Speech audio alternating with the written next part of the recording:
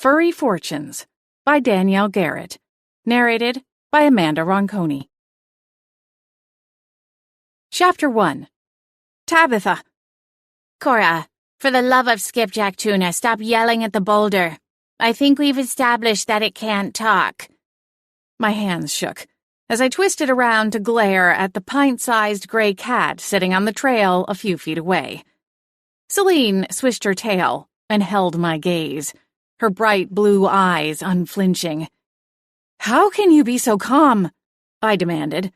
"We literally just watched a woman get swallowed by some sort of rock magic, and you're just sitting there." And what would you rather have me do, Flail my paws about, cursing the heavens? Because you've been doing that for the better part of the last 10 minutes. And so far, Adventure Guide Barbie hasn't even cracked. My lips pressed into a thin line. At least I'm trying. Twisting around once more, my gaze raked over the form of Tabitha Hardwick, etched in granite, wild panic in her stony eyes. Her last words still echoing through my head on a loop. Stay away from who? Or what? Fresh panic shot through me. Celine, there must be something you can do. A spell you can try. I give you permission to use my magic, I said, trailing a finger over Tabitha's stony arm. The cat scoffed. It's cute you think I need permission. I shot her a glower. Have you seen anything like this before? Not since that unfortunate business with Medusa, Celine replied, circling the cursed statue, her eyes gleaming. But I don't think she had anything to do with this. For one, she hates the rain, so I can't see her having a vacation home in winter spell. My mouth dropped open, flopping like a fish out of water as I struggled for words. Sarcasm, Cora, Celine added with a swish of her tail, before considering the statue anew. I must say, Tabitha has cheekbones simply made to be immortalized in stone. Michelangelo himself couldn't dream up such lines. Celine! I all but stamped my feet. What is the matter with you? I know you're allergic to the warm fuzzies, but this is heartless, even for you. What if this is permanent? What if we can't reverse this spell or curse? That would mean Tabitha is essentially... I stopped short, a stab in my chest, as I met her stony eyes. Could she still hear us? Was she trapped inside, fully conscious? Would she be forced to watch the world go on around her for decades? Centuries? Not that there would be much to see, this far out. We were so far out in the woods, there wasn't even a proper trail beneath our boots. If she could somehow see or sense her surroundings, all she'd really have to look at was birds and squirrels, maybe catch a glimpse of the occasional deer or coyote. My heart twisted. We have to help her, Celine. We need to go to the Sentinels. They can get someone from the Order here. And why should we? My eyes snapped open wide. What? How can you say that? Celine sat down on her haunches, her gaze narrowing as she stared up at the encased Tabitha. Perhaps you're in shock. I'll remind you of what has occurred. This witch just dragged us all over Kingdom Come, and you know how I feel about hiking, Cora. And it was all for nothing. Some cruel trick. A lie. So why should I feel sorry for her? My thoughts were moving so quickly it was hard to focus on one long enough to follow the thread all the way to its end. But Celine's words spun them in the opposite direction, leaving room for some of the pieces to start fitting together. Tabitha had dragged us out here on a wild goose chase. In her final words, moments before she turned to stone, she confessed it was all some setup, that she'd been hired by some mystery client to keep us busy and off the trail of Aunt Lavender's real kidnapper. I wanted to hate her, to curse her out or kick her in the shins. But staring at the smooth rock surface, and the pained expression and panic-filled eyes carved into it. All I could feel was pity. She's still a human being, Celine. We should help her if for no other reason than that, don't you think? Meh. Humans are kind of overrated, in my opinion. Scowling, I nudged her with the toe of my hiking boot. Fine. Then let me put it another way. Tabitha is the only person who knows what's going on, and potentially where Aunt Lavender really is. Did that thought cross your selfish little mind? Celine canted her head, considering my theory. A fat lot of good that's going to do us now. You've really never seen magic like this before? I find that hard to believe, considering how you're always going on and on about how ancient you are, how you've seen it all. I've never even heard of something like this before. A new thought bubble surfaced in my mind, and I turned, considering the forest around us. Was there somebody lurking in the tree line? Magic like this couldn't be random. Could it? Was someone watching us? Was there some source of magic swirling around us still? If I had to take a guess, I'd say this was some kind of oath spell. Oath spell? I shook my head. I've never heard of something like that before. Oath magic is exceedingly rare. It would take a powerful mage to pull it off. But considering that Tabitha went all Medusa as soon as she started spilling her guts and talking about her boss, it fits. My eyes narrowed further, still considering the trees. Generally speaking, oath magic is a type of blood magic, Celine continued. A way of keeping secrets. If someone hired Tabitha to keep us off the trail, no pun intended, clearly, they may have thought it necessary to bind her to silence with blood magic.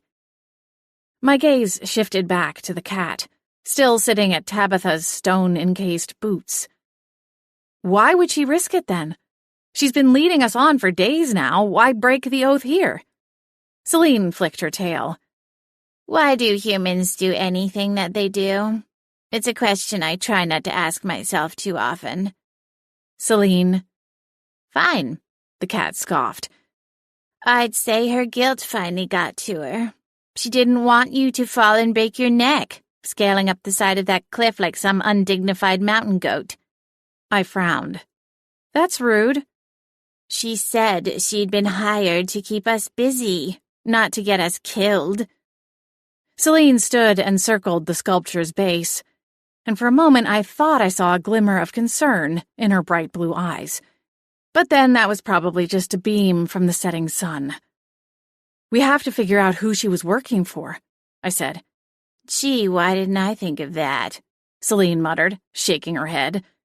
She muttered something after that sounded a lot like, Captain Obvious. I chose to ignore it. She works for a lot of people who hire her to track down rare artifacts. If she was lying about her true intentions in helping us, then maybe she was also lying when she said she didn't know much about the Golden Lotus. If all our theories thus far are correct, then someone found out that Aunt Lavender had one half of the fragments. If they thought they could kidnap and coerce her into giving that one up, then maybe they initially hired Tabitha to help track down the other half. And the book, Celine interjected. And the book, I agreed with a nod. So, that leads us right back to our original question. My heart sank as the words set in. We'd been looking for weeks and hadn't yet turned up any trace of a link to someone who was interested in both the Golden Lotus and who knew anything about Aunt Lavender. Even if our new theory was correct, and Tabitha was involved with someone looking for the Golden Lotus, we still didn't have any leads to follow. She'd been our last hope. And now, that hope was dead. The wind rustled through the ancient evergreens, and a chill ran down my back. As I tugged on the collar of my coat, a flap of dark brown suede caught in the wind. Celine. I pointed at the bag, nearly concealed by underbrush. It's Tabitha's satchel. Celine marched over to the bag and pawed at it until the flap settled in the dirt. Then she stuck her head inside the satchel. "There's a phone in here," she exclaimed, her voice somewhat muffled by the fabric. Kneeling beside her, I reached into the bag, ignoring her scowl as I yanked the bag into my lap and pulled out the cell phone. "This is how we find her boss," I said, a victorious smile on my lips. If Tabitha was anything like me, her phone held the key to her entire world. Even in Winterspell, where magic reigns, technology is inescapable. I tapped on the screen, anticipation building, only to have my heart take yet another nosedive into the pit of my stomach. "It's locked." "Well, unlock it then," Celine demanded, plopping herself down on the dusty trail, tail twitching. I bit back a sarcastic reply and shot her a dark look. "It's a 6-digit passcode. I have no idea what she would use, and we'll only get so many tries before it locks us out for good." "Darn technology," Celine grumbled under her breath. Glancing up, her eyes sparked, her tail going straight in the air. "You know, there is someone who could probably help us. His name starts with a C and rhymes with flint." The words hit with the force of a cannonball, and I grimaced. "No," I said, shaking my head. "We are not calling Clint." "It's for Aunt Lavender," Celine said in a sing-song tone. "Don't say that," I snapped. "You know that I would do anything for Aunt Lavender. I have more than proved that over the past weeks." Celine blinked at me, and the anger swirled even faster. "I've put my own life completely on hold," I continued, the words coming out so quickly they tumbled together. "I nearly lost my business, the one I've invested everything into, all because I've been so distracted and wasn't paying attention. So don't you dare imply that I'm not willing to do whatever it takes to find her." Rising to my feet, I snatched the satchel from the ground, still glaring at the cat. "We aren't calling Clint because there is nothing he can do to help. This isn't some 90s-style hacker movie where he can brute force his way into the device." Celine's eyes dulled as she flicked a glance at the satchel hanging from my hand. "Then we'd better hope there's something else in that bag that can help us." I dug through the contents of the bag, to no avail. Each new discovery turned out more disappointing than the last. A granola bar, a key card to her hotel room in town, a bottle of bear spray with a big cartoon-style bear on it, a pocket knife, a tin of waterproof matches, a bracelet made of paracord, and a tin of breath mints. "Right," Celine scoffed as I tossed the tin aside. "Because it's so important to have minty fresh breath when running from the bear you just ticked off with that dinky can of pepper spray. Honestly." She shook her head and glanced up at Tabitha. "I'm embarrassed for you." Wincing, I packed the items away. "You think she can hear us?" Celine stood, giving her lanky form a thorough stretch before answering. "I don't know. Seems like cement-filled ears would make that a little tricky. But then, I wear earplugs and still hear you sawing logs most nights, so—" "I do not snore." "Whatever you have to tell yourself, Cupcake." She swished her tail and started back in the direction we'd come from. "We're really just going to leave her here?" I asked, rooted beside Tabitha. "Well, I'm certainly not carrying her all the way back to town," Celine called over her shoulder, not missing a beat of her casual stroll. "And I don't think we can get a taxi cab out here, so, yeah, I'd say so." I met Tabitha's stony eyes, so wide with terror. My stomach churned.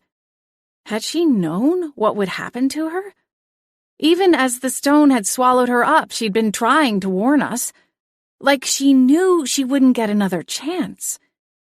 "Cora, if it would make you feel better, you can swaddle her with your coat or something. But otherwise we need to hit the road. I don't think either one of us wants to be stuck out here come nightfall." My teeth bit into the insides of my cheeks, and I peeled myself away from Tabitha's side. I made it a few yards before I stopped and swung back around, looking back up the cliffside at the cavern opening. The golden pixie dust had long since faded, but the memory of it sparked in my mind. "What about the tracking pixie? Tulip, right?" I asked, glancing around the dense thatches of tree branches overhead. "Did you see which way she went? We shouldn't just leave her out here alone."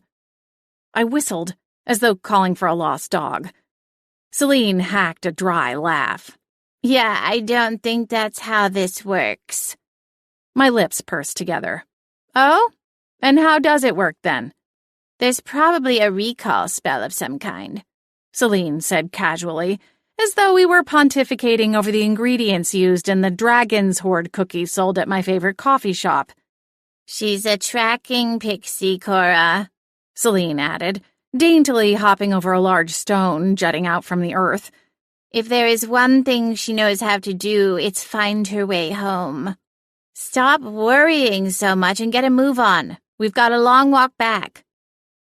I scanned the swaying branches once more, looking for any sign of glimmering golden dust, then shrugged and followed Celine down the trail. Chapter 2. "I just can't believe we didn't see this coming," Celine railed, her silhouette moving behind the opaque curtain liner as she paced the length of the tub.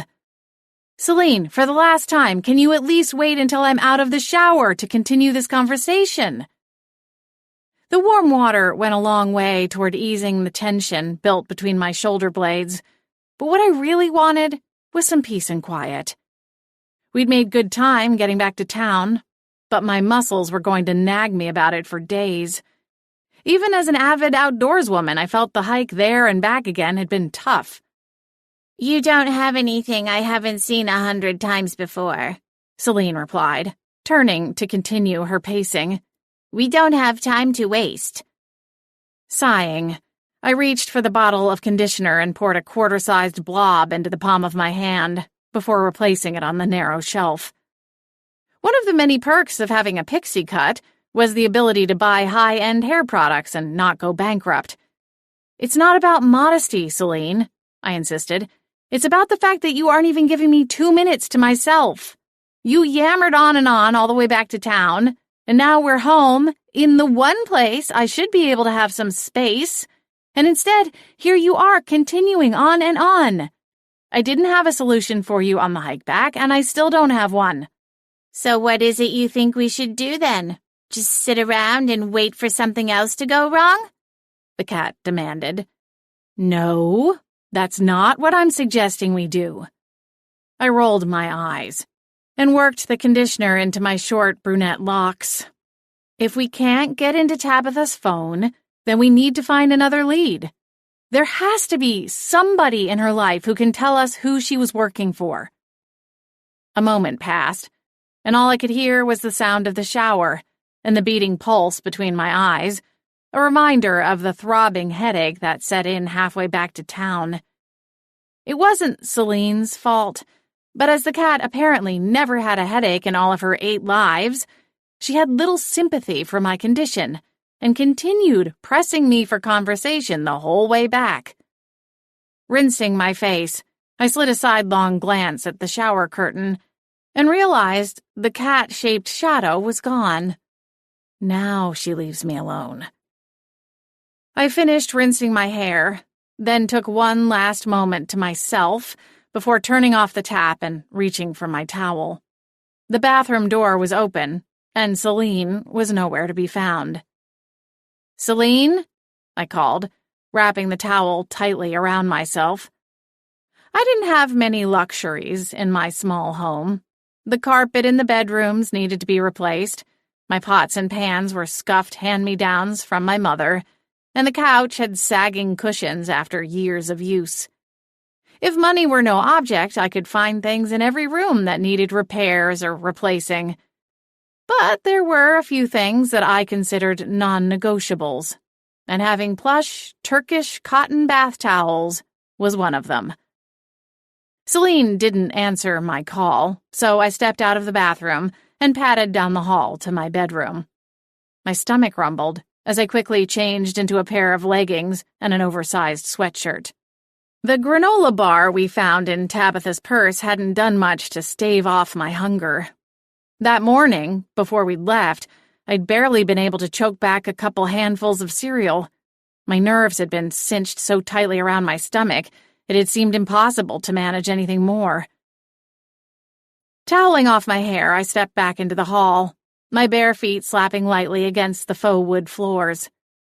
"Celine, don't tell me you're sulking because I kicked your fuzzy butt out of the bathroom." "Sulking?" The cat's voice carried around the corner, a note of horror to the word. "You know I'm above such things," she insisted. I followed her voice into the kitchen and found a large white pizza box stacked in the center of the table, atop a collection of papers and unopened junk mail. "What the? How did you—" Whipping around, I stared at the front door. It was closed. "When are you going to stop asking such redundant questions?" Celine asked, leaping up onto the nearest of the chairs and circling my small kitchen table. "Now there had better be anchovies on here or there's going to be hell to pay. I'm full on hangry, Cora, so don't toy with me." "Did you at least tip the delivery person?" I asked, shaking my head slightly as I wandered into the kitchen to get plates. Celine had started flexing her magic prowess more and more lately, and while it could prove convenient, it was also a little scary.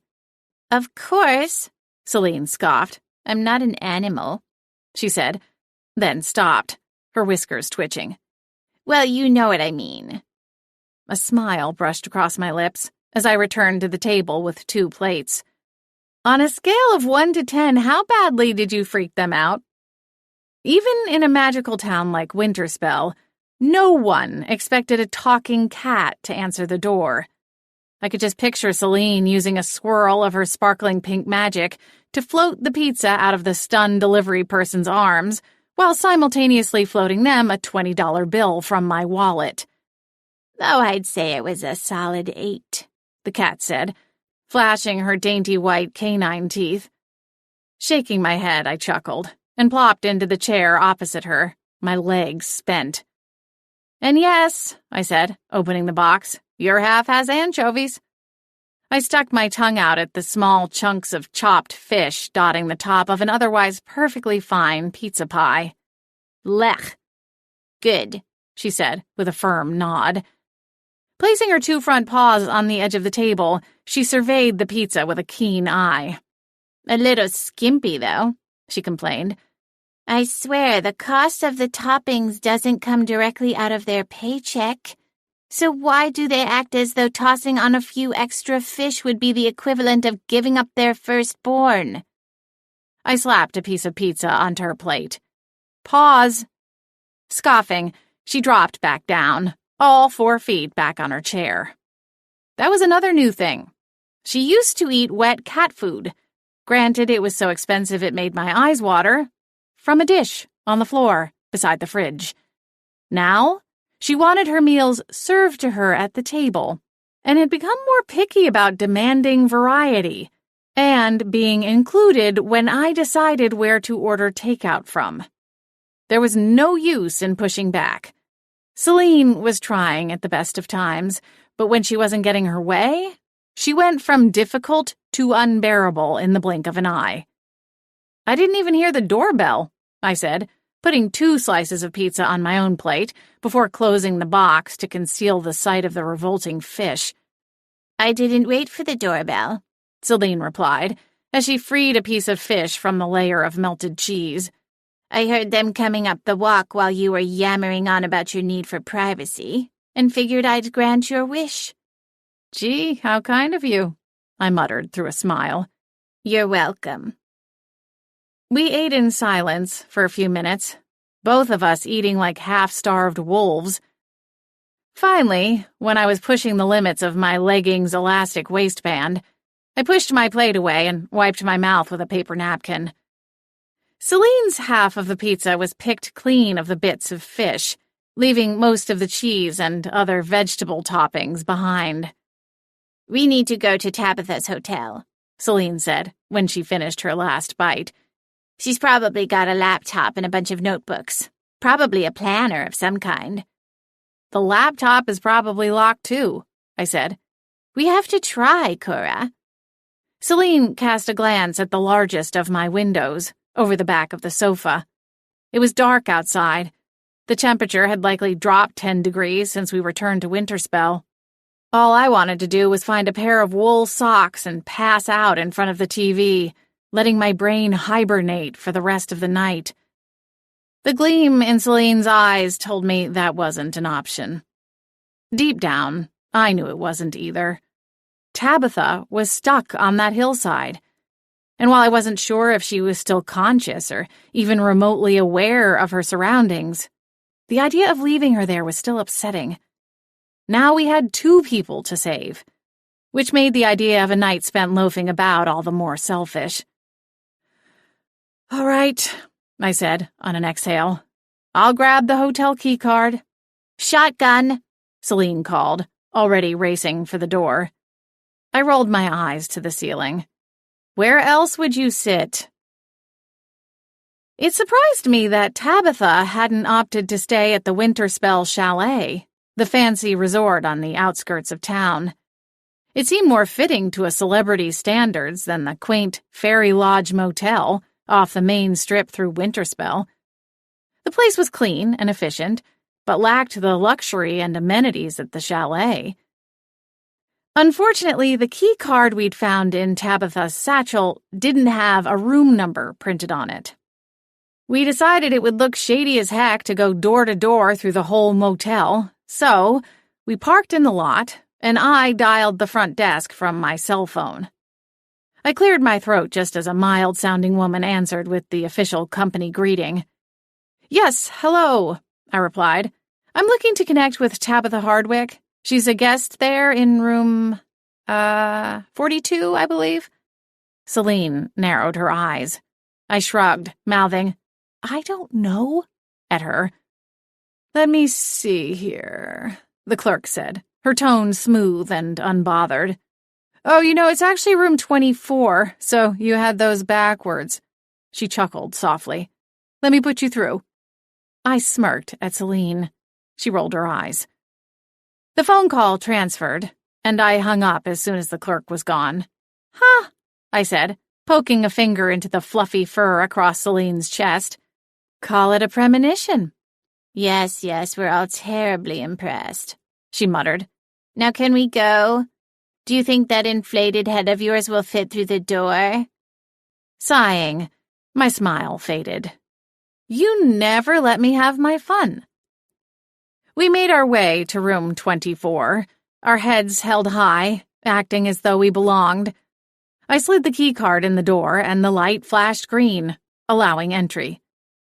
"Okay," I said on an exhale. "Here we go." Celine barged past my ankles as soon as I cracked the door open. "Look alive," she said, stalking into the room, her tail aloft. "You take the bathroom and I'll start out here." Frowning, I flicked on the lights. What dark secrets do you expect I'll find in the bathroom? Ignoring Celine's directive, I closed the door to the room and breezed past the darkened bathroom. I don't imagine she scribbled her client list on the label of her hairspray bottle. Celine jumped onto the made-up bed, creasing the quilted spread. As a whole, the room was very neat. Housekeeping must have stopped by at some point during the afternoon. Tabitha hadn't placed the Do Not Disturb sign on the doorknob. A small dish of water sat on the console table opposite the bed. "Think this was for Tulip?" I asked, gesturing at the saucer. "You think she just had her loose in here?" Celine twitched her whiskers.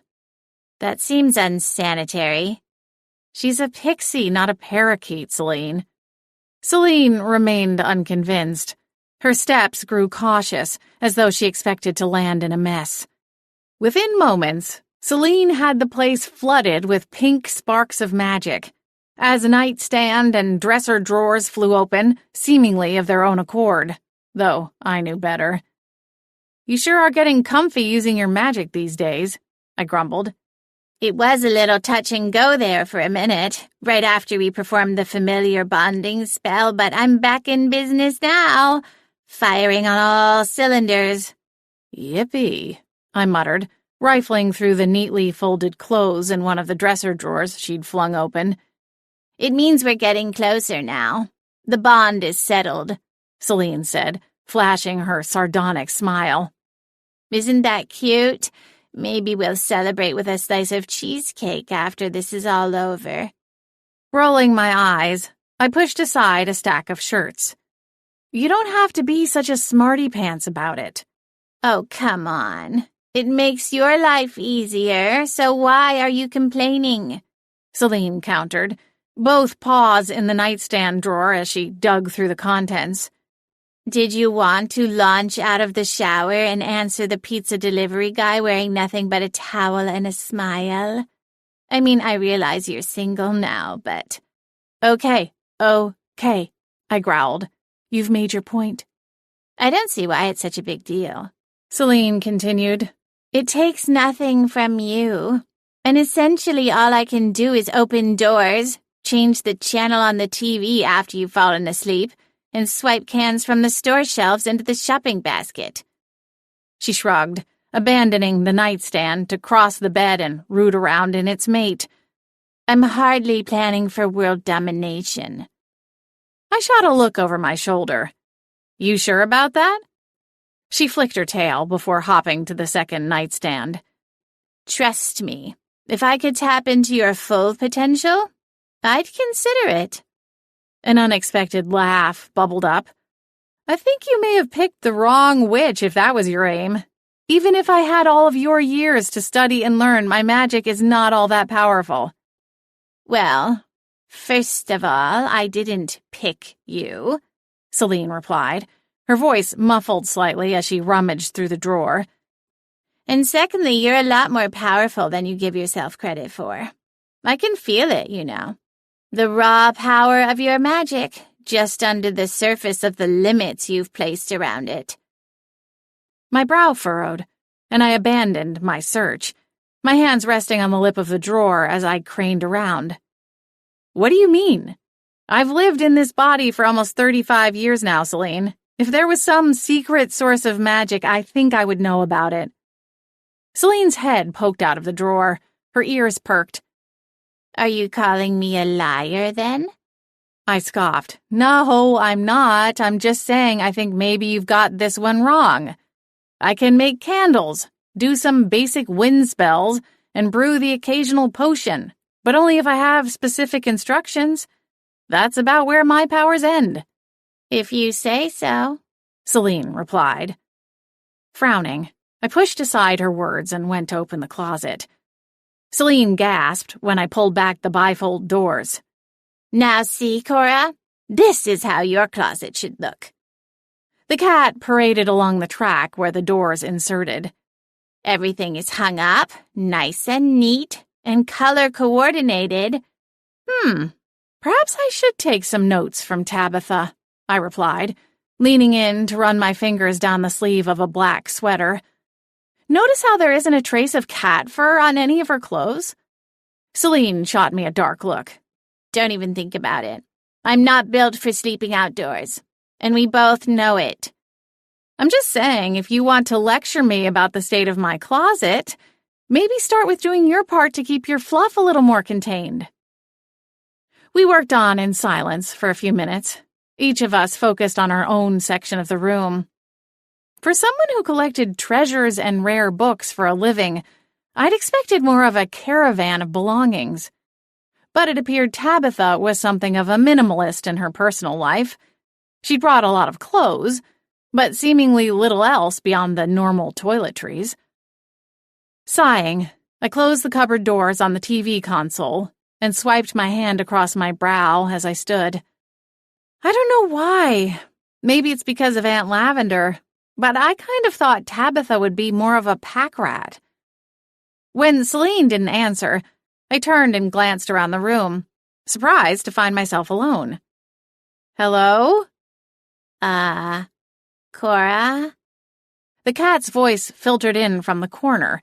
and I rounded the bed to find her fuzzy rear end sticking out through a hole in the wall. An air vent plate had been tossed to one side. Celine, what in the world are you doing? I think you need to see this. Chapter 3. What is it? I asked. Pink sparks showered from the vent, dislodging both Celine and a flip phone. Celine shook her head, casting off the sparks before they settled in her fur, then hopped onto the bed, where the phone landed with a soft plop. Something she wanted to keep hidden, she replied, pawing at the device. The nightstands have locks on them, I pointed out, taking a seat beside her. Why not just put it in one of those for safekeeping? I don't know, Celine said, the words pinched as she struggled to hook a claw on the split in the plastic. You gonna let me help you or not? I asked. Get your razor mittens out of the way and I will open it. Scowling, Celine plunked down and planted her paws on the squishy mattress. By all means, she replied, her whiskers twitching. Having a burner phone seems a little sketchy, just on its own, but the fact that she stuffed it into a wall vent, I don't quite know what to make of that, I said, as I flipped open the phone and pulled up the contact list. I'd been using a smartphone for so long that the physical number pad and its tiny screen threw me for a loop. Doesn't look like there's much on it, I said, tapping through the list of numbers. And unfortunately, most of the numbers don't have full names attached to them. There's last names, or what I assume are last names, and then some with initials only. It has to be her client list, Celine said, her front paws digging into my thigh as she climbed up to get a look at the phone. Claws, I reminded her. She didn't budge.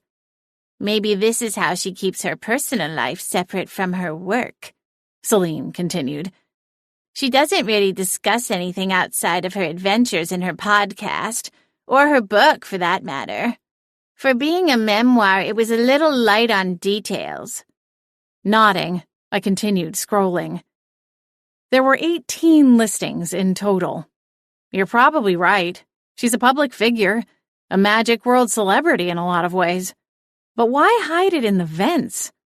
And if one of these numbers belongs to the client who hired her to keep us chasing our tails, wouldn't she want this phone on her when she was with us, to report back? For all we know, this phone is someone else's entirely. We don't have proof that Tabitha is the one who put it in there. Granted, the battery is almost fully charged, so it seems like it must have been put in there recently. There's only one way to find out, Celine replied, her small paws still digging into my thigh. She was a petite cat, but somehow managed to hit every pressure point like it was an art form. You'd better start calling around, she added.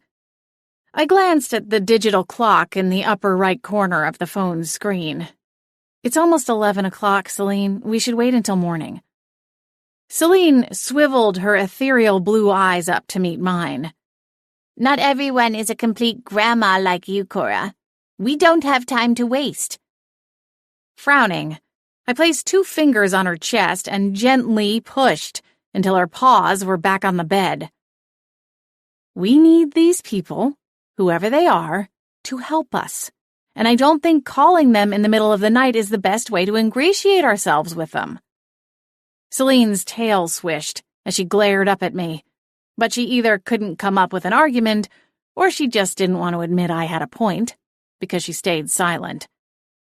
A soft whisper sounded over my shoulder, and Celine and I both turned in unison as a square sheet of paper slid across the carpet from the sliver of a gap underneath the door.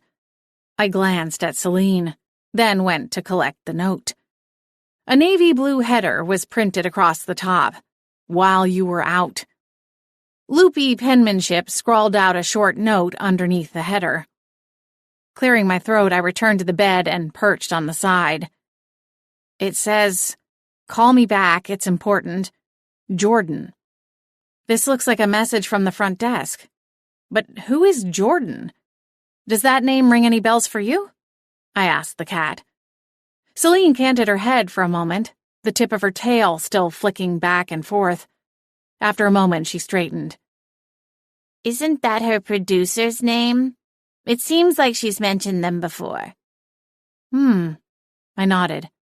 Sounds right. Should we call them? The number is here on the slip. If they know she was staying here at this hotel, they might also know who she was working for. Oh, but Cora, what if they are, gasp, asleep? Serene exclaimed with mock horror, her eyes wide and bright. You remember before when you were saying you aren't meant to live outdoors? I prompted, my brow furrowing.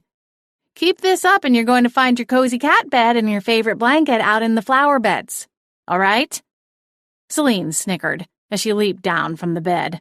I'd like to see you try. Rolling my eyes, I stood and slipped the flip phone and scrap of hotel stationery into my pocket. You going to close up the vent?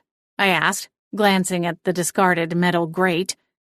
Pink sparks surrounded the grate and it snapped back into place, the screws rotating of their own accord, until snugly in their holes.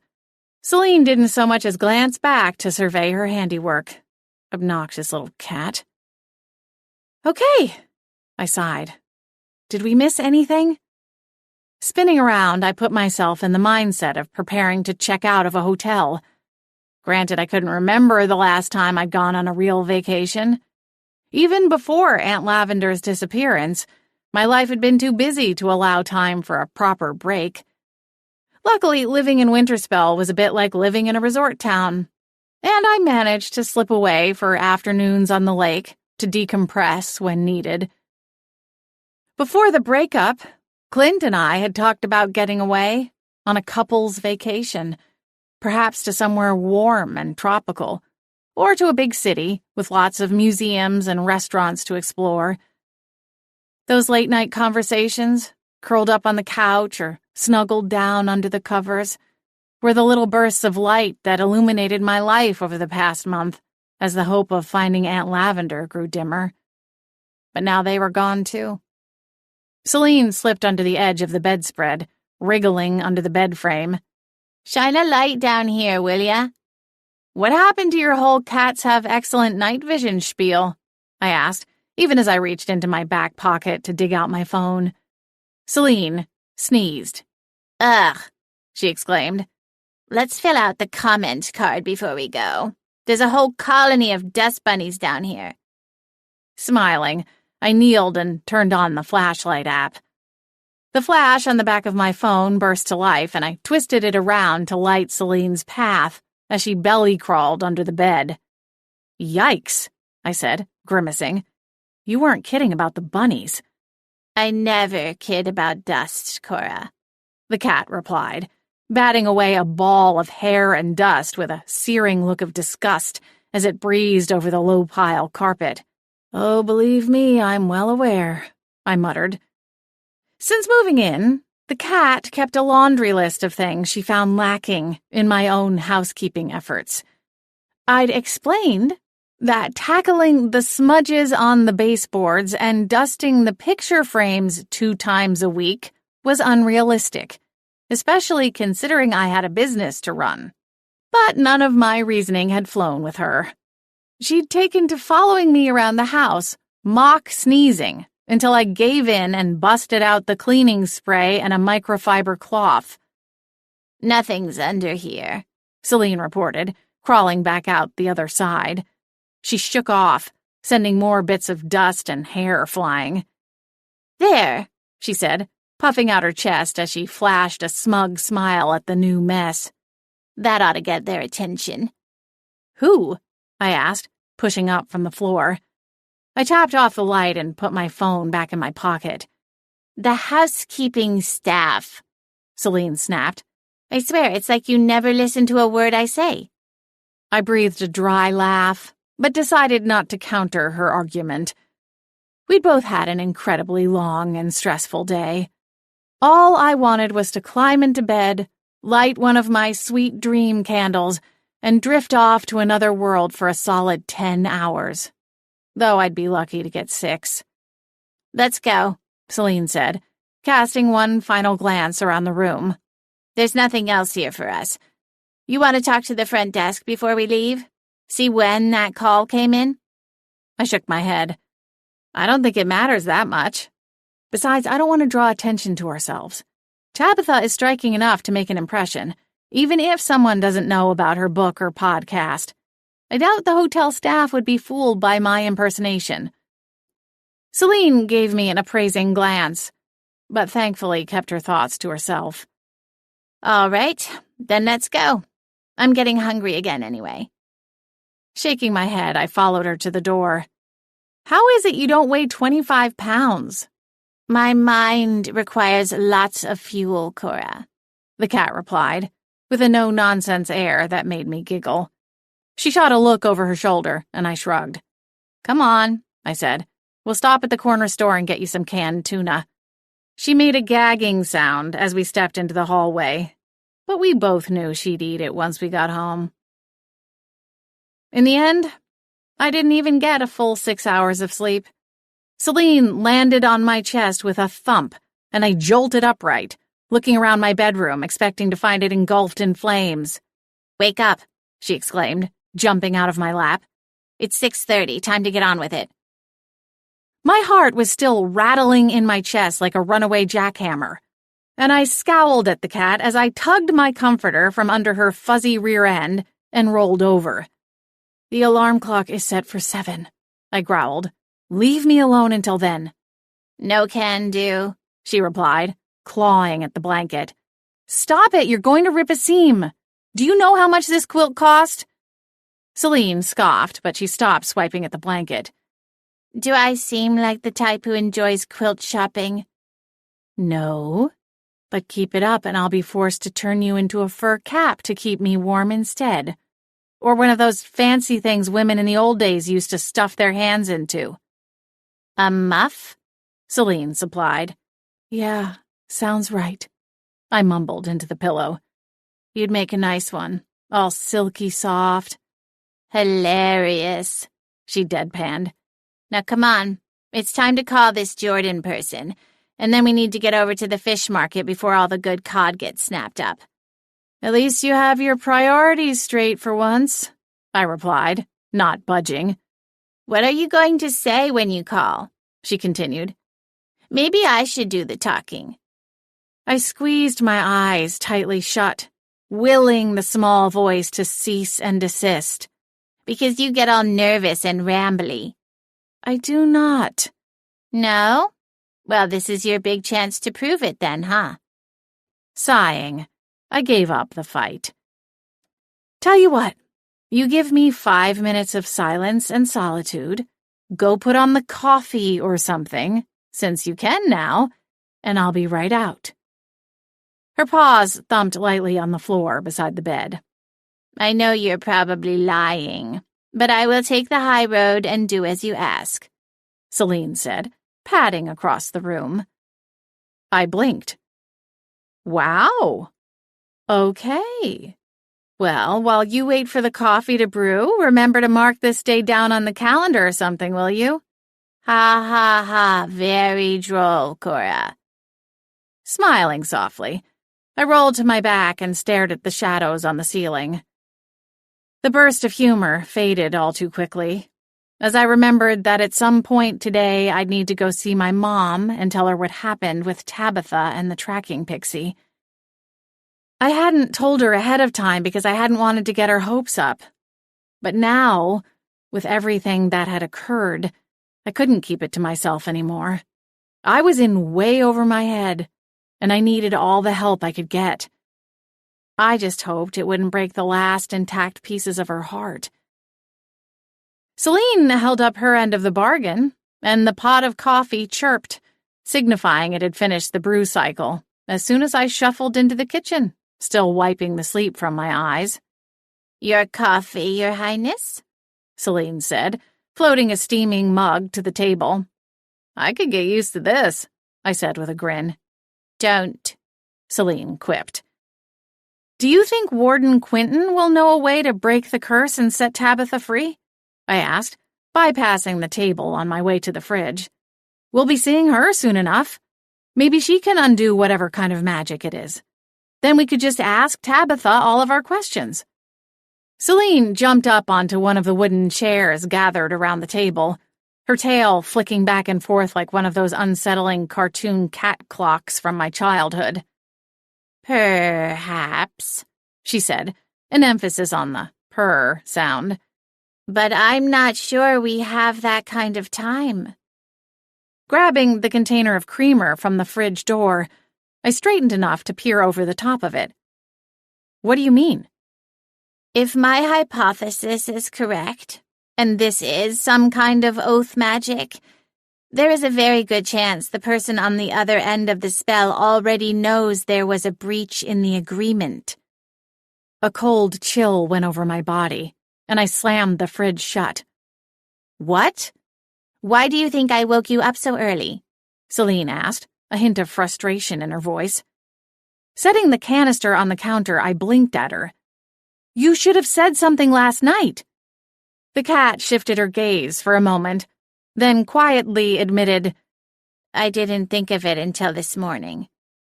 Exhaling, I raked my fingers through my messy hair. This is bad. If they, whoever they are, knows Tabitha blabbed, they could come after us. Celine inclined her head. Quite possibly, yes. My stomach swooped. All cravings for breakfast gone. We can't stay here, I said, looking around my quaint kitchen as though the walls themselves might be listening. Calm down, Cora, Celine hissed. There's no use in you going hysterical. That won't help us, and it certainly won't help Lavender. Then what do you propose we do? I snapped, my gaze narrowing as I swung it back to the cat. We've been looking for Aunt Lavender nonstop for over a month now. We finally thought we were making progress, just to have it ripped away in an instant. And now you're saying we might be in grave danger with a kidnapper, if not worse, on our tail, and you want me to calm down? Ideally, yes, she replied, her tone mellowing. It's not all bad. If the person who took Lavender and cursed Tabitha suspects we now know their identity, they might come after us. But we have time to prepare. And if they pop their head out of their little hidey hole, we can grab them and drag them out into the light. Yeah, I scoffed, running my fingers the other direction through my hair. Or they might just snuff out Aunt Lavender and dump her into the lake before making a run for it. The kitchen plunged into silence. After a hushed moment, I dragged my gaze back to Celine and found two narrow blue slits, almost serpentine, glaring back at me. Exhaling, I held my hands out, palms facing her. Look, I'm sorry. I shouldn't have said that. No, she interjected, her voice low. You shouldn't have. I'm tired, Celine, and I'm stressed, and I'm scared to death. I bit into my lower lip, hot tears springing to my eyes. This has all just spun so wildly out of control, and I don't know what to do anymore. Celine glowered for another moment, but relented as I wiped my cheeks. Do you want to go speak with Sheriff Templeton? She asked on a heavy exhale. The suggestion surprised me, and the moment of consideration I gave it surprised me even further. Finally, I shook my head. Templeton won't do anything. We could march him out to see Tabitha encased in stone, and he'd probably accuse us of pulling some prank just to drag him through the woods as payback or something. With an angry huff, I returned to the fridge and yanked the door open. No, we'll wait and speak with Warden Quinton. She's our only hope. Not our only hope, Celine countered. We've still got a few more days until she gets here. And in the meantime, I have a plan. Chapter 4. Cora? Celine? Mom stepped back, leaving room for us to pass as she cinched the sash on her robe a little tighter around her middle. What are you two doing here so early? Did we wake you? I asked, cringing slightly as I followed Celine over the threshold. The scent of freshly brewed coffee tickled my nose, and I relaxed. No, Mom confirmed, closing the front door. I got up 20 minutes ago or so. Do you want coffee? Sure. Is everything all right? Mom asked, as she led the way to the kitchen. The familiar sight and embrace of memories made with my family in the warm and inviting space sent a fresh wave of emotions over me, and I struggled to tamp down the tears threatening to resurface in their wake. Celine took the lead as I composed myself. We have some bad news, Lilac. Mom glanced down at her ankles, where the tiny cat stood, then raised her eyes to meet mine. What? What is it? My heart twisted at the horror etched in the lines around her mouth. Tabitha was lying to us all this time, I said softly. The whole thing still sounded like a sick joke, like a terrible setup in a B-rate spy movie. Mom shook her head, her hand frozen on the handle of the coffee carafe, still nestled in the brewing machine. How do you mean? Celine laid it out, as I slumped into one of the chairs at the kitchen table. We don't know for sure, but we think she's been turned to stone as a punishment for breaking an oath spell made between her and whoever she's been working for. Celine finished. Mom's hand shook as she poured coffee into 2 oversized mugs. She remained silent as she replaced the carafe and carried the mugs to the table. I don't understand, she whispered, sliding one of the mugs in front of me. How could she? I mean, she just seemed so genuine. I placed a hand over Mom's. I know. She fooled us all. Mom looked to Celine, who had taken a seat on the table, knowing she wouldn't get shooed away under the circumstances. What do we do now? We went to her hotel room, Tabitha's, I explained, and we found a burner phone. We also have her primary phone, but it's under a passcode, and I don't know if we can unlock it. Do you think she's still... Mom paused to lick her lips. Alive? I don't know. I shook my head, staring into the black coffee for a long moment. It's quite possible she is, Celine said. However, if she is, we have no way of knowing how long she will remain that way. There must be some way to find out, Mom said, focusing on the center of the table, absently rubbing her thumb over a knot in the wood. After a moment, her chin bobbed up, her eyes bright. I know! Without explanation, she scrambled up from the table and hurried from the kitchen, her robe flapping behind her. Celine cut a glance in my direction. Are we supposed to follow her? I shrugged. My legs were none too pleased with me this morning. As expected, my muscles were achy and sore, cranky from all the hiking the day before, and the idea of pushing up from my comfortable chair seemed more exhausting than it would otherwise. Mom burst back into the kitchen a moment later, holding a colorful flyer in one hand, waving it like a banner flag. She can help us. Taking the flyer, I held it so Celine and I could both read the words printed on the front. Hannah Snowberry? I read, my nose scrunching slightly. Step aside Taco Tuesday. This week we're hosting Tarot Card Tuesday. With a scoff, I glanced at Mom as she retook her seat. Mom, what is this crap?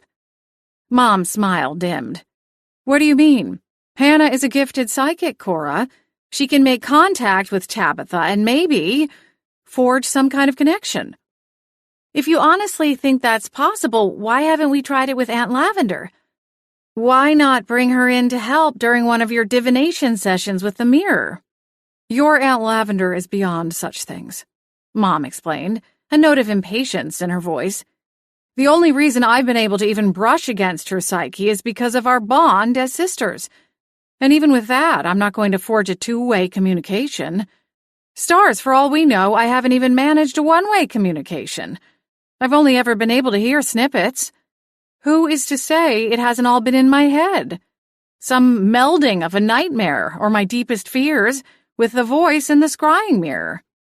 Don't beat yourself up, Lilac, Celine said, with a kindness she'd rarely shown to me. Lavender is a tough old bird. She's wrapped in so many protection wards and enchantments, I doubt even the goddesses know what rattles around in her cluttered mind. Sort of like psychic bubble wrap? I asked, frowning. It's a bit more intricate than all that, Celine replied. But fine, we'll go with that for now. And you don't think Tabitha will have the same types of protections in place? I asked, glancing between the pair of them. She might, Celine conceded. There's no way of knowing unless we try. Well, why can't you try it, Mom? Connecting with others isn't in my wheelhouse. You know that, Cora.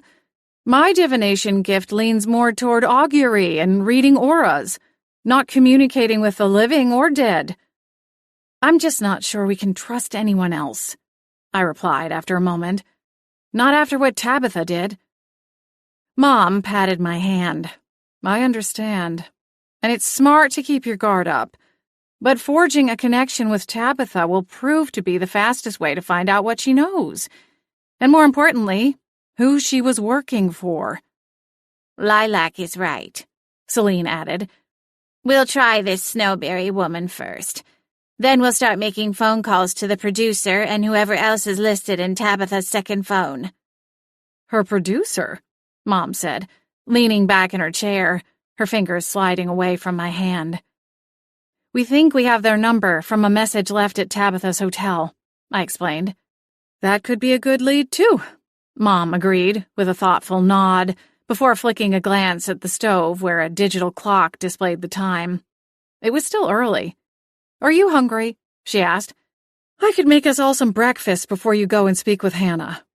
Celine jumped down from the table and marched to the fridge. That depends, she said. You got any of that smoked salmon left in there? I bet that would pair well with some scrambled eggs. My nose wrinkled at the idea. Buttered toast and jam would be fine with me. I don't want you to go all out and then have us leave you with a messy kitchen. Oh, I don't mind. What else am I going to do? Mom said, as she pushed up from her chair. She offered a soft smile, but there was a sadness lingering in her eyes. Aunt Lavender's disappearance had hit us all in different ways, and we often rotated through our emotions in cycles, going from hopeful to worried to optimistic, before crashing back to despair. Let me wash up and I'll help, I said, ignoring the muscle soreness in my thighs as I got up from the table. But please keep my eggs free from any form of seafood. Celine swished her tail as she sat in front of the fridge, waiting. Hey, more for me. We worked in silence for a little while, only breaking it to pass things back and forth as we laid out the ingredients on the counter. Mom whipped up pancake batter, while I cracked half a carton's worth of eggs into a big bowl and whisked them. Celine wandered into the adjoining living room and perched on the arm of the couch, occasionally poking her head around the open archway to offer unsolicited suggestions or requests.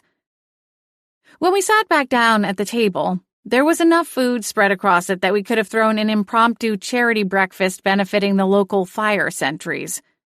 Mom's spirit seemed buoyed ever so slightly as she took her seat again. Cooking was therapeutic to her. It stirred her soul in a way that submerged her troubles, at least for a little while. Should we call Clint and invite him over? Mom asked with a smile as she considered the various platters and serving bowls.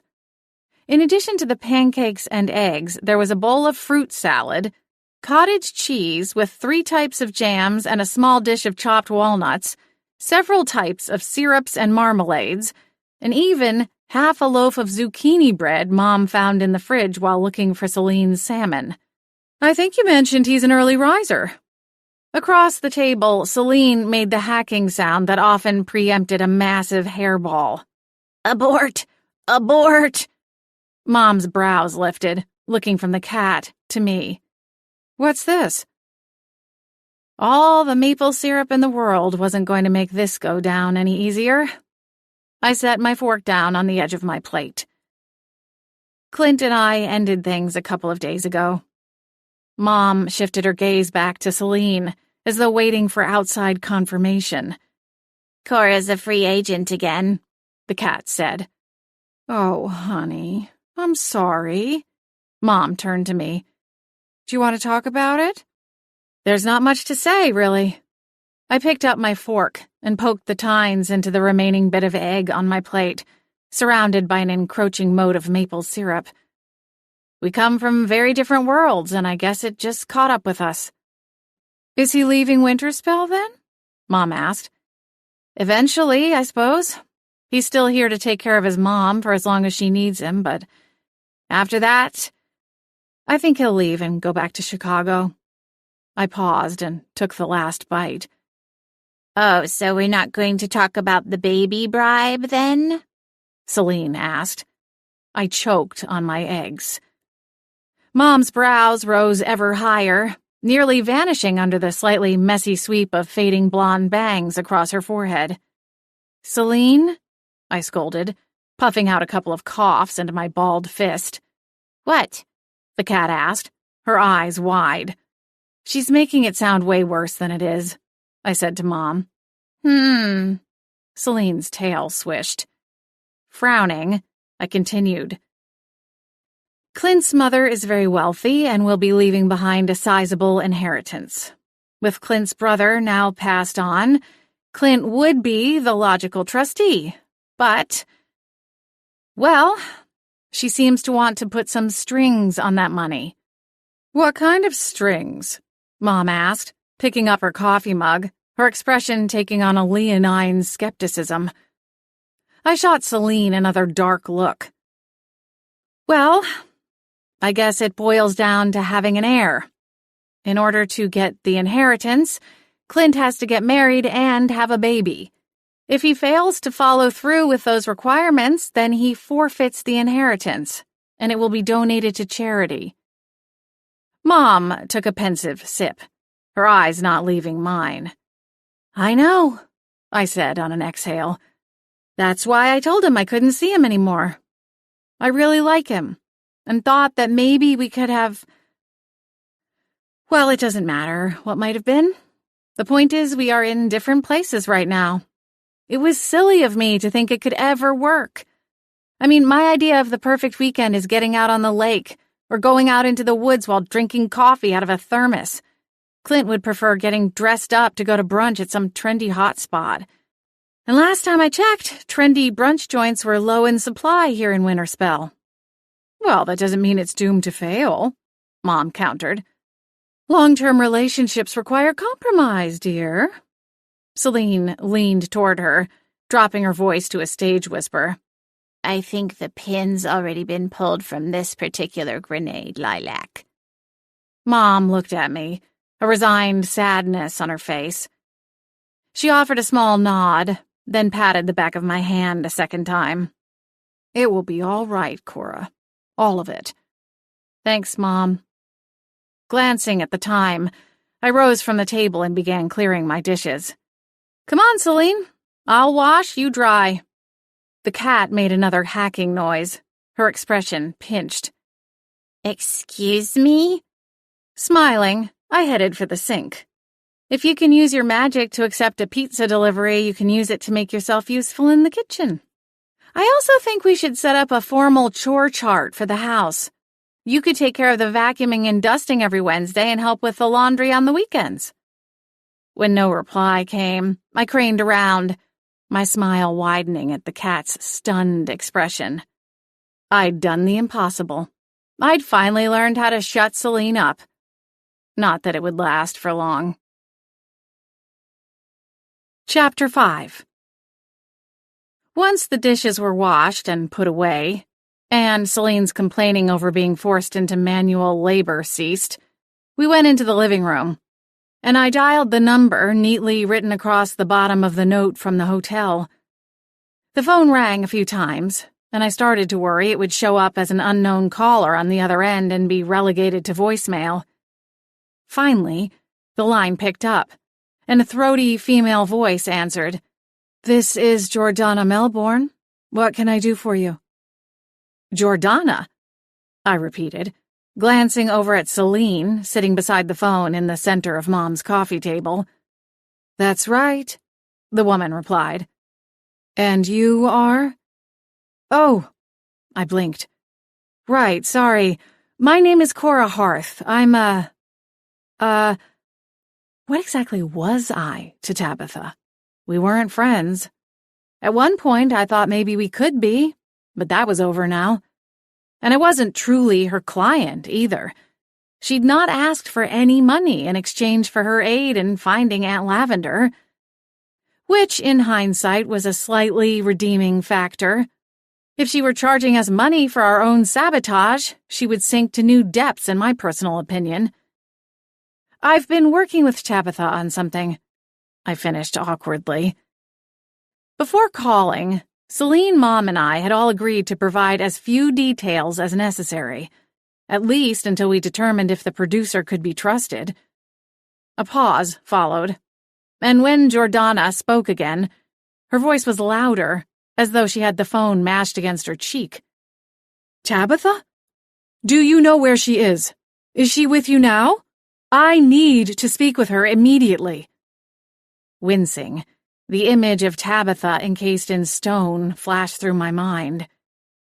She's not here now," I stammered. "You're her producer, is that right?" "That's right." A note of skepticism echoed in Jordana's voice. "I'm sorry, but what is it exactly you have her working on? Is she off the grid somehow? I've been trying to get a hold of her for 2 days now." I slid a glance towards Celine. Less than 24 hours had passed since Tabitha's curse. Had she been dodging Jordana's calls prior to the hike? And if so, why? "She told me she was working for a client," the woman continued, her voice sounding increasingly frazzled, as though she'd been drowning only to find a life preserver. "She wouldn't tell me much more than that. She said it had to be kept hush-hush because she didn't want anyone to get in her way. Though I don't know why she couldn't have at least told me." Jordana scoffed at the last bit. "Where is she? I really do need to speak with her as soon as possible." "Right." My lips pressed tightly together, and I cast a glance at Mom, standing in the archway between the living room and the kitchen. Well, there's been a bit of an accident, I guess." "What sort of an accident? Is Tabitha okay?" I don't know," I replied, my tone deflated and half-hearted. "You don't know? But how could you— Is she in the hospital? Which one? I can be on a flight in 2 hours." Rustling sounds picked up in the background of the call, the shuffling of papers and scuffing of a coffee mug. "There isn't anything you can do for her," I said. "At least, not physically. I need to know who Tabitha was working for." "What do you mean?" Jordana snapped, the rustling ceasing. "Aren't you her client? You said she was working on something with you, right?" Wincing, I tried to backpedal. "Listen, Jordana, it's complicated and there is a lot I can't, or at least probably shouldn't, say. I understand you don't know what she was working on now, but what about any other jobs? Do you know where she's been? Who she's spoken to? You're her producer, right? For her podcast?" "Yes, but Then you must know who she works with. Can you tell us anything about her recent clients or jobs? Were there any people in her orbit that struck you as particularly well-connected?" Jordana exhaled a hollow laugh. "All of Tabitha's clients are wealthy and well-connected. People who work 9 to 5 don't have 6-figure budgets for treasure hunting quests, or an interest in fabled trinkets." My eyes widened, and my head snapped toward Celine. Her eyes glowed all the brighter. "Fabled trinkets?" I repeated, leaning in closer to the phone. "Like what?" "Who are you?" Jordana asked. "If you hired Tabitha, surely you know her body of work. What's really going on?" "I didn't hire her," I replied, my thoughts somewhat jumbled. I didn't want to give away too much in case Jordana couldn't be trusted, but at the same time I was well aware of how shady I sounded. She was doing me a favor, looking for my aunt who's recently gone missing. Celine's eyes glowed, a warning. I see, Jordana said slowly, as though weighing the statement, measuring it for truth. Like I said, I don't know what she's been up to recently. That's part of the problem, and the reason I've been so desperately trying to get a hold of her. She's not answering my calls or texts. I didn't even know where she was staying up until a couple of days ago. I'm not proud to admit it, but I had to trace the IP address of the last batch of audio files she sent me. That's how I figured out where she was staying. Oh. I blinked, surprised by the confession. Jordana paused, then asked, Can you please tell me what happened? I might be able to help. I don't know how well you know Tabitha, but she doesn't let people get too close. I'm one of only a handful that knows the real her, the woman behind this empire. That answered another question I planned to ask, regarding Tabitha's next of kin, in case the curse turned out unbreakable, or, if worse, she was already gone. Mom came and sat beside me on the sofa. Clearing my throat, I picked up the phone while still keeping the call on speaker. We believe that Tabitha has been cursed, or perhaps hexed. Jordana gasped. We are doing everything we can, and we'll be speaking with the Warden of the Northwest. But as of right now, Tabitha is frozen. In stone. What? What do you mean? Jordana exclaimed. We think it might be some kind of oath magic, I continued. That there was some secret she was sworn to keep, and when she broke it, well, she turned to stone. What secret? Please. She was here in Winterspell to help me find my aunt, Lavender Hearth. Does that name ring any bells? Jordana was silent for a moment, then quietly said, I'm sorry, but no. She's a treasure hunter, much in the same way that Tabitha is, and she was recently abducted. A couple of weeks ago, I contacted Tabitha asking for her help. She came out here to Winterspell, Washington, and helped track down clues to Aunt Lavender's whereabouts. Or at least that's what she claimed she was doing. I drew in a silent breath, the pain of the betrayal still lingering just below my sternum. Right before she turned to stone, she confessed that she was only here to lead me on, and that some mystery client of hers had paid her to keep me off the trail. She tried to tell me who it was, but it was too late. The curse took her, and we don't know how to get her back again. A long silence stretched, every moment of it painful and raw. I could only imagine what it must be like for the woman on the other end of the phone call. What had she been doing right before I called? Perhaps she'd been sipping on a latte, working on editing a podcast. Or maybe she'd been at lunch with some friends and stepped away to answer her phone, expecting it to be professional in nature. Or maybe she'd expected nothing more than to find a telemarketer on the other end. In any case, there was no way she'd been prepared for the news I had to share. I'm sorry to have to tell you all of this, I said, when the silence grew too tense. I wish I had more information, but it seems Tabitha was playing us, and we can't trust any of the information she gave us during her time here. We have no idea who her client is, and frankly, we are at a loss as to how to even find out.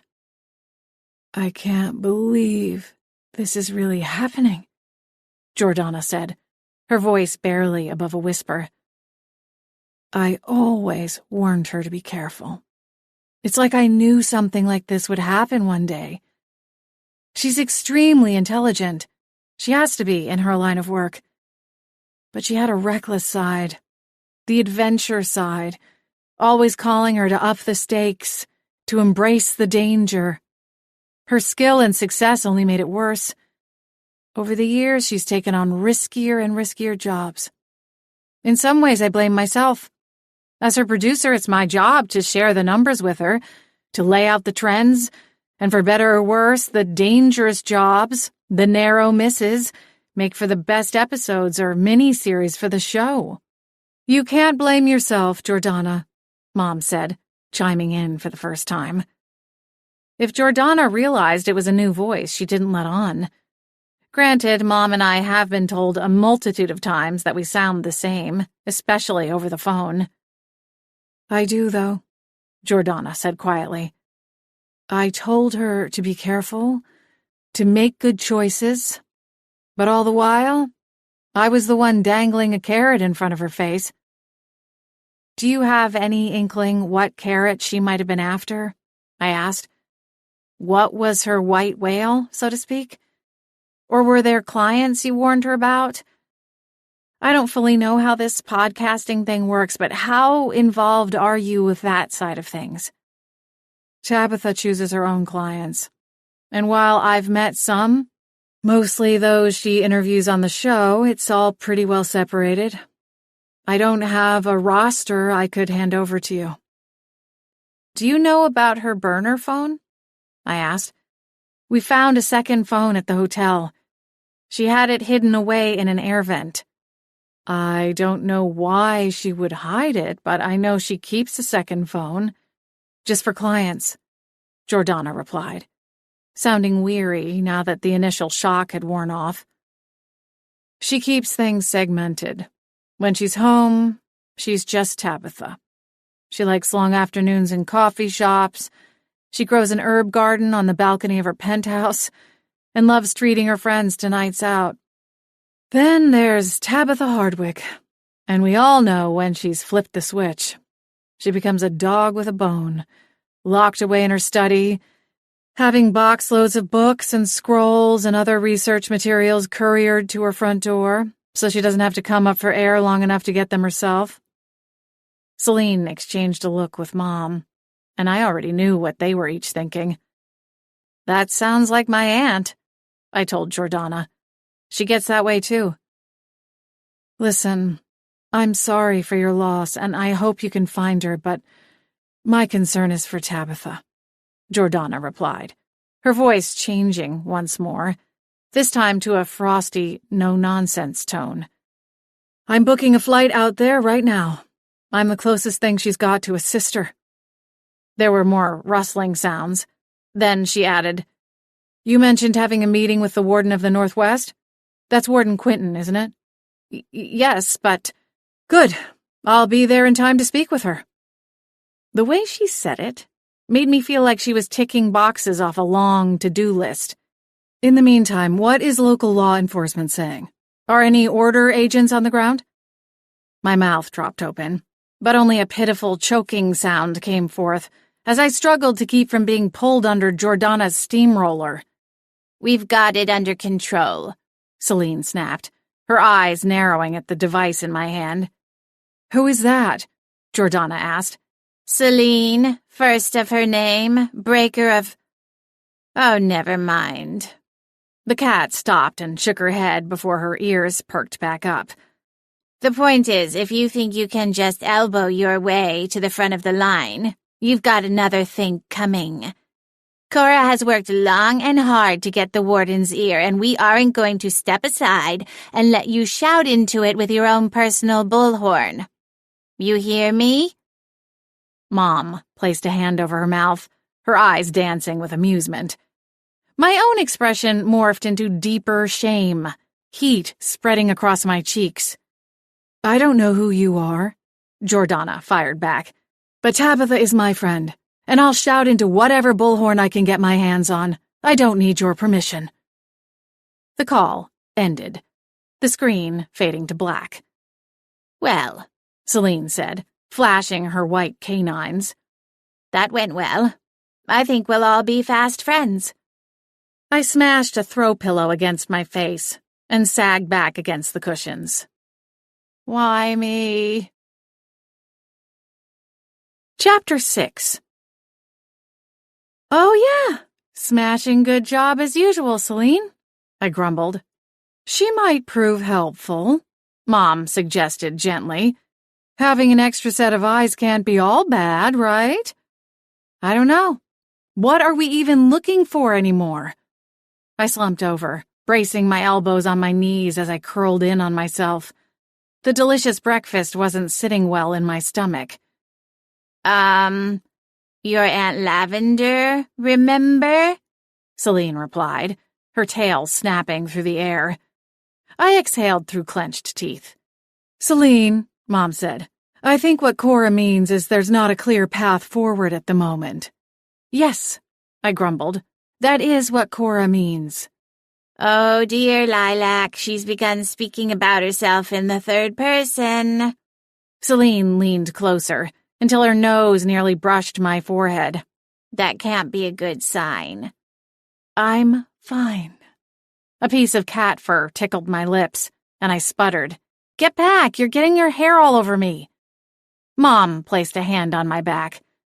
"Honey, I think maybe you need a day off from all of this. You've gone through so much these past weeks, and you've worked so hard. I want to find my sister as much as anyone, but I also know there comes a time when you need to take care of yourself. Just for a bit." An unexpected surge of emotions rose within my chest, fast and sudden, catching me unprepared. Tears burned at my eyes, and a lump formed in my throat. Mom's words rang true, even if I didn't fully want to acknowledge it. Ever since Celine showed up on my welcome mat, informing me she was leaving Aunt Lavender's service to become my familiar, things had been on such a roller coaster track. Meeting Clint and helping to solve his brother's murder, then Celine's revelation that Aunt Lavender had been abducted, to Sal's murder, and the hunt for the missing pages in Obin's tome, the stupid ancient book that started this whole mess. Amidst all of that, I'd almost lost my business, had my name and reputation dragged through the mud, quarreled rather publicly with the town sheriff, and now Tabitha was a statue, and Clint was out of my life, probably forever. It felt like trying to run in wet cement. My legs were moving, my feet sliding around, hoping to gain purchase, but in the end, it was all just turning into a gigantic, sticky mess. "I can't just go home and take a nap or read a book or something," I replied, after a moment, straightening before my back started to ache. "There's too much to do. We have to go see this Hannah Snowberry and see if she can help us with Tabitha. Then we should probably go to Aunt Lavender's or the library and look for any information on blood oaths and curses. I suppose we should file a police report, too." Ugh! Mom and Celine exchanged a glance. They were plotting, silently. "I'll go and speak with Templeton," Mom said, an edge of defiance in her tone, as though daring me to try and talk her out of it. Or perhaps she was simply putting on her mental armor in anticipation of the conversation. "Can I come along to watch?" Celine asked, her eyes glowing brightly. "Oh, quick, Cora, make some popcorn." "No," Mom and I both said at the same time. "Sheesh, okay," Celine groused. "Just trying to have a little fun." "You're going with me to speak with Hannah," I told the cat. Mom opened her mouth, ready to protest, but I held up a finger, heading her off at the pass. "After which I will go home and rest. Wicked Wicks is closed today, and while I could use a day to replenish the back stock, I will resist the urge and spend the afternoon napping and reading instead." Mom gave a satisfied nod. "Deal." She got up from the sofa and glanced down at herself. She'd cast off the robe, but was still in her pajamas, a pink flannel set with drawstring bottoms and a button-up long-sleeve shirt.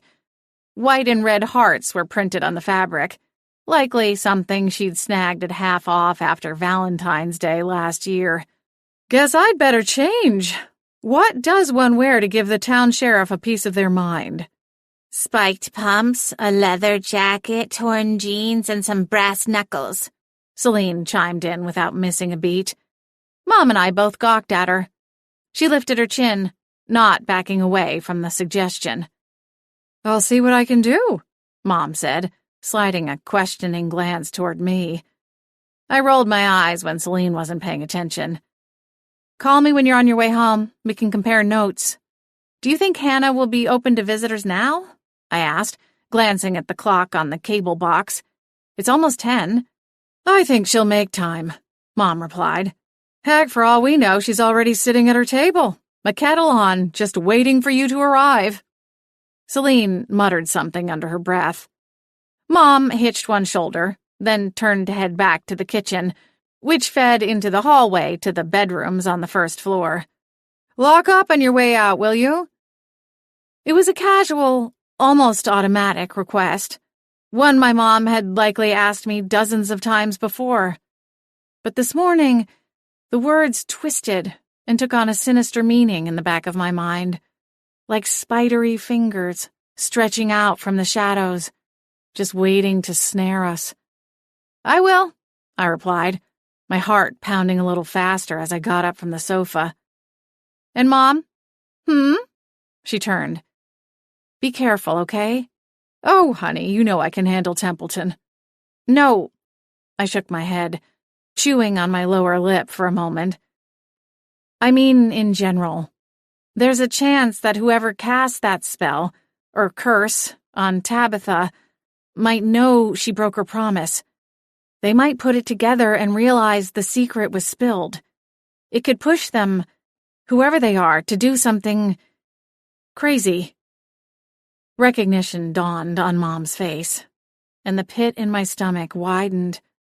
None of this was my fault, but I somehow felt partially responsible anyway, as though I were the one shoving us all into danger's path. Just be careful, I repeated. I will, honey. Good luck with Hannah. We'll speak soon. Hannah Snowberry's shop was a tiny hole-in-the-wall retail space on the outskirts of town, wedged between a used bookstore and an outdated nail salon. The window decor lingered from the 90s, with hot pink neon and fake plants, and a splash of leopard print rounded it out in the framed stationery posted in the window that displayed the service menu and pricing. Woof, Celine said, when I did a double take at the plastic flamingo lamp. What an eyesore. As a small business owner myself, I understood how hard it could be to constantly change out the window dressings and keep up with every social media trend in hopes of drumming up some attention. But even on my limited budget, I could afford living plants and proper signage. I guess this part of town hasn't been hit by the makeover bug just yet, I replied. Most of the other shops and restaurants have really upped their game since the Winter Spell Chalet opened and got the attention of all the ritzy tourists. Not that I was complaining. The tourism boost kept a roof over my head. And hey, if things picked up again, I might even be able to get the bathroom skylight leak fixed before spring brought its annual downpours. Overall, the entire neighborhood surrounding the small strip of shops was pretty mundane. The homes had overgrown yards, with flower beds in desperate need of weeding and fresh mulch. Similarly, the road had its fair share of potholes, and the sidewalk was cracked. Even though tourism was on an upswing, there were only so many dollars being put back into the town budget for such repairs. I didn't usually attend the town meetings, but when I did, there was almost always someone with a laundry list of grievances at the ready. Things like potholes, intersections that needed stop signs converted to stoplights, etc. Winterspell was a community with a small town feel that was rapidly changing into a vacation hotspot, and it seemed the changes were happening too quickly for the powers that be to keep up with. Come on, I said, taking my eyes off the tacky display and glancing down at the cat beside me. Now, whatever we find on the other side of this door, I need you to promise to behave. keep any negative comments to yourself." Celine looked up at me as if surprised by my warning. "Come now, Cora. You know I am a master of my own thoughts." "It's your mouth I'm worried about," I mumbled, reaching for the handle on the door. A delicate wind chime twinkled as the door swung open, and we stepped inside. The shop was darker than I expected, with some type of enchantment or film over the windows, preventing the daylight from fully flooding the small space. On second glance, I decided it must be an enchantment, because the room had an almost smoky purple aura, not quite mist or fog, but a subtle fuzziness in the air. The shop was small, as expected, about half the size of Wicked Wick's, and yet somehow twice as crowded.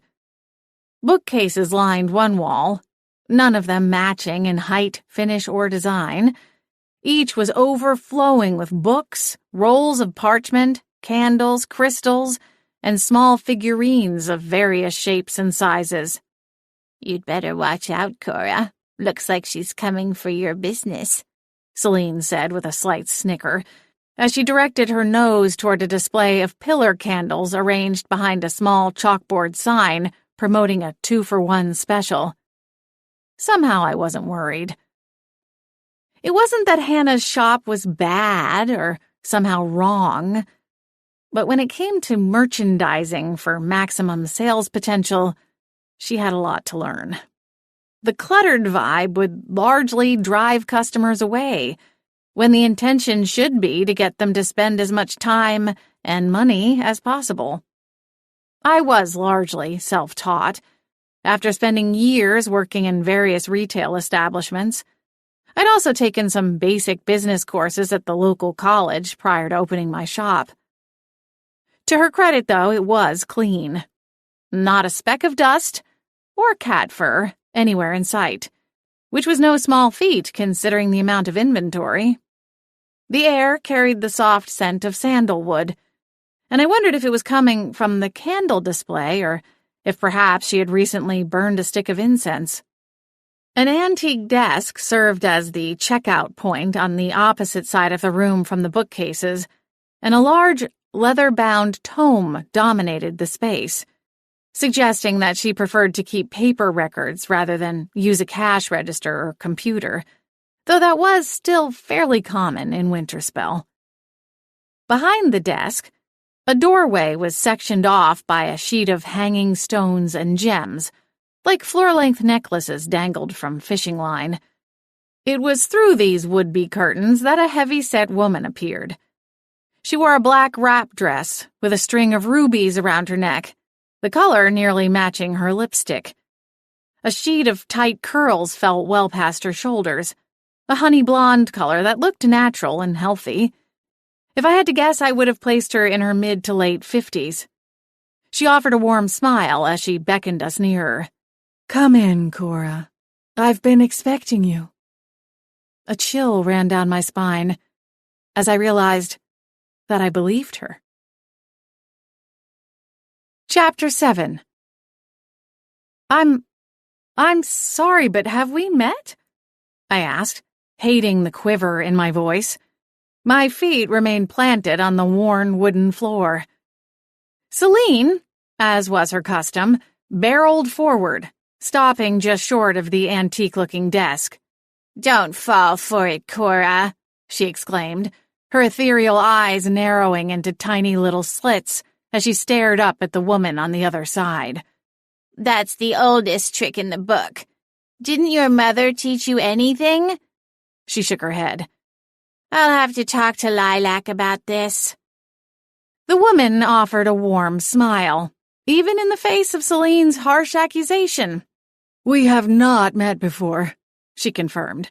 Her voice was warm and honeyed, though somehow otherworldly in the way it trailed off, almost as though fading into an unseen void. "But I know who you are, Celine." The cat scoffed. "Of course you know who I am," she snapped. "I'm famous. And before you even say it, Cora is a well-known businesswoman and a lifelong resident of Winterspell. So throwing her name out doesn't earn you any credit either. The woman leaned forward slightly, her smile intact as she peered down at the disgruntled feline. Then tell me, how can I convince you? The question gave Celine pause. She glanced over her shoulder at me, her eyes widening slightly. I shrugged. You're the one who started on the offense, Furball. You're on your own. Well, sadly, we don't have time to test the theory by asking for next week's winning lottery numbers, Celine muttered to herself. So I suppose we should keep this simple. Slowly, I moved forward, closing the gap between myself and Celine. What about this? I offered. We got your information from someone. A referral, you might say. Perhaps you could tell us who that is. Oh, come on, Cora, Celine groaned. That's no good either. Too obvious. She paused and glanced up at the woman. Unless... Celine, I said on an exhale, we don't have time for these kinds of games. Let's just cut to the chase. No dice, Celine replied with a flick of her tail.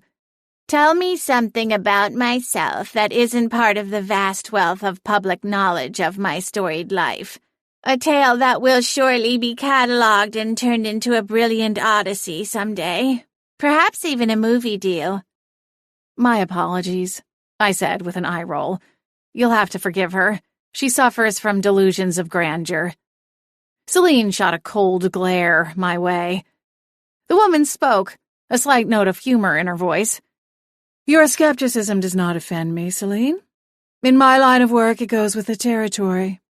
To answer your question, it was Lilac who sent you my way. I was in the kitchen, putting on a kettle for tea, when I saw Lilac's face. As the morning progressed, the vision grew clearer, more broad, and included both of you. Now, it stopped short of being a full premonition, but I knew you would come and seek my services today. Frowning, I looked down at Celine. There, are you satisfied? Rarely, muttered the cat. Ignoring her, I closed the remaining gap between myself and the desk and extended my hand toward the woman. It's nice to meet you, Hannah. I am indeed Cora Harth, and this is Celine, my familiar, and we do need your help. Hannah took my hand, though she did not shake it, instead offering a warm squeeze. Come, she said, already on the move. I'll lock up so we won't be disturbed. As she jostled around the desk, humming a series of notes to herself, I wondered how much the visit, or session, might cost, especially if she was willing to close her shop while we spoke. Granted, considering the state of the neighborhood, I doubted there was a stampede of foot traffic. But still, there was a chance she would miss out on business because of me, and that had to come with a hefty price tag. In any case, I hoped my bank account could absorb the impact of whatever charge we racked up. I'd do anything, spend any amount, of course. But with my business still in a somewhat precarious position, I hoped the bill wouldn't catch me completely off guard. Don't worry about me, dear, Hannah said, not looking back as she crossed the small shop with a handful of steps. She locked the front door, then snapped her fingers, sending a burst of wind to flip over the sign listing her hours. As the small gust vanished, I realized we might have more in common than just an affinity for pretty candles. Most of my business comes from word of mouth, she said, turning. I don't have any appointments this morning. Psychics were not the same as mind readers, though both were in possession of increasingly rare magic. According to the history I'd learned in magic school, there was a time when magics of the intellect were more common, and while no one knew for certain, the working theory was that as the world evolved and became more connected, it became harder for those with mind magic to use their gifts. Between the busyness of the world around us and the interference from technology, it became harder for them to forge the connections needed to read thoughts or receive premonitions. However, that didn't stop charlatans and grifters from claiming the gift for their own advantage. Celine, clumsy as she was in her execution, wasn't entirely off base to question Hannah's gift.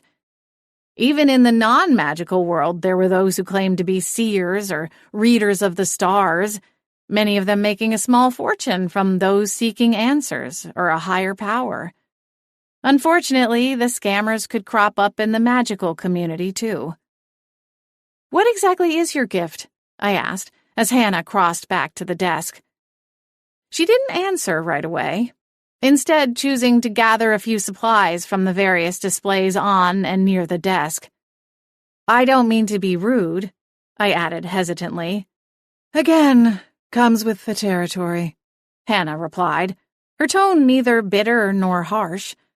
"Technically speaking, though none of this is very technical, I am a seer. I receive premonitions and visions, though they vary in complexity, as I'm sure you can understand. And while I am not a mind reader," she gave me a meaningful look before selecting a stick of incense from a collection arranged inside a hand-carved wooden cup. "I've done this work long enough to anticipate most common questions or concerns. You strike me as the type to not want to inconvenience or bother anyone. An admirable trait, though it likely means you find it hard to ask for help, even when you really need it." Celine leaped up onto the desk, her eyes glowing all the brighter. She looked at me, her dainty canines flashing. "She's got you pegged, Cora." Before I could say anything, Hannah shifted her knowing gaze to the cat. "And you, Celine, have little room to talk. You see yourself as a fearless leader, not a follower, and as such, are hesitant to take anyone's help or advice, fearing that it would invalidate your leadership." It was my turn to conceal a small smile. Hannah plucked a final item from the wicker basket, this time a candle in a creamy orange and gold, reminding me of Oregon sunstones. "This way," she said, grappling with her supplies, careful not to drop anything. "Through the curtain, if you please. I find it hard to work amongst all this clutter." "It definitely looks like you could use a larger retail space," I said, rounding the desk. "Although if you're anything like me, you just find more things to fill it with." Hannah laughed softly as she followed us through the beaded curtain. "We are a little like goldfish in that way, I suppose." "Goldfish?" I repeated. Hannah bobbed her head. "My late husband used to tease me, calling me his little goldfish, as I seem capable of filling whatever space I am allotted. I started this business years before he passed away, out of the second bedroom in our home, and then I took over the garage until I needed a separate storage unit." She paused to laugh softly. "Anyway, I think you can see where this is going." "That sounds familiar. Perhaps I am part goldfish, too." Celine shook her head. "I've had goldfish before. It's nothing to write home about." We stepped into a small back room, not much larger than the hall closet in my home, the cubby where my side-by-side washer and dryer lived, tucked away behind a pair of wooden bifold doors. My back brushed against the wall as I edged around the small circular table planted in the center of the cramped space. A wrought iron chandelier hung over the table, painted white, though it had either been roughed up to give it an antique farmhouse look, or it was just rusting. The table was draped in crushed velvet, a deep blue with a slight sheen. A skinny cabinet was bolted to the opposite wall, or at least I hoped it was bolted down, as it looked rather old and precariously placed. Its paint was as chippy as that on the chandelier, and I decided it had to be an intentional design choice after all. Hannah spread out her assortment of goods across the table, the candle, incense, and a handful of crystals and stones dumped from a leather bag. "Please have a seat. Celine, I must apologize. I don't think I can squeeze another chair in here. Is the floor all right?" Celine's tiny mouth opened, her eyes narrowing again. "She's fine. I interjected before she could spit out whatever sour reply she'd cooked up. The frosty blue stare swiveled toward me, and I returned it with a pointed look. "Would you like to sit in my lap?" I asked with an impatient exhale. Absolutely not, Cora. I'm not an unruly child at a restaurant. "Oh, good. Then you can stop pouting." Hannah plucked the incense from the table and turned to open the cabinet.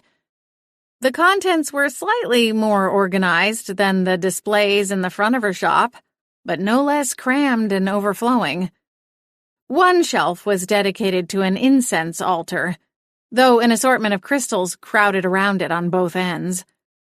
Hannah muttered something under her breath, the words almost a hushed song, with lyrics I could not interpret.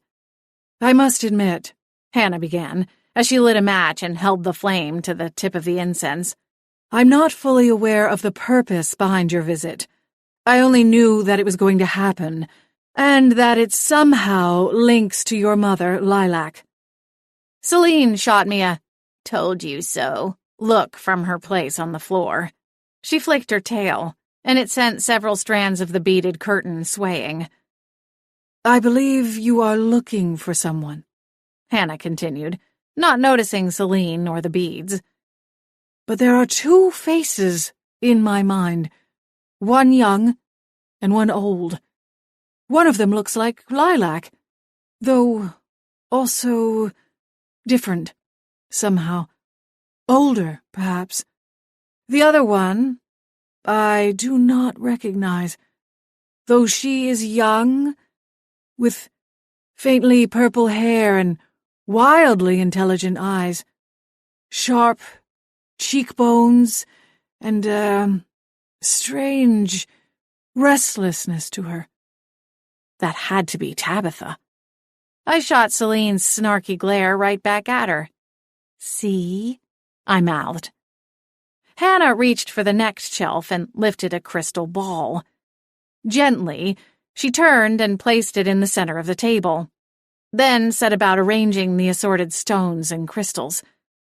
I could identify most of them, and even knew some of their uses, thanks to my mom's experience and knowledge, but was unsure how they were meant to help us. "I suppose there are two people we are looking for," I told her, as she made her arrangements. "We've been looking for my Aunt Lavender for several weeks now. She was abducted." Hannah's hand went still, clasped around a tiger's eye, her mouth agape. "She is probably the older woman you saw. She and my mom look a lot alike. More than a few people have mistaken them for twins, though Lavender is older." Hannah moved the tiger's eye a few inches to the right, then took her seat across from me. "Do you know who the other woman is?" Celine scoffed. "Don't you already know?" I kicked out my right foot, budging her. Hannah shrugged off the cat's comments and focused on me, her dark brown eyes intent. "She is the one who brought you here, not your aunt." Nodding, I laced my hands together to keep from fidgeting. "We know where she is, but we need to make contact with her," I replied with a nod. "She's not dead. At least, I hope she isn't. It's a rather long story." If Hannah thought the statement odd, she didn't show it, not missing a beat as she raised her hands to hover over the crystal ball. It came to life immediately, glowing a soft golden color, with tinges of red and orange as her fingers floated over the surface. "Then we will start with her." Without waiting, Hannah's eyes fell closed, her lips parted slightly. "Her name is Tabitha Hardwick," Hannah said, with an assured nod before I could get it out. "Yes, I see her now. And you are correct. She is not dead. Though she does feel distant. Let us see if we can beckon her closer." Celine rose from her haunches and wandered over to the table. The crystal ball's surface clouded over with swirls of mist, the red color deepening until it too matched the rubies on Hannah's neck. Hannah's eyes remained closed, her brow furrowed in concentration, and she spoke more strange-sounding words, an incantation of some kind. "She wants to tell you something," Hannah said, after a moment, switching back to English. "I'm not sure what it means." The lines between her brows creased. "Perhaps a code? 2, 2, 6, 8, 1, 1. I grabbed my phone and typed it into my notes application. The wiggling crease in Hannah's brow grew more troubled as her eyes squeezed tightly together. "There's something else now. A second figure standing beside her. A man." My breath caught in the back of my throat. "I can't see his face," Hannah added, one hand levitating as if to demonstrate his height. "It's hidden in shadows." A flash of pain crossed her face, the wince one makes after accidentally burning their fingertips on a hot plate or pot. "The words, they're hard to make out, but I—" A gasp tore from Hannah's mouth, and her eyes flew open wide. What was it? I asked, every muscle in my throat strained as I tried not to cry out for answers. "What did he say?" Hannah pushed back from the table, her hand clasping the tablecloth until she caught the edge and flipped the corner over to cover the crystal ball. The light in the room was snuffed out, with only the fading glow of my phone's screen left. "It's nothing," Hannah said, her voice trembling. "Not everything in the crystal ball is as it truly is. Sometimes it's a warning, something that could happen." "What did you see?" I asked. "Please tell us." Hannah rose, her hands trembling as she eyed the covered crystal ball. "It is not my place. I can do nothing more for you." "What a rip-off," Celine complained loudly. "A little light show and that's it?" Hannah's calm demeanor faded as her eyes snapped toward the cat. "Please, I think you should go. I cannot help you. This type of magic is too dangerous." "Hannah, please." She held up a hand, cutting me off with a dark look. "I am sorry. Please, do not ask me again." Sighing, I reached into the small pocket on the back of my phone case meant to hold a credit card or driver's license and pulled out one of my business cards. "If you do happen to hear anything else, could you call us, please?" I extended the glossy card toward her, Wicked Wicks printed on the front in a bold font. "If you get the voicemail, just hit number 3 and it patches the call through to my cell phone." "And she damn near sleeps with that thing glued to her face," Celine muttered. "I will," Hannah replied, ignoring Celine's comment. "Thank you for your visit, Cora." With that, she snapped her fingers and sent a rustle of wind to part the beaded crystal curtains, silently escorting us out. Chapter 8. "What do you think that was all about?" I asked, barely 1 foot outside Hannah's small shop. My nerves were still quivering, startled by the abrupt end of the visit. "I don't know," Celine admitted, craning her head around to look up at the sign hanging on the door. Hannah hadn't yet switched it back to show her as open for business. I wondered if she even would, considering how shaken she'd appeared when she'd all but shoved us out of the cramped back room. "I'm not prone to believing in this sort of thing offhand," Celine said, turning back around. "If not for Lilac's recommendation, I wouldn't have suggested coming here in the first place." I snorted. "Yeah, you made that pretty clear. What's your deal with psychics, anyway? Sure, there's a lot of scammers out there, but in your many, many years, you must have run across legit ones, too." "It's not that I don't believe the magic is real," Celine replied. In fact, I believe what we just witnessed was a true connection with Tabitha. But you don't live as long as I have without forming a hefty dose of skepticism." A laugh burst from my lips, and I stared down at the petite cat. I'd say your collection of skepticism could rival Mount Everest in sheer scale. "Well, as you do love to point out, I am very old." Me? You're the one who's always pointing out how old you are. It's always, "Oh, in my first life I saw this," or "In my fifth life I saw the pyramids being built." "I never said I saw the pyramids being built," Celine countered, sliding a withering glance up at me as we continued down the sidewalk. "Although perhaps I should have made the effort. The Egyptians knew how to treat cats, as the regal rulers we are." The fuzziest spot in the center of her chest puffed out slightly, and her cadence took on a subtle sachet, as though she envisioned herself wearing a royal cape and heavy gold crown, weighted down by fist-sized jewels. Yeah, I muttered. "Considering your current circumstances, I can't see how you could get much more spoiled. You get the fancy food you like, the expensive unscented litter because the cheap perfume stuff agitates your tiny widow nose." Celine's saunter slowed, her hackles rising. "You spend most of your days in a climate-controlled house or storefront overlooking your kingdom from a high perch? I'm not sure what you think the Egyptians might have offered you that you don't already have." "Ungratefully?" I added to myself. "That may all be true, but I am lacking the undivided attention and abundant admiration that one would give to a goddess." Groaning, I smacked one hand across my face. "Oh, my stars, I just rolled my eye so hard I gave myself a headache." Celine switched her tail and picked up her pace, managing to get a couple feet ahead of me. Apparently the conversation was over. We got back into the car and drove home.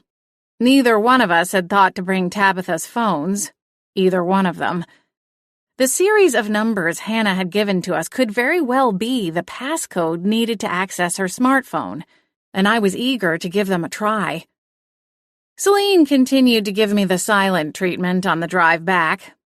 Either that or she was silently lamenting having never lived in ancient Egypt. She barely waited for me to slide the car into park before she threw open the passenger door with a burst of magic and went streaking up the stone walkway to the front door. We went inside, and before I could close the door, another shower of pink sparks flew across the living room, beckoning Tabitha's phone from where we'd left it in the kitchen to charge. "Someone's impatient," I commented, as the phone landed with a soft plop on the couch cushions. "What was that number again?" Celine asked, ignoring my little jab. I fished my own phone from my pocket and read the digital note I'd made. 226-811. Celine tapped furiously at the screen with her paw, though she lacked the dexterity required and wound up getting frustrated while attempting to enter the numbers correctly. "You do it," she snapped, batting the phone with her paw. Sitting down on the couch, I lifted the phone and tapped in the number sequence Hannah had given us. The screen illuminated and unlocked, revealing a background photo of some exotic-looking jungle with dark green foliage and brightly colored flowers.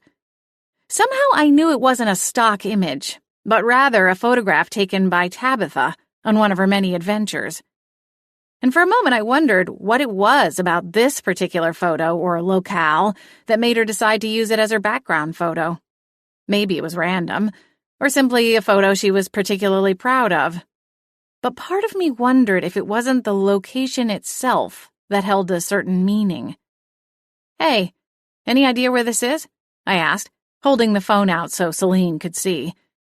"You've studied Tabitha for longer than I have, and you're more well-traveled, so any idea?"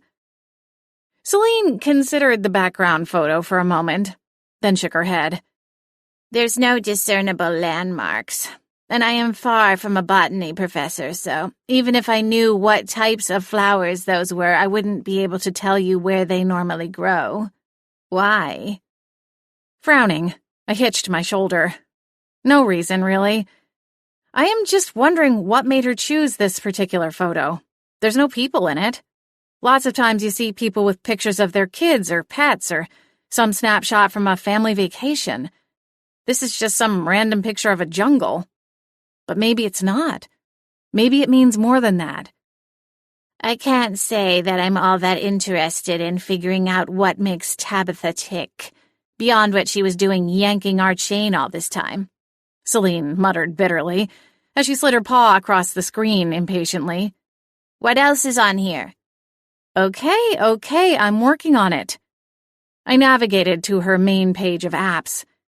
If she was anything like me, she would keep her most commonly used applications on the first page. Her text message inbox, email program, notes, website browser, etc. The first thing that struck me about Tabitha's phone was all of the red circle notifications scattered across the screen. I had a persnickety habit of keeping my phone screen free of the nagging red bubbles. Personally, any time I opened my phone, I attacked until I cleared my messages and emails. I updated my apps regularly and heeded any and all software updates with an almost obsessive frequency. Tabitha, on the other hand, appeared to have never learned how to use the archive or delete buttons. Her email inbox notifications were in the triple digits. Her text messages just as bad. And her phone log revealed dozens upon dozens of missed calls and a handful of voicemails. Wowzers, Celine exclaimed. Maybe when this is all done you can teach her some phone hygiene. I'd break out in hives if this was my phone, I replied with a shudder, my finger poised over the screen, paralyzed with indecision. Should we start with these missed calls? That might be the less daunting option. Fire away, Captain. Opening the phone log, I saw a red-colored list of names. There were some unknown callers, along with several numbers not attached to an identity listed in her contact list, but most of them were names. Alfred Hitchens, Peggy Rose, Mitzi Marble, that one had to be a stage name, and Jordana. My gaze snagged on Jordana's name. It was listed half a dozen times, and there were a string of voicemails, too. It appeared that when Tabitha first arrived in Winterspell, she was keeping up with Jordana. There were both incoming and outgoing calls between the two. Then, Tabitha stopped answering, just as Jordana had said. I wonder why she stopped taking Jordana's calls, I said, gesturing at the call log. The days are all kind of running together in my head, but wasn't she just talking about uploading something for the podcast the day or two before we went out on the hike? Who knows? That lying harpy can't be trusted, Celine replied, snapping her tail. This time, I didn't rise to Tabitha's defense. I still felt terribly for her current predicament, especially as she'd seemingly broke the blood oath to try and save me from injury. Or worse. But Celine's anger was reasonable too, all things considered. For all we know, when she said she was going to her hotel to do some work, she was really checking in with her client, Celine continued. She could have been feeding them our every move, every detail of every conversation. An eerie shiver moved over the back of my neck, and my fingertips traced over the skin, smoothing down the tiny hairs at the nape of my neck. Even now? Were we being watched? Tabitha knew where I lived, where I worked, and she'd spent enough time with us that she could have given someone a rough breakdown of my daily activities. Not that there was all that much to tell. Even before Aunt Lavender went missing, my life had a rock-steady routine. I kept the same working hours, frequented the same restaurants and coffee shop. Stars, even my chosen food orders and coffee preferences were the same as they'd been 4 years ago. I liked what I liked, and with limited free time, I tended to gravitate towards safe activities and meals, where there was no question as to whether or not I would be satisfied with the experience. Celine often teased me about living like an old maid, mainly because I went to bed fairly early, or risked falling asleep in front of the television. Her little barbs never wounded too deeply. But for some reason, pilfering through Tabitha's phone and peeking inside the intimate details of another woman's life called into question my own choices. We were of a similar age, but our life experiences couldn't be more opposite.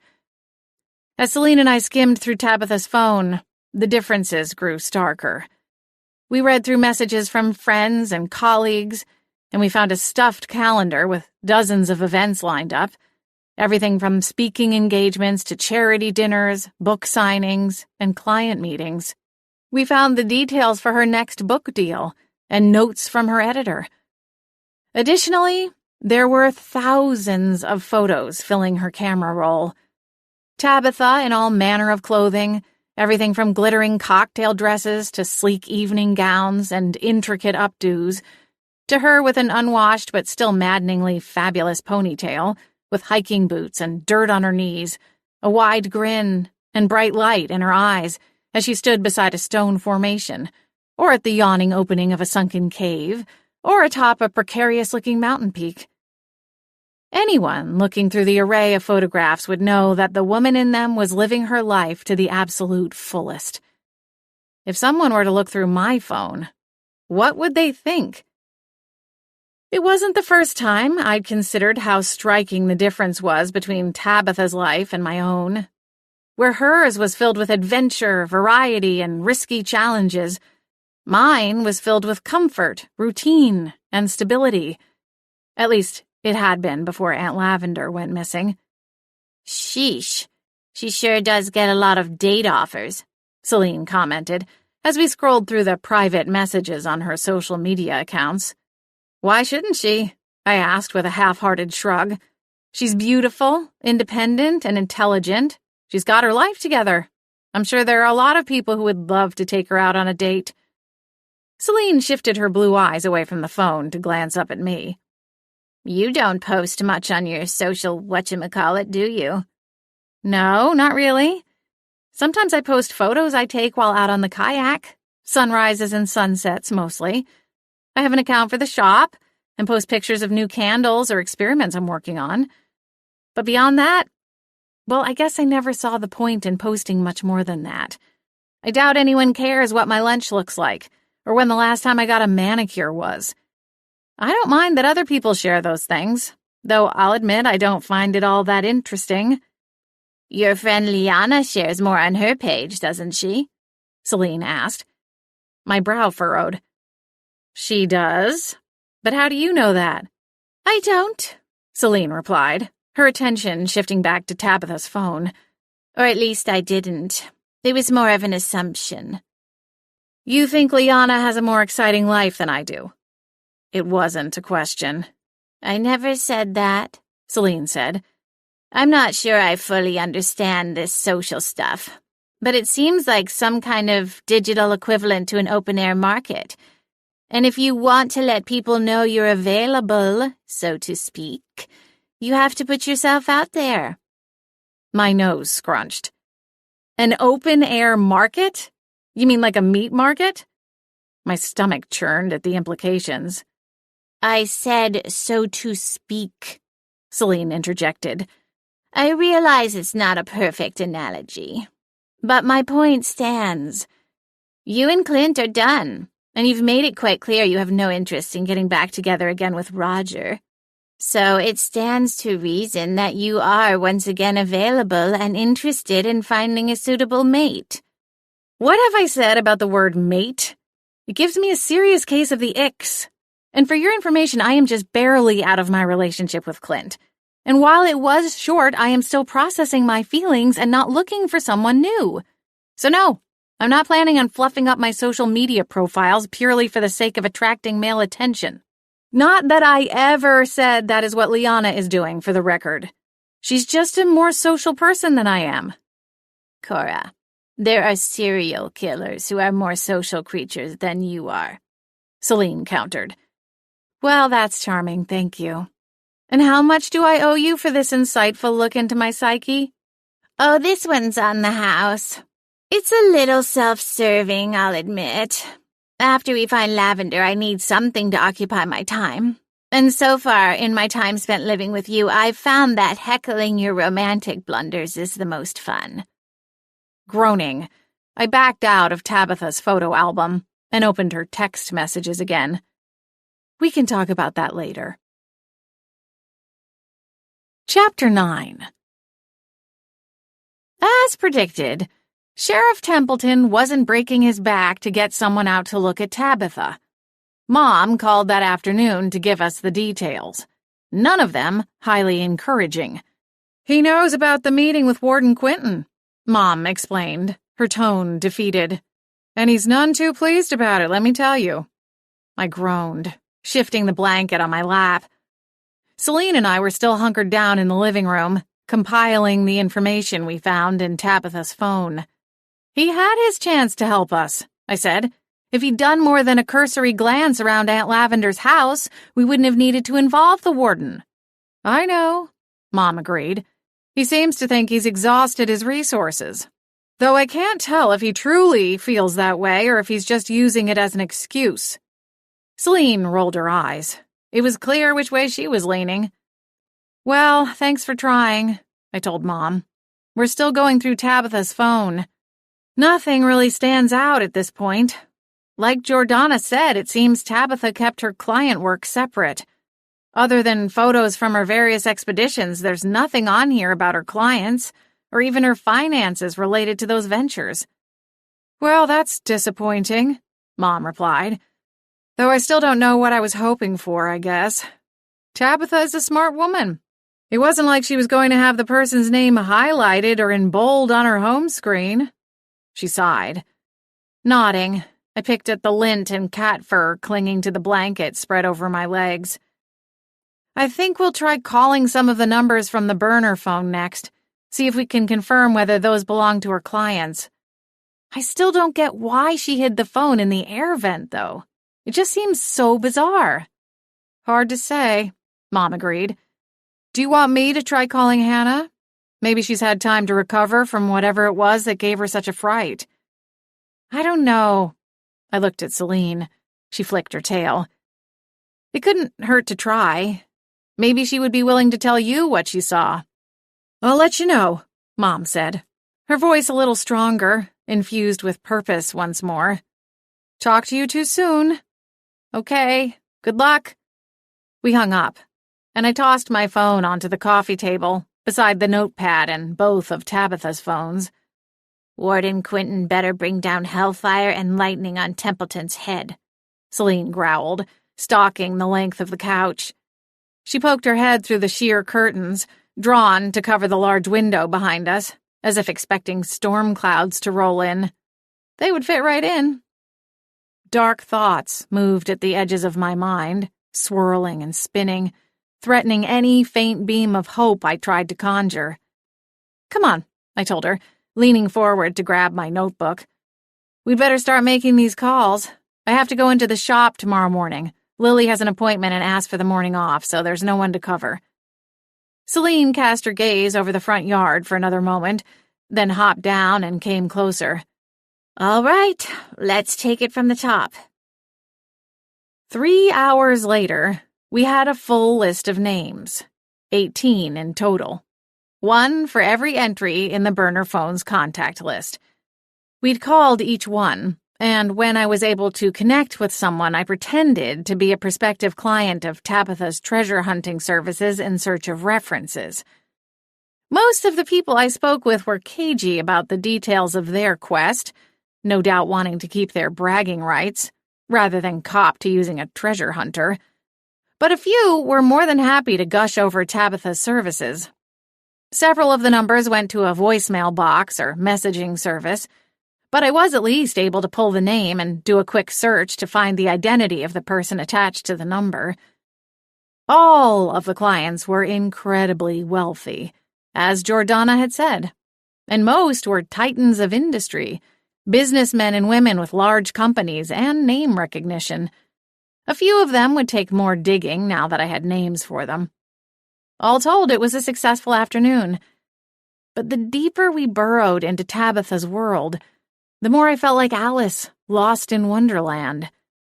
Tabitha moved in this strange existence, caught between the lavish opulence of the upper class and her down-in-the-dirt work as a treasure hunter.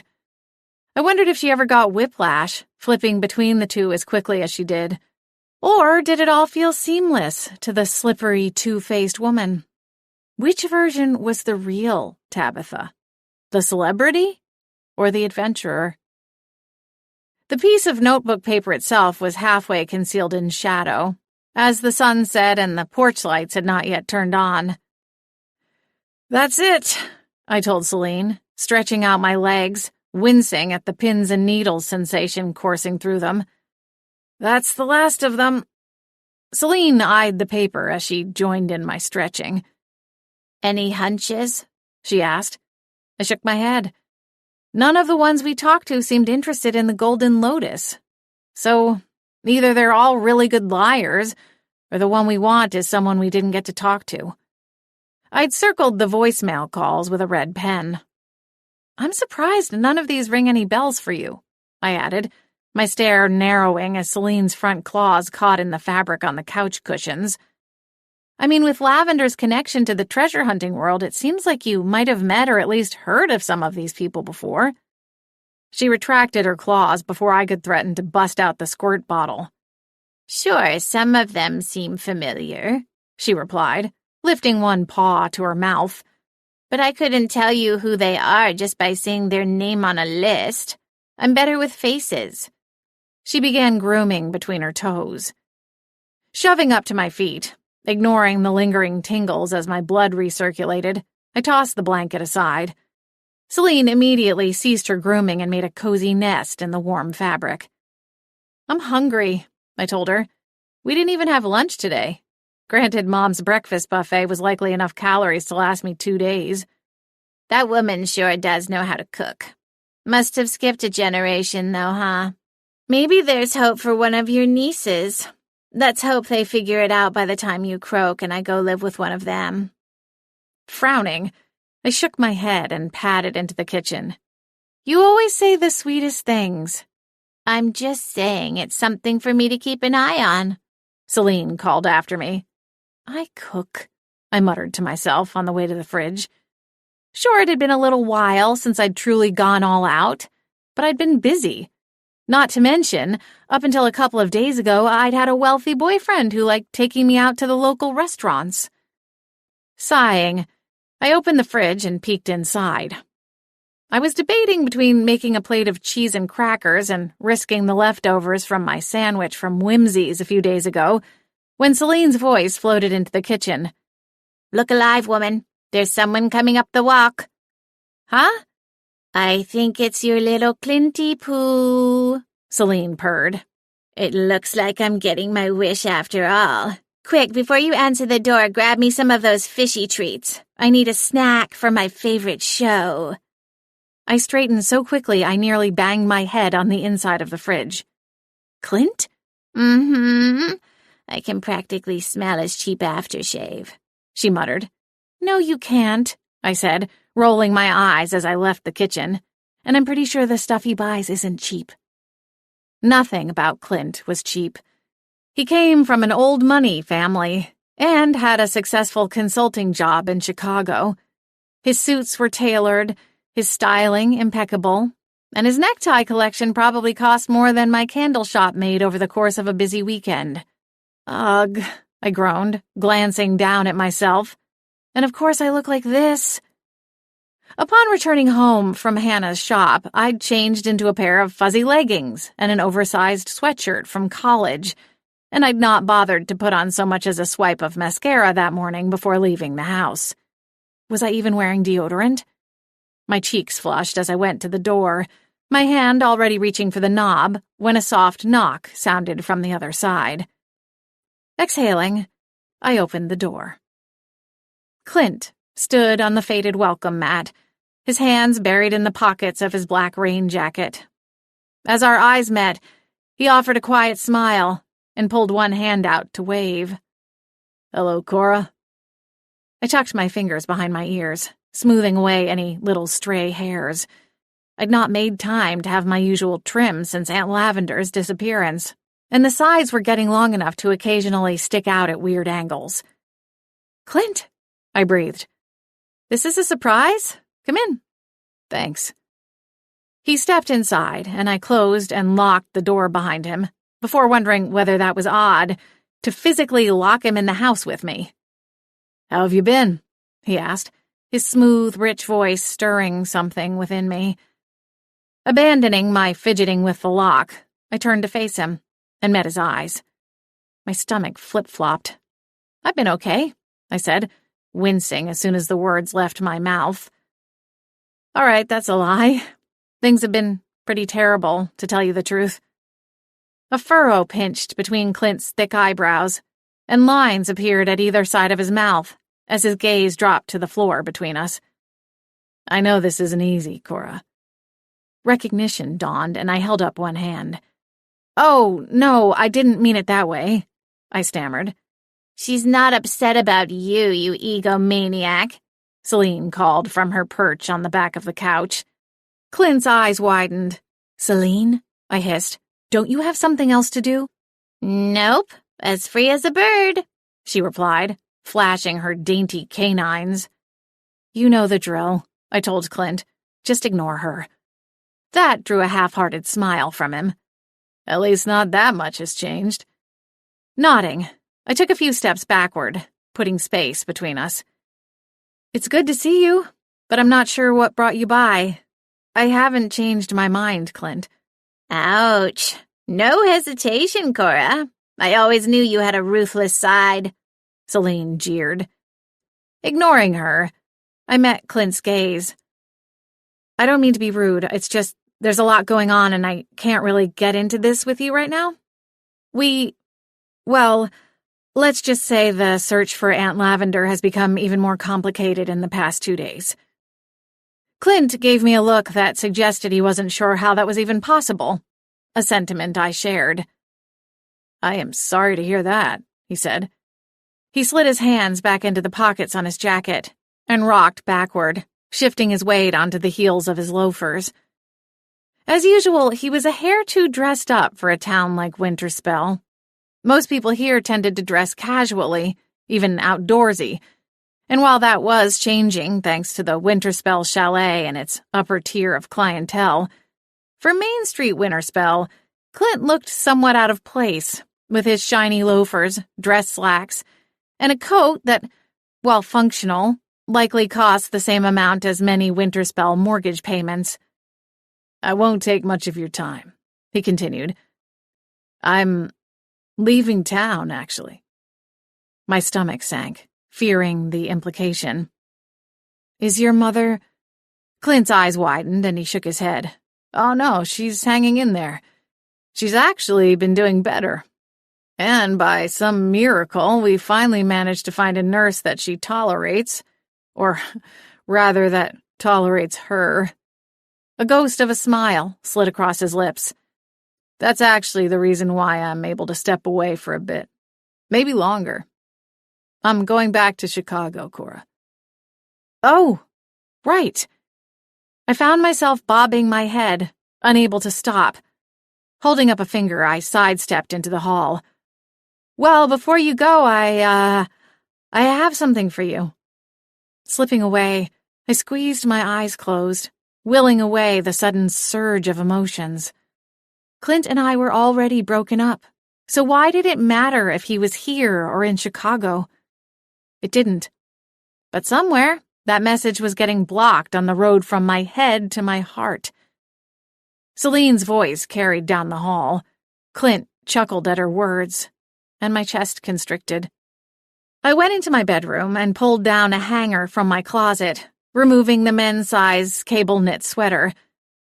Before I could stop myself, I brought it to my nose, burying my face in the soft collar. Definitely not cheap aftershave. It was woodsy and warm, and decidedly Clint. And this could very well be the last time I'd breathe it in. Exhaling, I lowered the sweater from my face, squared my shoulders, and marched back out to the living room. Clint was sitting now, perched on the edge of the couch, Celine beside him, both looking down at the handwritten list on the coffee table. He looked up at the sound of my footsteps and spotted the sweater in my hands. "Oh, I was looking for that," he said. "I didn't realize it was... here." He swallowed hard. Nodding, I extended it toward him. I was planning to bring it to you at some point, but it's been busy. Yeah, Celine was just telling me a little, he replied, taking the sweater from me, our fingertips careful not to touch. Actually, he said, clearing his throat, there's a name here that jumps out to me. I blinked, confused. What do you mean? He thumbed at the list, his sweater abandoned on his lap. Oh, it's probably nothing, but I recently read an article about her, he said, pointing at a name in the middle of the page. It was one of the ones I'd circled in red. Caterina Rodrigo? I said, reading the name aloud. He nodded and withdrew his hand. I'll admit to doing a little digging since the other night, he said, his tone taking on a forlorn quality. After I packed up my stuff, all there was left to do was wait for my flight, so I thought I'd keep working on the books I checked out a couple weeks ago. Ms. Rodrigo is the curator at an art museum and has a traveling exhibit that revolves around Oben's treasures. She has quite the collection, and I was thinking she might be someone worth talking to. She might know something about the Golden Lotus, or has maybe tried to find it herself. Imagine what something like that could do for her museum's exposure, not to mention her own career prospects. I'm not surprised to see she was seeking Tabitha's help. The information swirled through my mind, opening new boxes, reviving old hopes. I only got her voicemail, I said, but she was on Tabitha's client list, or what we're assuming is her client list. In any case, the two know each other somehow. It's a good thing you stopped by, Celine purred. Are you sure you can't stay for dinner? Cora was just about to whip up a gourmet delight, also known as lean cuisine. Maybe if you stay, she'll pop a bag of frozen broccoli into the microwave. Yum, yum. I shot the cat a scowl. Clint chuckled as he rose to his feet. Thank you, but I should head out. My flight leaves bright and early tomorrow, and try as I might, I can never sleep on a plane, so I should get some rest. Of course, I said, bobbing my head again. Thanks again, Clint. This was really helpful. My hands knit together, unsure what to do with themselves now that they could no longer reach for his. And good luck in Chicago. I hope it's a successful trip for you. He smiled, though it faded all too quickly. Thank you, Cora. I'm hoping it brings some clarity.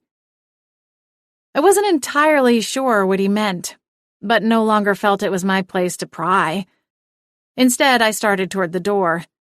Clint followed my lead, and after a final look, we bid each other good night and goodbye, the words hanging heavy with finality as he stepped out into the twilight.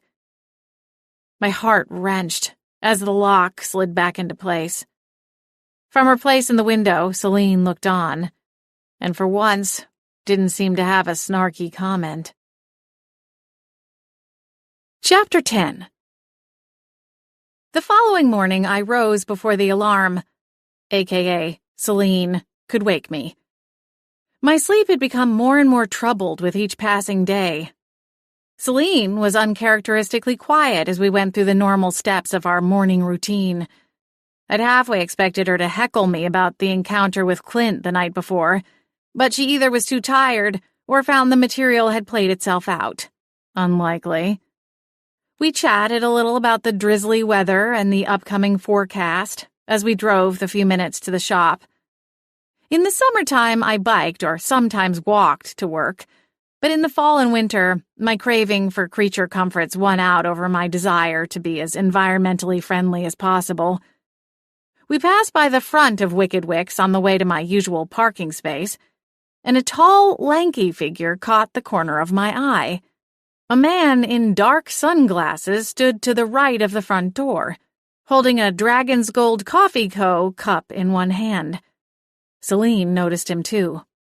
Listen, I'm not trying to bag on your candles, but I don't see why someone would be in such a hurry they couldn't wait until opening, she commented, her tail flicking as she tracked the man with her eyes until we rounded the corner.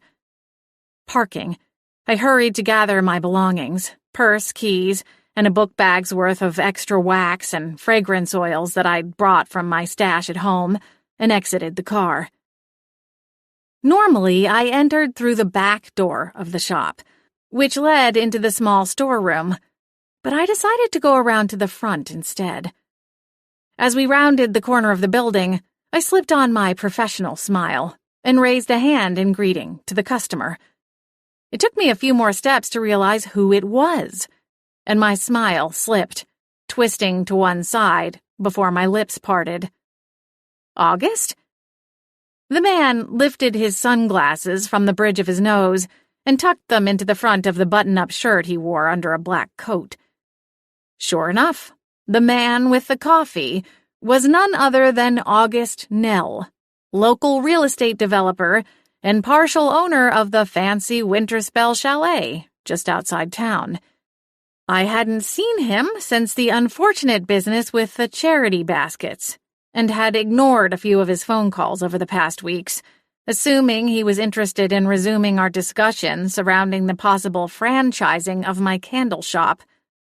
Weeks ago, he'd made the offer to invest, and while I'd briefly considered the offer, especially when I thought I might lose my existing business due to the cursed candles and bad publicity from the fallout, I'd since changed my mind, largely due to hearing the way his former assistant spoke of his business practices and high, if not impossible, standards. "Good morning, Cora. Celine," he said, the corners of his thin lips lifting for a brief moment. "I was hoping to catch you before you got too busy with customers," he offered as an explanation, gesturing toward the display window with his coffee cup. I shifted my weight and adjusted my grip on the canvas handle of my book bag of supplies. "Right. August." "Cora's not interested in your deal," Celine interrupted. "Believe me, I've tried to make her see reason. But if even I can't get through that thick little head of hers, I don't suppose there's much hope for you." Frowning at the cat, I cleared my throat. "It's not that I don't appreciate the opportunity," I said, lifting my gaze back to August. "But I think we have fundamentally different views on business." "Yeah, he likes making money and you apparently don't," Celine interrupted. "I'm not sure it would work out in the long run," I insisted, shooting the cat another scowl. "Besides, with everything that's going on, I don't have the bandwidth required to even have a conversation about it." "I can appreciate that," August said, lines forming on either side of his mouth. Something about them gave me pause, and I realized how rough he looked compared with the last time I'd seen him. August presented himself to the world as almost a caricature of what a wealthy man should look like. Like Clint, he wore expensive suits that were tailored to perfection, maintained a clean-shaven face, and had the bright complexion that spoke of someone with the income to have regular facial treatments. August took his look a step or two further than Clint, though, with not so much as a hair out of place. His no-nonsense haircut almost seemed cartoonishly perfect, with a side part that I was fairly certain was cut in with a razor. August's presentation felt too shiny or squeaky clean when compared to Clint, like he was trying just a little too hard. I didn't know his background or the story of how or when he'd earned all his wealth, but if I had to venture a guess, I would have said it was newer to him than someone like Clint, who'd grown up around money. Today, under the overcast sky, August's complexion lacked the usual dewy newness, and for the first time I noticed the fine lines at the corners of his eyes and the deep grooves on either side of his lips. He looked tired and run down. "I am actually here on a personal matter," he continued. "I was very much hoping we might speak in private." The statement surprised me. What could I possibly do to help someone like August? Celine blinked up at me. "Well, they say curiosity killed the cat, but we both know that I'm not in danger of that, so I say we hear what the man has to say." I shifted my belongings around and held up my key ring, quickly flipping to the one to the shop's front door. "Of course," I told August. "Please come inside. We have about half an hour before I need to open for the day." "Thank you, Cora. That should be plenty of time." August followed Celine and me inside the quiet shop. With a few puffs of magic, I managed to flick on the overhead lights, bumped up the heat, and pulled together 2 chairs from the small office space in the back room. Offering him first choice, I waited for August to sit down before taking the opposite chair. Once seated, August cradled his cup of coffee between both of his lean, almost spindly hands, his nails buffed to shiny perfection, though the cuticles looked red and raw. He stared at the plastic lid for a long moment, before lifting his gaze to meet mine. "There's no easy way to say this," he began, straightening a bit in his chair. "Before I get into it, I'd like to ask for your discretion. There are things I need to tell you that I can't have getting out to the general public." Celine, perching on a nearby display shelf, leaned so far forward I worried she'd topple over entirely. "Go on," she purred. August looked to me, and I nodded. "Of course," I agreed. "What seems to be the matter?" My head was swimming with possibilities, though none of the options cycling through seemed particularly realistic. "I know you've been working with Tabitha Hardwick," August said. Celine and I exchanged a quick glance.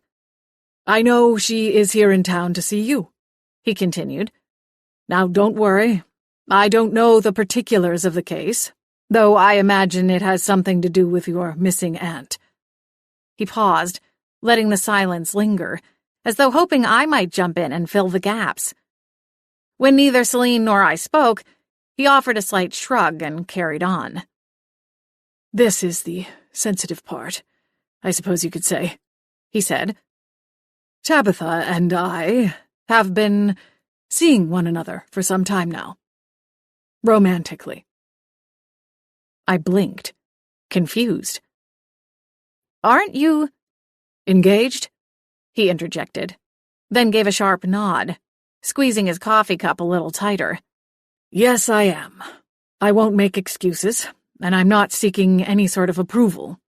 There's no defense for my actions, other than to say that sometimes you meet someone, the right one, perhaps, but the timing is wrong." Celine scoffed. "Oh, Cora here might have some idea." August peered at me, but I remained silent. If he wanted to divulge his relationship secrets, that was his choice to make. Tabitha never mentioned anything about it, I assured him. Was that what brought him here? To seek our silence in case Tabitha had divulged the details of the affair over the course of our time working together? August's jaw flexed. "Right. Well, I was hoping you could tell me whether you knew if Tabitha had left town already. Was your business with her concluded?" Celine slid a sidelong glance toward me, her eyes burning brightly. "It's just," August continued, "we made plans to see one another while she was here in Winterspell, and up until a couple of days ago we were in regular communication.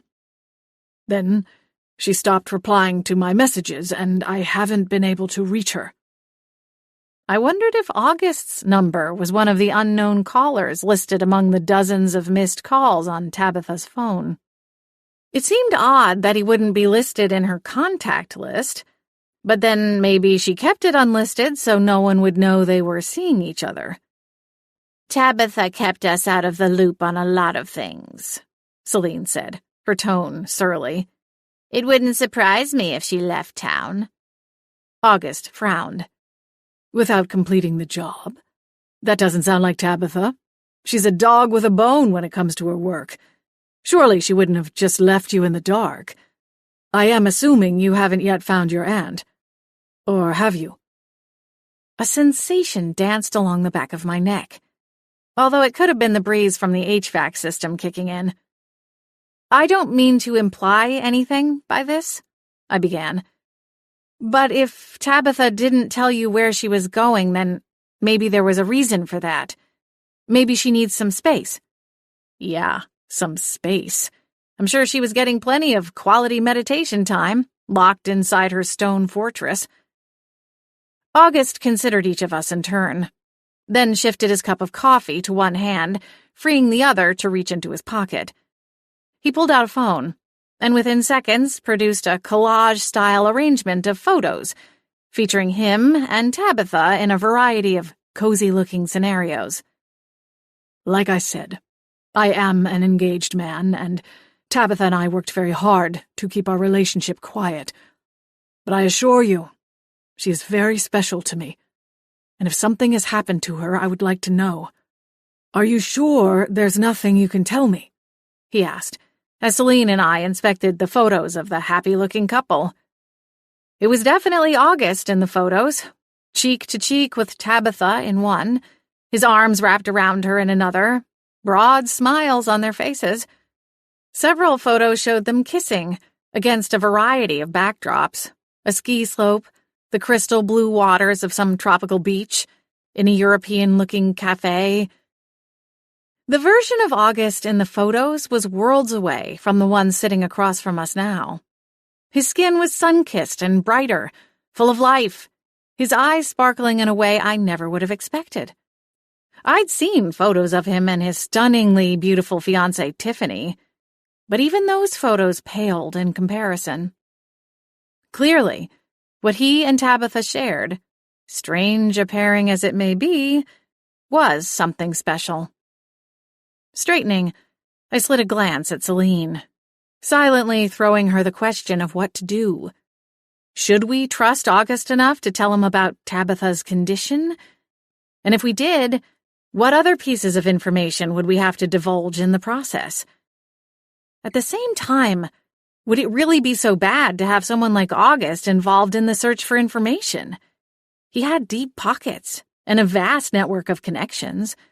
If we had his resources and the warden's authority, we'd be near unstoppable. Celine lowered her chin in a barely perceptible nod. Tabitha was helping us look for my aunt, I confirmed. That's not really a secret. A lot of people around town have noticed her, and I'm sure most everyone knows she's here by now. Sheriff Templeton hasn't been overwhelmingly helpful in the continued search. He feels he's done his due diligence, and he maintains his theory that Aunt Lavender just up and left on one of her adventures. I asked Tabitha for help after seeing her work.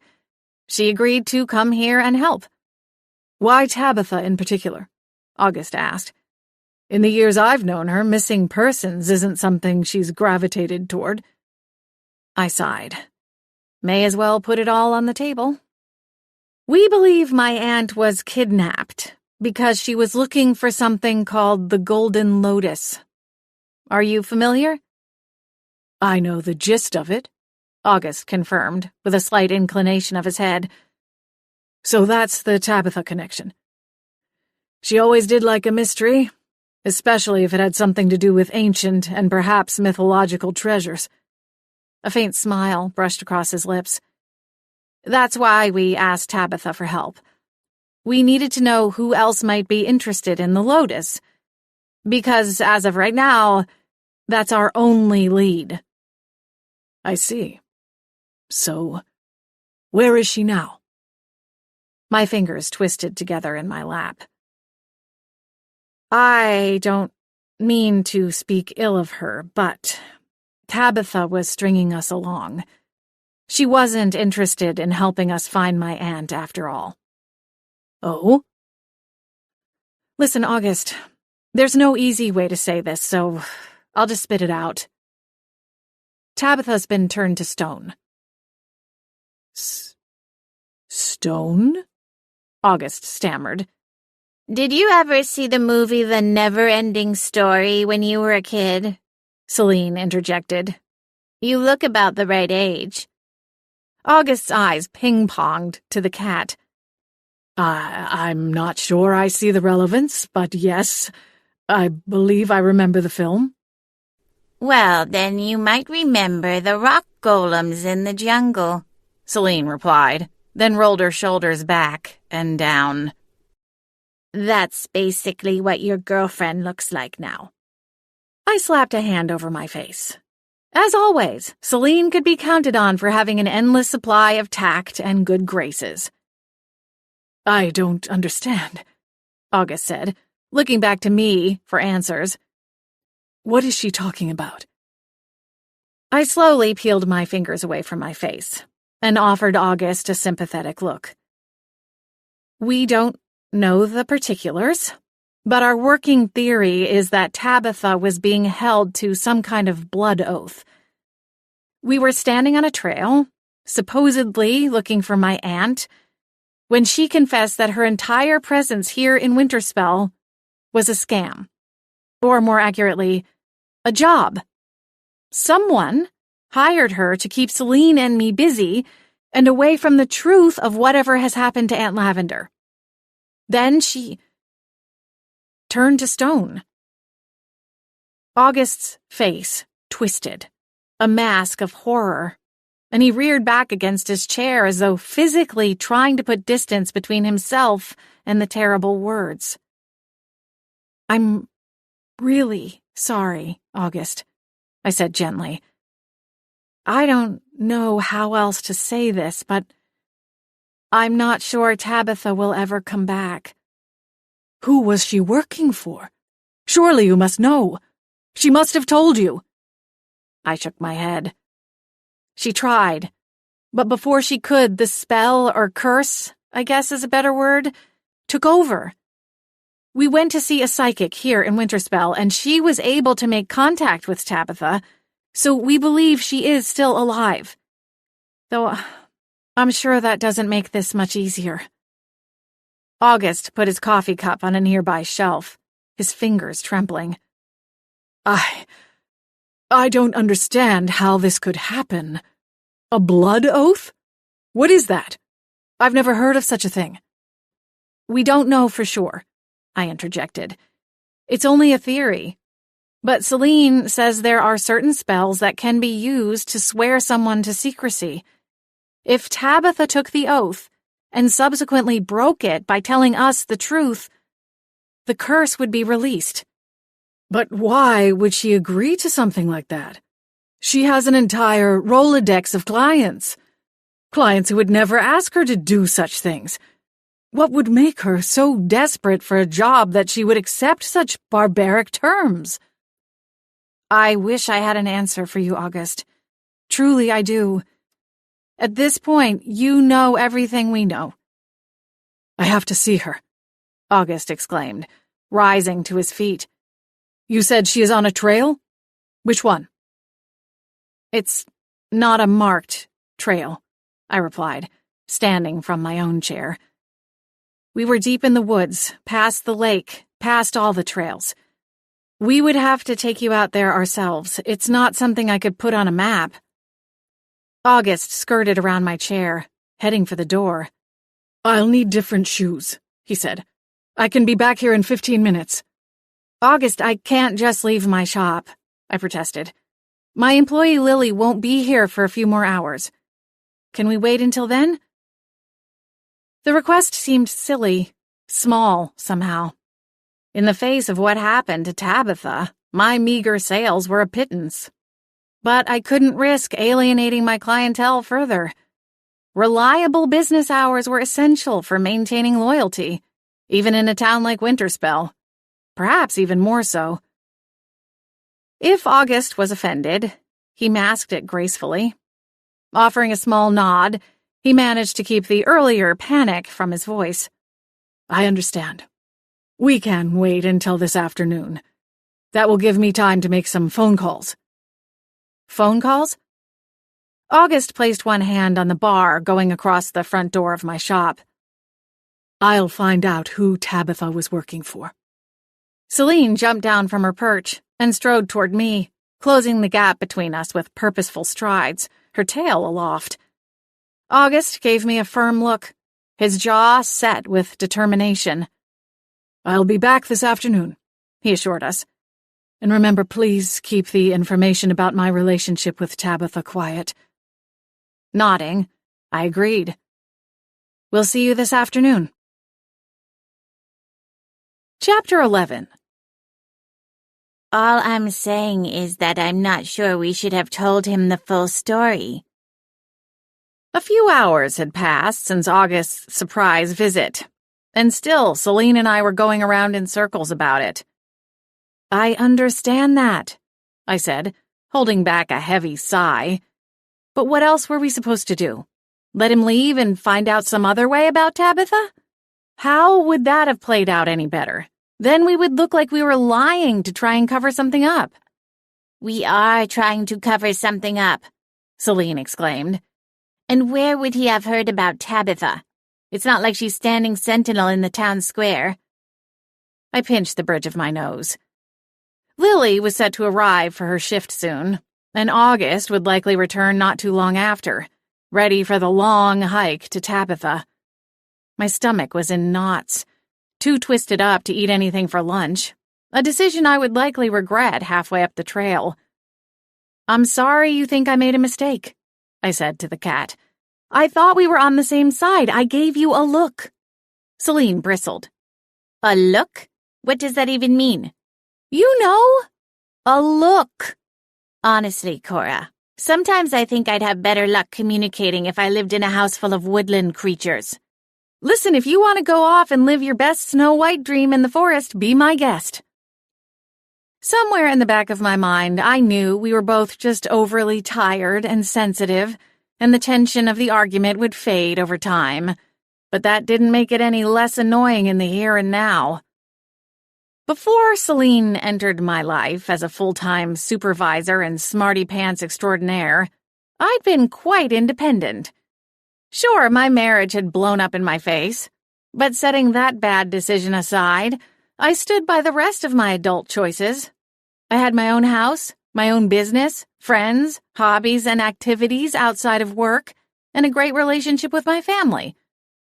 Sometimes the way Celine spoke to me made it seem as though I were some sort of idiot with peanut butter in place of brain matter.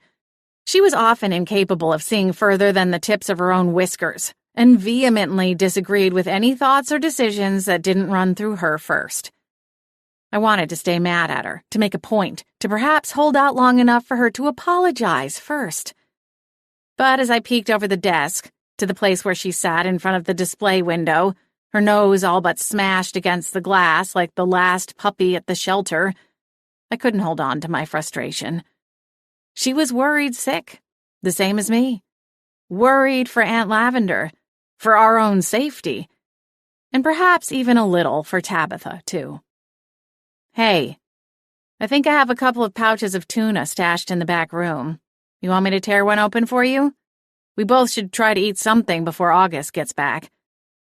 Celine peeled her gaze from the sidewalk and the street beyond, and glanced over her tiny shoulder at me. Well, if you're opening one for yourself, I suppose you may as well open one for me, too. Sighing, I turned, knowing that was as close to an "I'm sorry" as I was going to get. And, for the moment, it was good enough. Lily arrived for her shift as Celine and I were finishing the packs of tuna. I ate mine spread across a handful of semi-stale saltine crackers, while Celine devoured hers sans garnishment, straight from the pouch. Lily Reed was a ball of light that currently held the shape of a 20-something woman with blonde hair and a wide smile. It was impossible for anyone, even Celine, to remain in a foul mood when Lily was around. She bounced into the shop, talking about some rom-com she'd watched the night before, gushing about the adorable doggy sidekick and hunky lead actor, and within a few minutes, my spirits started to rise. This constant pressure cooker feeling couldn't last forever. Outside of all the worrying and wondering and searching and hoping, life continued on. And it would for Celine and me, too, someday. Lily was a reminder of that world.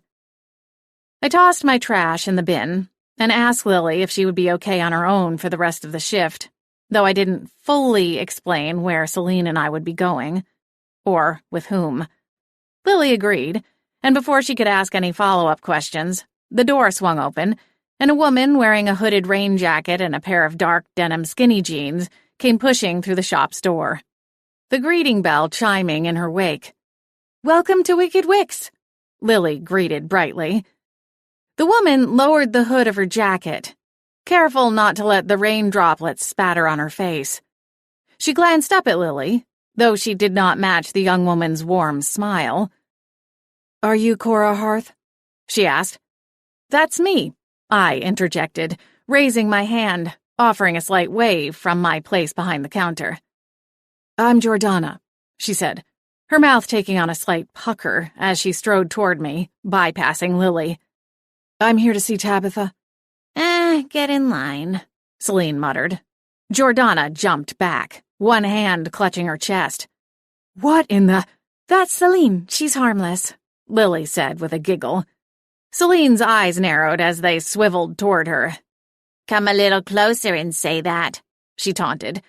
Lily only laughed again, heading for the storeroom with the usual bounce in her step. "I'll go check on that order of fragrance oils for you, Cora. Let me know if you need me." "That's right," Celine muttered. "You'd better run." "All right, Cujo, knock it off," I told her, before shifting my attention to Jordana. "I'm sorry about all that." Extending my hand toward the woman, I offered a smile. "I'm Cora. This is Celine. She's my familiar, and I promise she doesn't bite. She'll just wear you down with endless chatter." Celine spun in a circle, as though chasing her tail. "Do I have some kind of sign attached to my back? Is it National Pick on Celine Day?" "We could make it official if you'd like," I suggested. She glowered at me. Shrugging, I dropped my hand as it became clear Jordana wouldn't be taking it. "Listen, I'm sorry. It's just been a long day already," I told her. "There is nothing you can do to help Tabitha. At least not physically." Jordana sniffed. "I'd like to see her for myself." I didn't relish the idea of making the hike out to Tabitha twice, but I couldn't invite her along for this afternoon's trek. August had asked for our discretion, and while Jordana claimed to be a close friend to Tabitha, I couldn't be sure what she knew about Tabitha's relationship status, especially as it involved a high-profile engaged man. "Why don't you come to the Winterspell Chalet tomorrow at 10? We have a meeting with Warden Quinton. I imagine she will want to see Tabitha for herself, so we can all go together then. Would that work?" Celine swore under her breath, plopping back on her haunches. I glanced at her. "It's not new information." "Yes, I'd like to speak with the warden as well," Jordana agreed. "In the meantime, I'd like to speak with the local law enforcement and see what they've come up with." Cringing, I exchanged another glance with Celine. "What?" Jordana snapped. "The reason we've got the warden involved in the first place is because local law enforcement isn't taking this seriously," I explained. "I certainly won't stop you if you want to go and speak with the sheriff, but don't get your hopes up. I don't think you'll get any further than we have with him. As far as I know, no one on the force has even gone to see Tabitha." Jordana's mouth dropped open. "That doesn't make any sense," she stammered. "A woman being turned to stone should draw every law enforcement agency within 100 miles. "That's what we are hoping Warden Quinton will do," I said on an exhale, suddenly feeling more tired than when I'd rolled out of bed that morning. There had been a time, earlier in the investigation, when I would have jumped at the chance to have someone else willing to help with the search. Now, the idea of explaining and unraveling it all to somebody new seemed on par with being asked to roll a very large boulder up a very steep hill. My shoulders slumped forward, my gaze dropping to the counter, where Celine's tail swished back and forth across the surface.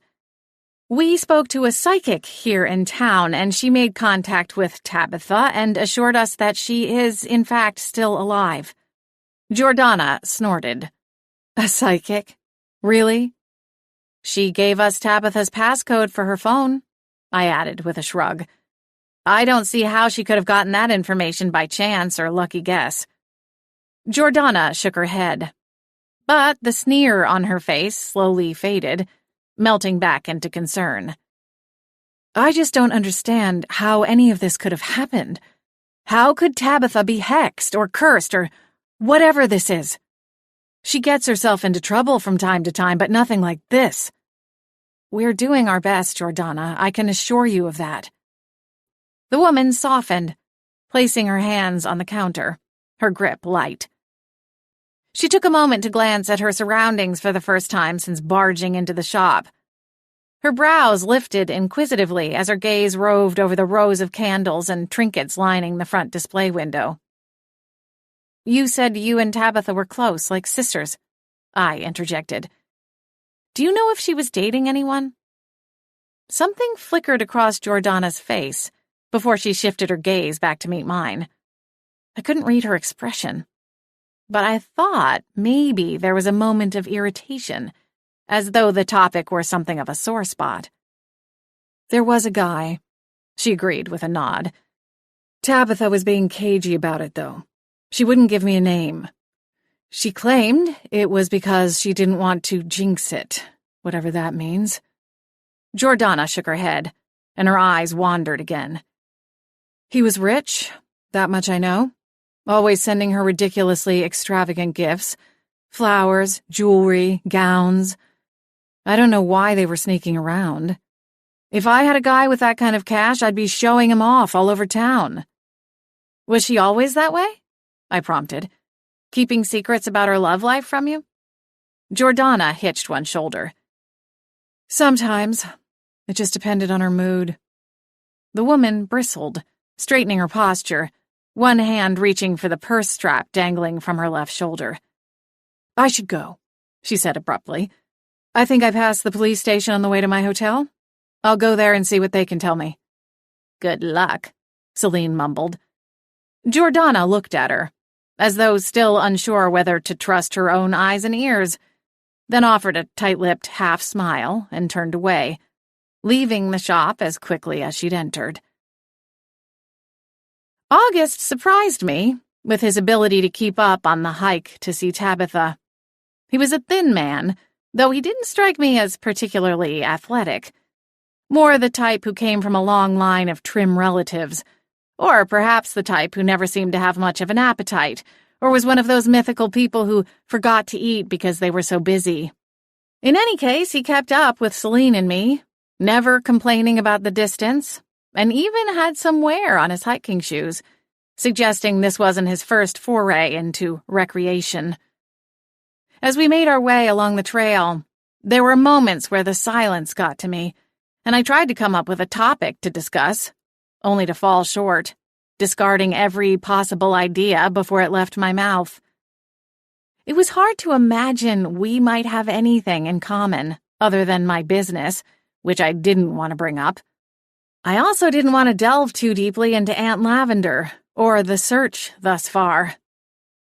We're almost there, I said, as we veered off the marked trail, heading into a thicker section of the woods. Glancing over at him, I offered an encouraging smile, though it felt pained. She's just around this next little bend here. When or rather the tracking pixie brought us out here, Tabitha said Aunt Lavender was being kept in a cave, some 30 feet off the ground. I gestured at the craggy rock formation rising from the earth. I'll show you when we get a little closer. So let me get this straight, August said, scratching his chin. She brings you all the way out here, and then, spur of the moment, tells you it's all been some trick? Why drag you out here just to confess? It seems she could have done that anywhere. Oh, well, she waited until Cora just about broke her neck, Celine sniped. Her tone had grown increasingly edgy as the day progressed. Tabitha didn't seem to realize that Cora would do anything if it meant finding Lavender. Even something as reckless as climbing the side of a cliff without proper equipment. The cat paused to shoot me a scathing look.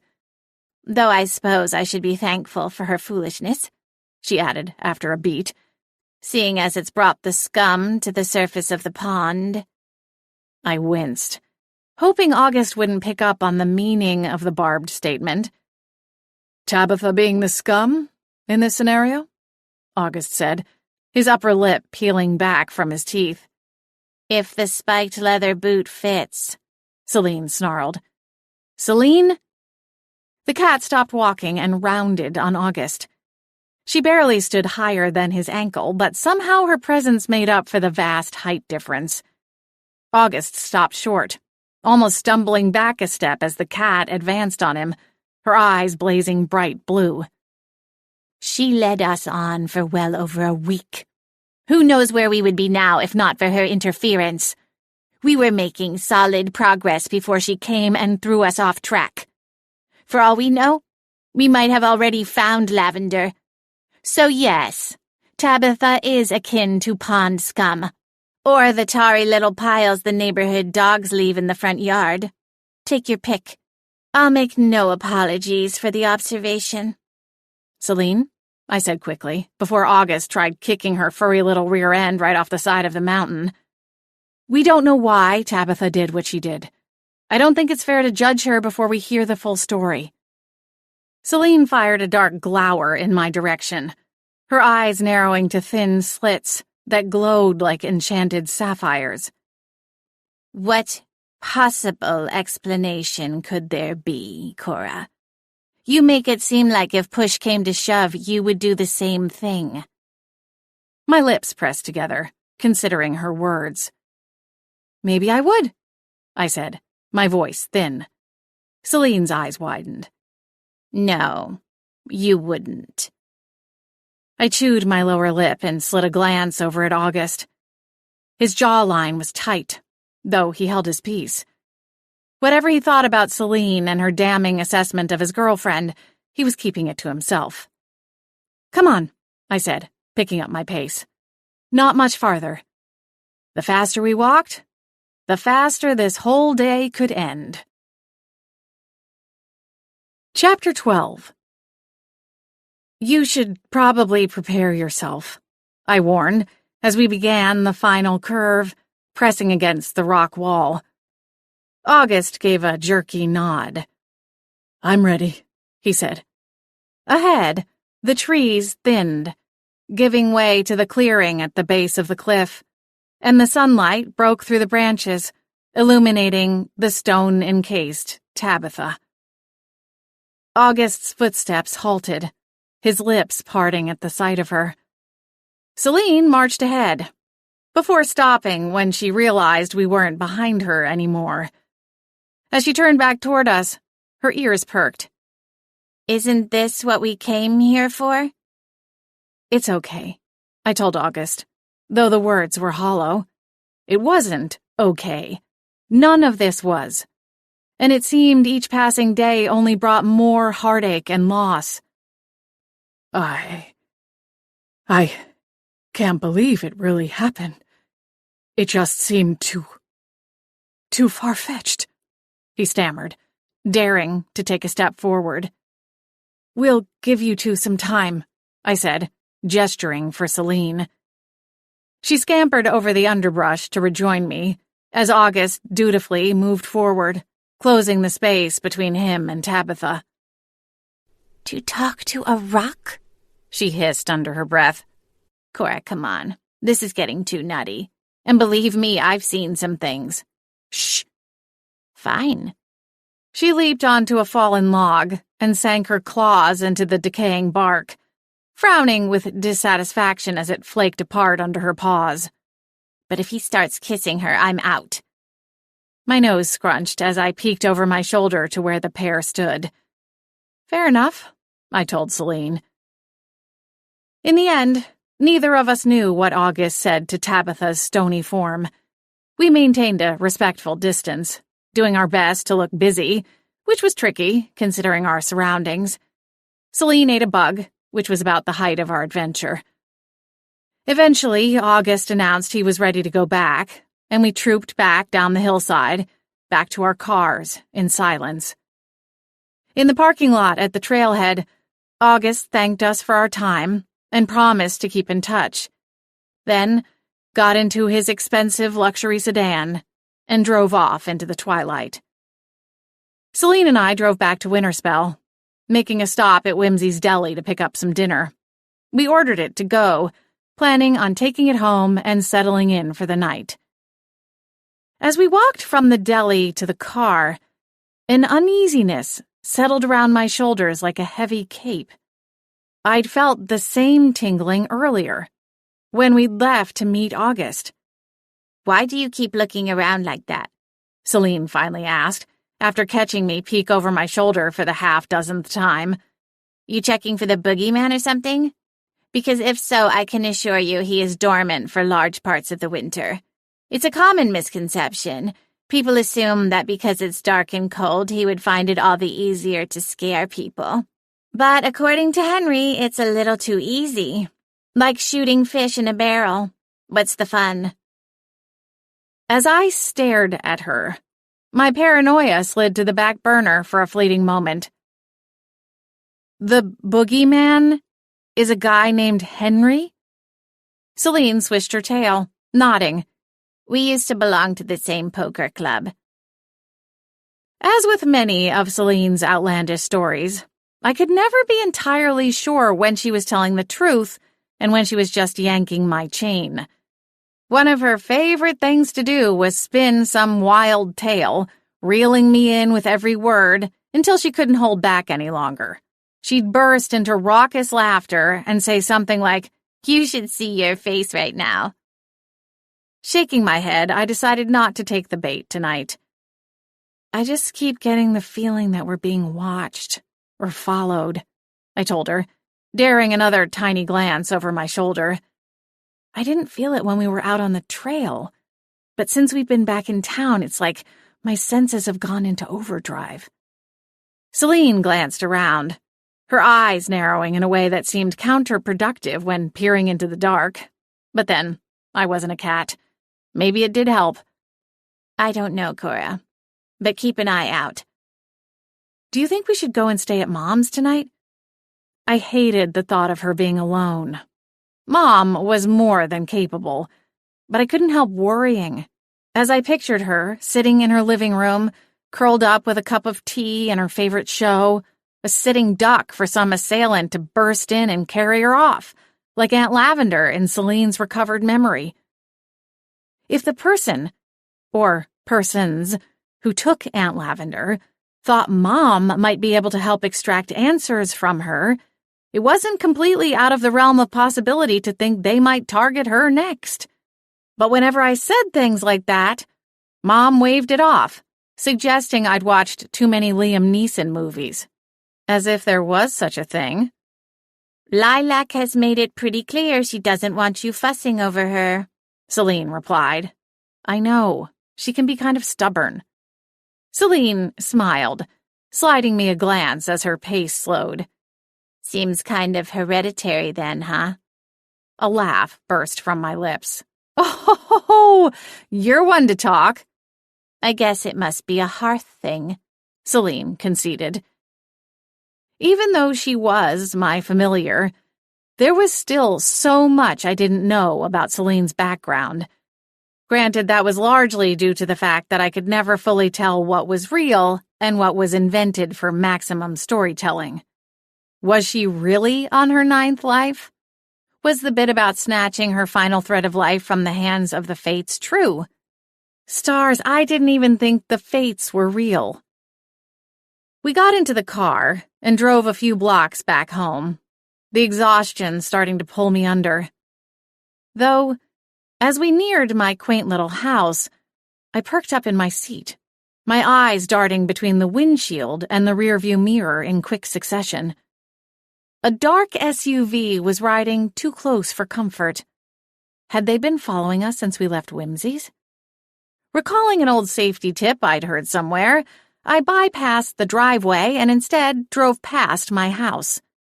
Celine placed her paws on the frame of the passenger window, pressing her nose to the glass as we drove by the darkened house. Earth to Cora?" "Behind us," I said, flicking a glance up at the mirror. "There's a dark SUV that's been—" Before I could finish my paranoid theory, The SUV swung into a driveway 3 houses down from mine. Almost immediately, the sliding door opened, and 3 elementary school-aged children piled out, their hands clasping the colorful bags the local burger joint used for their kids' meals. Celine glanced at me, her tail twitching. "You sure know how to peg 'em, Muggsy," she quipped. "Those children look downright bloodthirsty." Ignoring her snickering, I pulled around the block and circled back toward the house.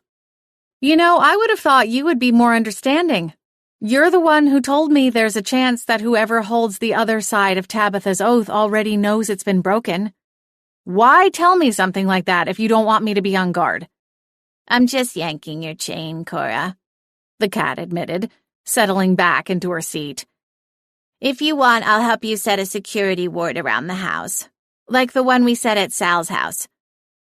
Nodding, I turned into the driveway, after giving the rearview mirror a final glance, and slid the car into park. That's a good idea. I'll text Mom and see if she wants us to set one up at her house, too. We went inside and sat down at the table. My house, or shack, as Celine had taken to calling it, was small, and nothing that would ever grace the pages of an architectural or interior design magazine. But it was well-appointed and calming. However, over the past few weeks, I'd not been able to keep up with most of my normal housekeeping tasks. The fridge was sadly lacking. Fresh fruits and vegetables had somehow been replaced by energy bars and takeout meals, as we'd been too busy to allow time for shopping and cooking. From my place at the table, I cringed at the stuffed trash can and the piles of plates stacked near the sink. My body was exhausted after working the better part of a full day, only to hike several miles, largely uphill. But I made a mental commitment to at least load the dishwasher before bed. Sometimes being an adult really sucked. Hey, have you ever seen the movie The Sword and the Stone, the cartoon one? I asked Celine. She paused her noshing from a small bowl of tuna salad and glanced up at me. "Forget the movie. I once stood dead center in the middle of Arthur's round table."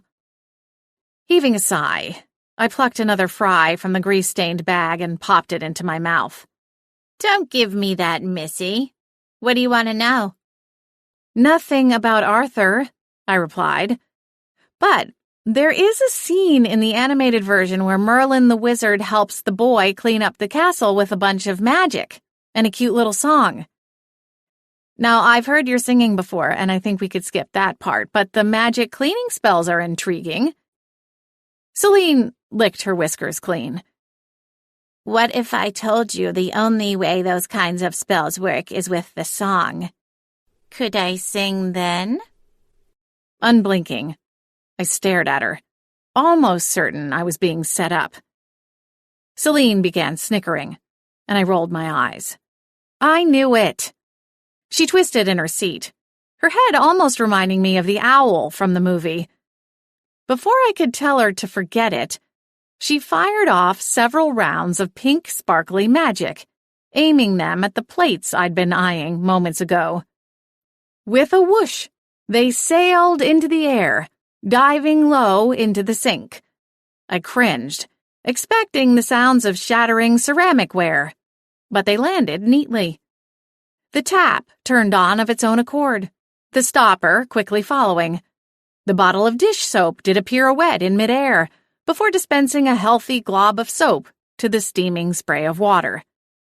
Within 30 seconds, the sink was burgeoning with suds, and the plates began rising from the sink, one at a time, quickly receiving a scrubbing from a yellow dish scrubber before flying to the other side. My mouth dropped open as I watched the show unfold. You've been here for almost 3 months now. Why is this the first time I'm seeing this? Celine's dainty canines flashed in a maniacal grin as she watched her handiwork. "You never asked." "I'm pretty sure I have," I countered, my brow furrowing. Mom taught me to never look a gift horse in the mouth, but she'd never said what to do with a mouthy, magical gift cat. Later, after the dishes had been dried and put back into the cabinets, and the leftovers had been neatly tucked in the fridge, my endlessly irritating familiar lay snoozing in her basket in the living room. She'd fallen asleep in the middle of an episode of one of the reality dating shows I watched as a guilty pleasure. Before drifting off to Kitty Dreamland, she'd mumbled something about her sleepiness being my fault, on account of all the magic I'd made her do to clean up the kitchen. I turned out the lights and peeked outside. We hadn't yet had a chance to set the wards, and my hackles were still slightly on edge. Across the street, a car I didn't recognize sat parked alongside the curb. A curl of dread rose from the pit of my stomach, like the steam from a hot cup of tea, twisting and furling. In her basket, Celine's front paw twitched, as though she were batting at a butterfly. I knew there would be hell to pay if I woke her up, only for it to be another false alarm. The car's windows were so darkly tinted I couldn't see if there was anyone inside. Over a dozen houses lined both sides of my street. The car could belong to any one of those other families, or their friends, or visitors. Still, the tendrils of doubt grew larger. Closing my curtains, I tiptoed across the living room and sat on the corner seat of the sofa. If I went to bed now, I'd just wind up staring at the ceiling, wondering about the car. I pulled out my phone and checked my text messages. A reply from Mom informed me she had security charms firmly in place and that I was not to worry about her, followed by a heart emoji. Very reassuring. Since I wasn't going to be able to sleep, I flipped from the text messaging app and opened one of the mindless games I played on my rare breaks at the shop, or whenever I was watching TV that didn't fully hold my interest. It was a terrible habit, and one that Celine teased me for. But sometimes, mindless games were the best way to pass time.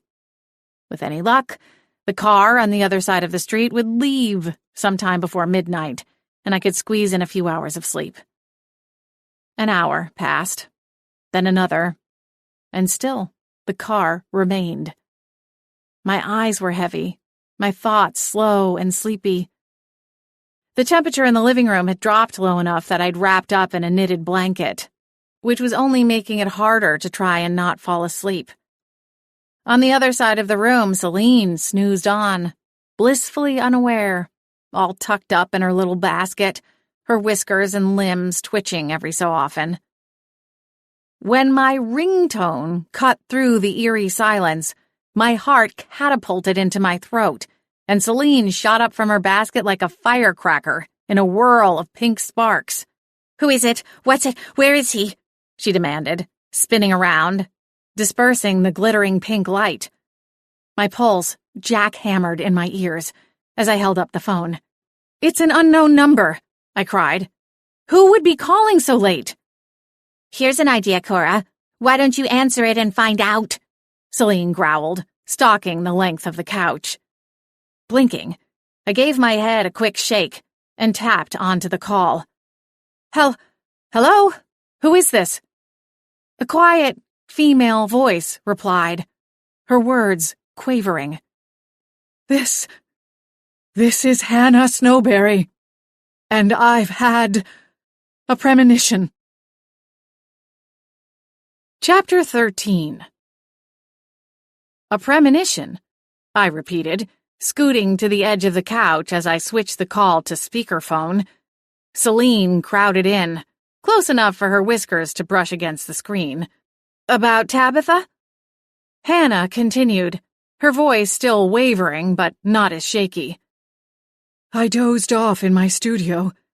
I'd been thinking about your visit and the things I saw in the crystal ball." "The things you didn't tell us about?" Celine interrupted. I shot a warning glance in her direction. It wouldn't help us to alienate the one person who might have some answers. Scowling, she caught the meaning of my look and backed up slightly. It seems there was something in the crystal ball that upset you, is all," she added with a sniff of indignation.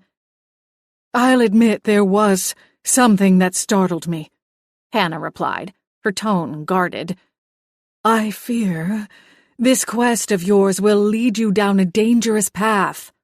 The people involved might be more powerful than you think." "Is there any way you could be more specific?" I asked, stepping in before Celine could. "Do you know who these people are? Did Tabitha speak to you and tell you who she was working for?" A tense silence stretched across the line.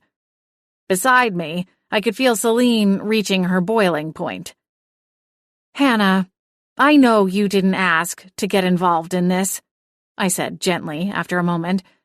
"But this is really serious. Maybe even life or death. If there's anything you can tell us, we would be grateful." "You called us, remember?"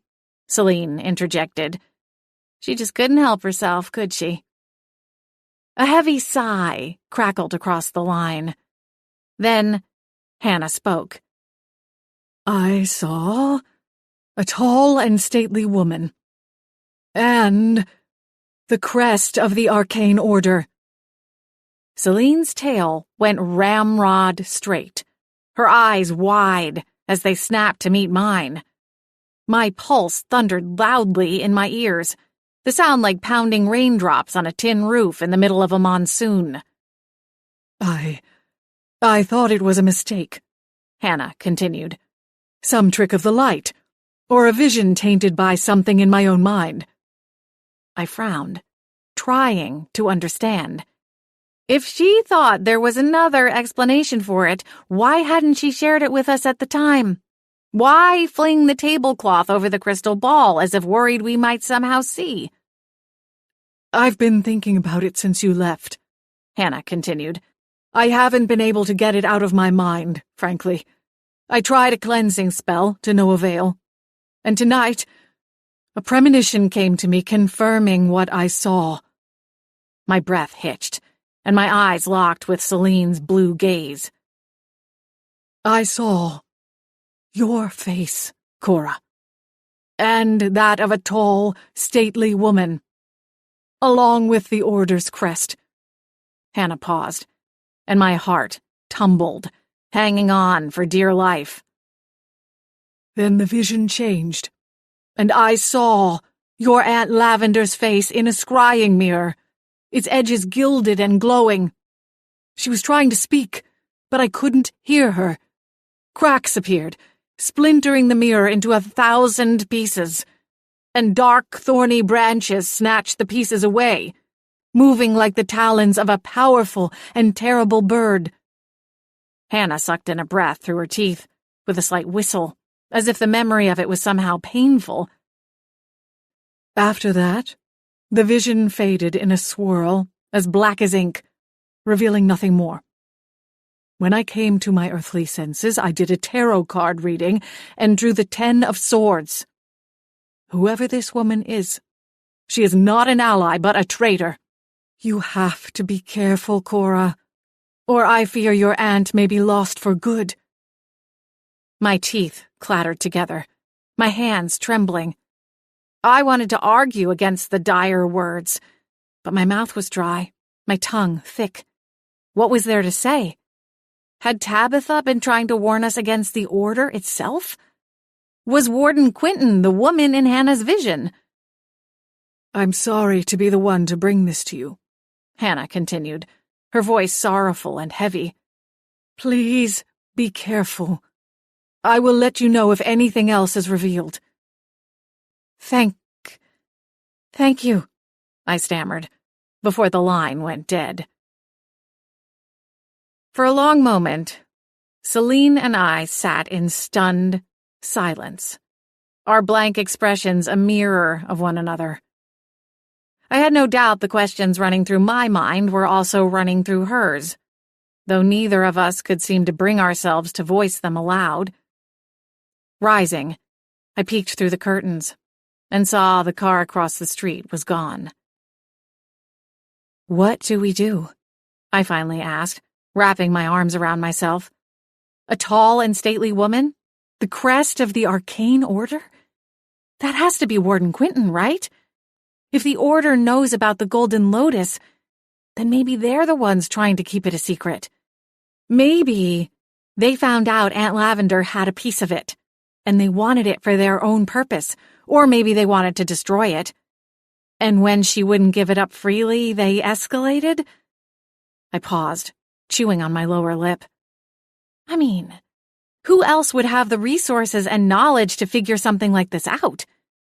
Dozens, maybe even hundreds of explorers just like Tabitha have hunted for the Lotus and none of them have found it. But a network like the Arcane Order has the manpower, not to mention the magical knowledge required to finally crack the case. They would also have the resources to hire Tabitha to keep us busy and out of their hair. I paused, looking to Celine for confirmation. A part of me wanted her to argue, the way she so often did, and shred her claws through every line of my reasoning. The idea of being pitted against the order itself felt like standing on the edge of the Grand Canyon and looking down. But Celine didn't rise to battle. Instead, she stared at the sofa cushion beneath her front paws, her eyes sliding closed. If the order is behind all of this, then our hope is lost. My mouth opened and then closed, because there was nothing left to say. Neither Celine nor I got any sleep after the disturbing phone call with Hannah. We stayed up all night, huddled in the living room, the atmosphere like that of an underground bunker during an air raid.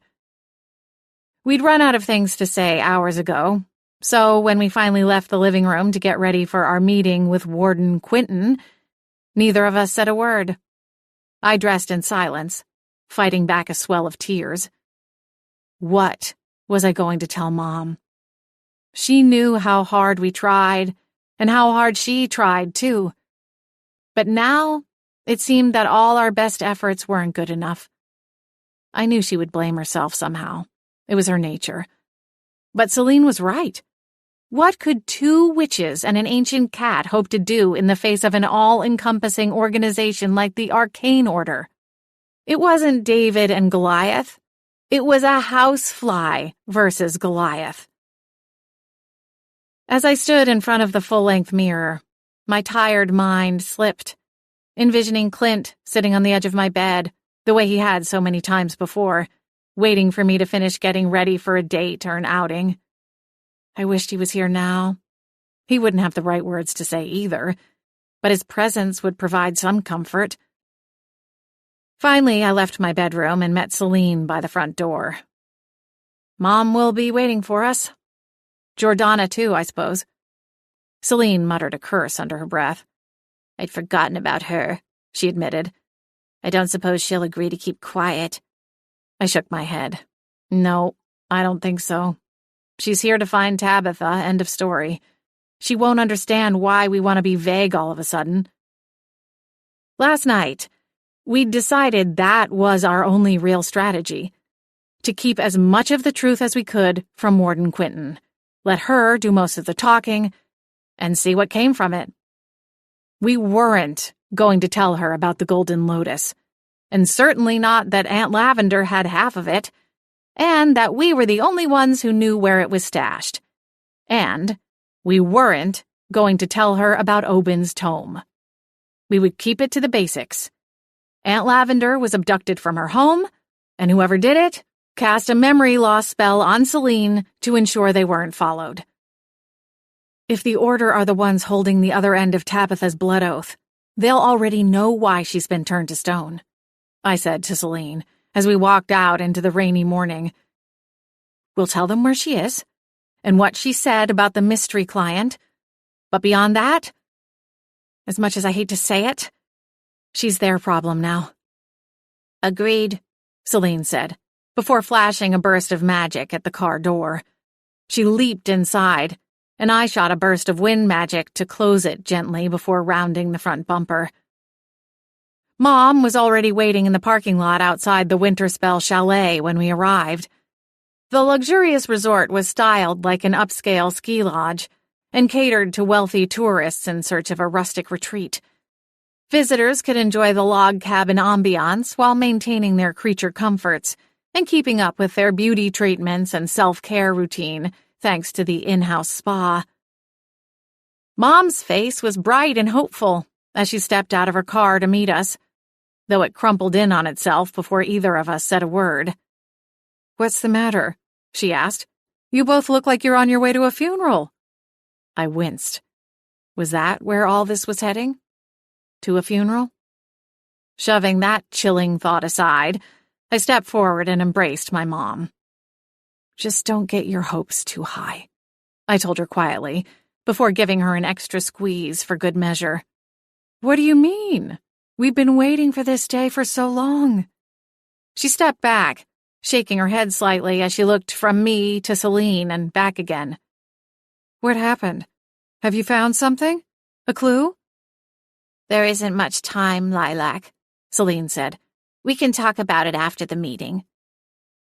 At the entrance of the resort, a woman in a lime green power suit marched toward the doors with an unmistakable stride. "Woof, that's certainly a choice," Celine muttered, giving the woman a 20-yard appraisal. "That's Jordana," I told Mom. "We invited her to come along and speak with the warden on Tabitha's behalf." Mom nodded, compassion in her eyes as she tracked the woman's movement. "This must be so scary for her." Nodding, I tucked my arm into Mom's, and the three of us headed for the chalet. Warden Quinton was staying at the chalet and had reserved a small conference room to have our meeting. Upon giving our names at the front desk, we were escorted to the room and offered a beverage while we waited for the warden to join us. Jordana sat across the table from us, as though wanting to make it clear she was there with her own agenda. When asked, she requested a coffee, black. Mom, Celine, and I all shook our heads, declining the offer. Under the table, my knee began to bounce as I watched the second hand on the oversized clock hanging above the door. The words from Hannah's premonition swirled through my mind, moving as quickly as the ticking clock. There had to be a way out of this mess. If it was the Golden Lotus the order wanted, then perhaps we could bargain for Aunt Lavender's release by offering it up. But how could we bring up the idea of such a deal without first accusing the warden and the order at large of nefarious actions? The order was meant to protect the magical community. And while I could see the argument that keeping the Golden Lotus out of the general public's hands could indeed be considered an act of public safety, it didn't warrant kidnapping one of their own citizens. Did it? And without proof, how could we raise such a preposterous-sounding theory without losing any shred of goodwill we might have with the warden? There was also the possibility that Hannah's vision or premonition was wrong, a misinterpretation, or something planted in a dream by whoever was actually behind Lavender's abduction. There were simply too many possibilities, which left me feeling paralyzed and unsure which path to take. Right at the top of the hour, the door opened, and the assistant returned with a regal-looking black woman in her wake. Leona Quinton was indeed tall and stately, as Hannah had foreseen. I recognized her immediately, having seen her a handful of times over the years when she made her way to Winterspell for town business. She wore her usual gray robes. Her black hair was pulled back in a tight bun, almost like a long-haired soldier would wear under their service cap. She was lean and strong, with sharp eyes and a full mouth that formed a straight line over a pointed chin. "Cora Harth?" she said, looking around the table. "That's me," I said, lifting one finger before gesturing at Celine and my mother and introducing them in turn. "Nice to meet you all," Warden Quinton said, before shifting her attention across the table to Jordana. "And you must be Miss Melbourne." Jordana stood and extended a hand to the warden. "That's right. I'm here on behalf of Tabitha Hardwick. I am her producer." Warden Quinton looked to me as she took her seat at the head of the rectangular table. She laced her fingers together and braced her elbows on the table's edge. Her dark brown eyes were neither warm nor cold, but those of an owl, overseeing its forest at midnight. Cora, since this meeting is being held at your request, why don't you take the reins? With a silent inhale, I looked to Celine. This was it. Chapter 14. In keeping with the agreement I'd made with Celine in the wee hours of the morning, I gave Warden Quinton the abbreviated version of the story. Beside me, I could feel Mom's tension and confusion, but she kept her silence, trusting that Celine and I knew what we were doing. In the corner of the room, Warden Quinton's assistant took notes on a legal pad, occasionally glancing up. But the warden herself remained fixated, paying attention to every word. When I finished, she maintained a beat of silence in order for her assistant to complete their work, then cleared her throat. I spoke to Sheriff Templeton ahead of today's meeting, she said. Little weasel, Celine coughed. He says he dispatched officers to search your aunt's home and speak with the neighbors, Warden Quinton continued, effortlessly ignoring Celine's commentary. I'm sympathetic, of course, she added, canting her head slightly to one side. It felt like her eyes were able to see inside my head. It took every bit of resolve to keep from shrinking back in my chair. Sweat prickled along my hairline. But I'm not sure there is much more I can do to help, beyond putting out a nationwide notice among the Order and network of sentries to be on the lookout for her. And what about Tabitha?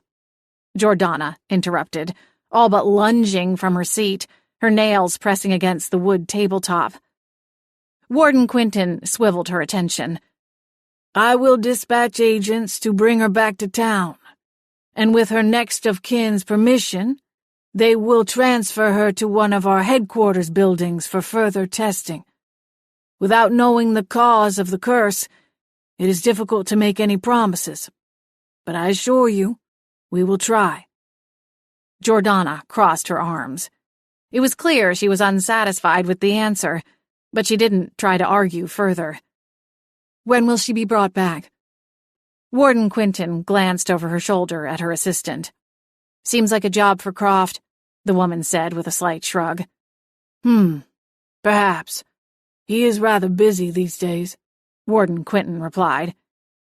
In any case, we will see to it that she is brought to headquarters by the end of the week. Are you able to provide her next of kin's information? They will need to agree to the testing, as it won't be without risks. Jordana's anger drained away, leaving her tearful instead. She offered a silent nod, her lips going thin as she struggled to keep her composure. She has an older brother. They aren't close, but he's the only family she has left. My heart twisted, the words hitting me in the chest like a knife. An alarm buzzed, and Warden Quinton's assistant jolted upright in her chair, the legal pad falling to her lap. She checked her phone, tapping at the screen until the sound silenced. Then, with a tight smile, she glanced up at the warden. That's our cue, she said. We can't leave Mr. Ballar waiting. Warden Quinton gave a firm nod, unlacing her fingers as she prepared to rise from the table. Is there anything else, Cora? No, Warden Quinton. We appreciate your time and your assistance, I replied, my tone deflated. We know you're very busy. I will speak with Sheriff Templeton once more before I leave, she said, and I will make sure the national notice is sent by end of business day. We will have every agent and sentry on the lookout for any sign of your aunt. Thank you, Warden. Warden Quinton left the conference room, followed by her assistant. Jordana crumpled in her seat, one hand moving to cover her face. I'm sorry, Jordana, I said softly, pushing up from my seat. She shook her head, her face still covered. Just go. Mom and Celine took the lead, exiting the room that somehow felt larger in Warden Quinton's absence. We waited until we were in the parking lot to exhale. Then, Mom rounded on us, her expression pinched. "Explain. Now." "Do you think we made a mistake?" It was closing time at Wicked Wicks, and though we'd had several hours to debrief and recover from the strained meeting with Warden Quinton that morning, I couldn't seem to stop the gnawing doubt from chewing at the corners of my every thought. I'd tried to lose myself in the day's work, but that only proved a momentary distraction. It didn't help that the shop was unusually quiet, and that Lily had to take the majority of the afternoon off. I always enjoyed her company, and today it would have proved even more soothing. "Well, your mother certainly doesn't think so," Celine replied from her cubby behind the counter. Fresh dread coursed through me, and I winced. After leaving the Winterspell chalet, we'd gone back to Mom's house to fully explain our bizarre change of strategy. To say she hadn't taken it well would be an understatement. "She's the one who got us involved with this psychic in the first place," I argued. "If she didn't think Hannah was legit, then why send us to her in the first place?" "She's just upset, Cora, and she has every right to be. We probably should have explained before the meeting." Craning around, the bills I'd been counting from the till all but forgotten in my hands, I peered up at the cat. Would that really have changed anything? You heard what Warden Quinton said. She thinks Sheriff Templeton already did his job. What difference would it have made if we'd trotted out our theory about the Golden Lotus, or any of the rest of it? "I'm not saying it would have," Celine replied. "Lilac just wanted to be included in the decision-making process, I imagine." Exhaling, I set the handful of bills on the counter, then leaned over it, bracing myself against my elbows. It's all such a mess. All this waiting. And it feels like we made a mistake. "What's done is done," Celine said, jumping down from her perch to join me on the counter. "There's no use crying over spilled milk. Now there is use crying over spoiled tuna, but I digress." She waited a bit, hoping to draw a smile with her attempt at humor. But it just wasn't in me. "It's not all bad," she continued. "The nationwide alert is a good thing. If our theory is wrong and the Order has nothing to do with any of this, then perhaps someone somewhere will come forward. We don't know where Lavender is, but I think we've been working under the assumption that she's still somewhere in or near Winterspell. But really, she could be anywhere." Is this supposed to make me feel better? If someone took her out of Winterspell, to another city or another state, that means there were multiple opportunities along the way where someone might have seen her. If her photo gets passed around through all the magical communities, that's a lot of exposure. It might jog someone's memory. That's a good thing. She had a point, though it was hard to draw much solace from it. Still, it wouldn't help anyone, Aunt Lavender or otherwise, to wallow. Sighing, I pushed up from the counter and started my counting from the top. "Liana is coming over for dinner tonight," I told Celine, changing the subject. "I was thinking we could take the night off. It doesn't seem like there's much we can do at this point anyway." Celine swished her tail and leaped off the other side of the counter, landing silently on the floor. With a swipe of magic, she began sorting through the basket of putbacks, floating various candles and accessories to their rightful places around the shop. My brows lifted, my jaw dropping open. And then I remembered my earlier thought about looking the sassy gift cat in the mouth and kept my comment to myself. Liana arrived at my place 6:30, with her arms weighted down by bags of takeout. To Celine's delight, she'd stopped at the new corner bistro to get an order of their blackened salmon fillet specifically for her. "You've just moved up in the ranking of my favorite people," Celine told her as she unpacked the food. Liana giggled. I'm honored.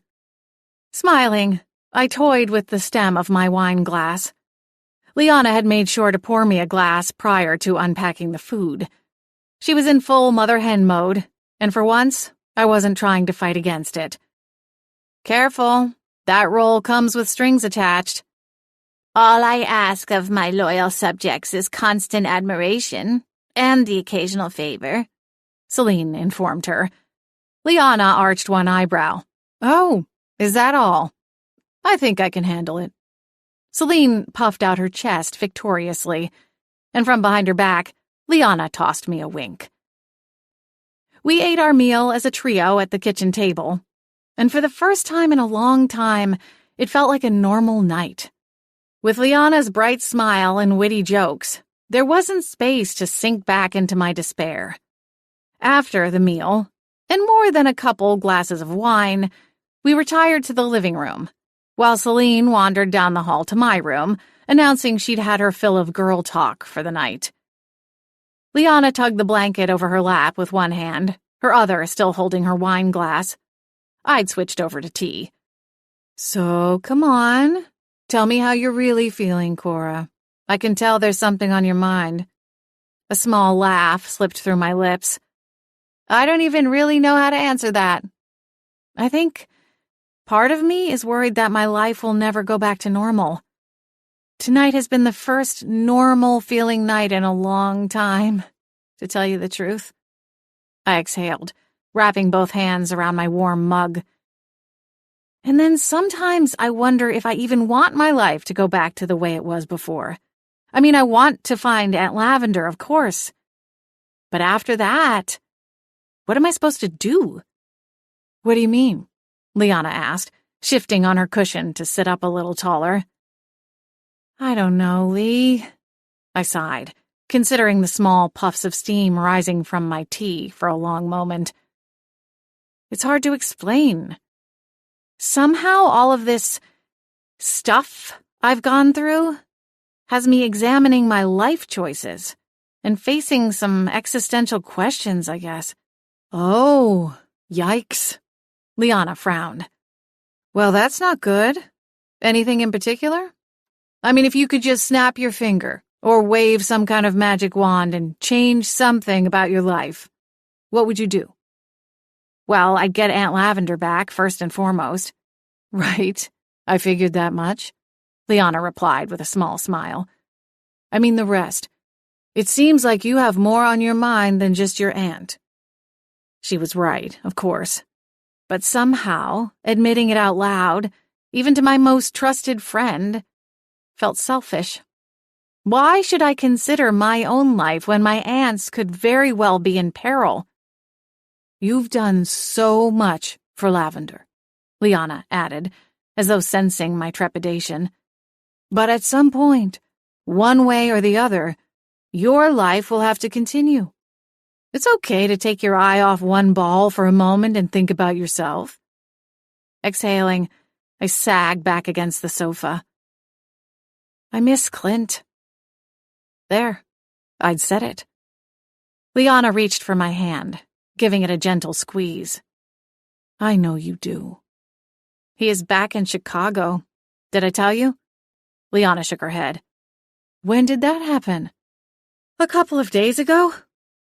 So much had happened in the short time between Clint's final visit and now. It was almost dizzying to think about. Is he coming back? Liana asked. I don't know. His mother is still here and still having health issues, though it sounds like she's improved a bit.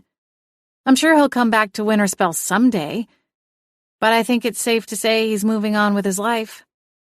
Liana gently squeezed my arm. I'm sorry, Cora. I know he was special to you. It's not just Clint, though, I added. It's other things, too. I think I'm having a hard time remembering what life was like before all of this started. Back when my biggest concern was whether or not it was my turn to bring snacks to book club, or what to say if some unsavory guy tried to hit on me over at Merlin's well. Well, you know I always have your back in the event of that second scenario, Liana said with a giggle. I am a professional, after all. I should start giving weekend seminars in some low-budget motel conference room. I smiled, which was likely Liana's intention. I know I'm being dramatic. Life will go back to normal, and I'll adjust, just like I've adjusted to all this recent chaos. Liana's smile faded, a line appearing briefly between her eyebrows.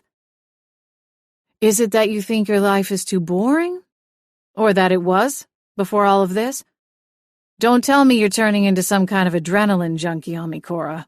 Because I'll tell you right now, I'm not going to be your bungee jumping or skydiving partner. These feet? She paused to wiggle her socked toes. Stay on the ground. Or at least 6 inches from it, depending on which pair of fabulous shoes I am wearing. It was my turn to laugh. Nothing like that, I assured her, somehow getting a visual image of Celine wearing a tiny jumpsuit with 4 leg holes. I think I'm just wondering if maybe there is something bigger out there for me. A bigger life. But who knows? It's probably just because I've spent too much time comparing myself to Tabitha and her over-the-top life. Well, that could be part of it, Liana said thoughtfully. But I think maybe there's a chance all this has awakened something in you. Something you didn't know was there. I'm not saying you need to close down Wicked Wicks and sign up to be a private investigator or something. But maybe it's showing you that there's more to this life than just what you can find in a town like Winterspell. Sure, it's great here. I'm certainly not looking to move anytime soon. But let's be real, it has its limitations. The dating pool, for starters. She paused, rolling her big brown eyes. I laughed. Very true. Liana snapped her fingers, her wine sloshing as she readjusted herself on the couch. I know. We should go on a trip, she exclaimed. I mean, it's been ages since I've gone anywhere, and you haven't left Winterspell since your honeymoon with Roger. Wincing, I had to award her the point. It had been a while since I'd gotten out of town. It's perfect, Liana continued. You finally got some help at the shop, and things will be a little slow through springtime anyway. We could totally fit in a trip somewhere exotic before the tourism tide rolls back into town. Where would we go? Anywhere we want, Liana replied. Hey, I'll tell you what.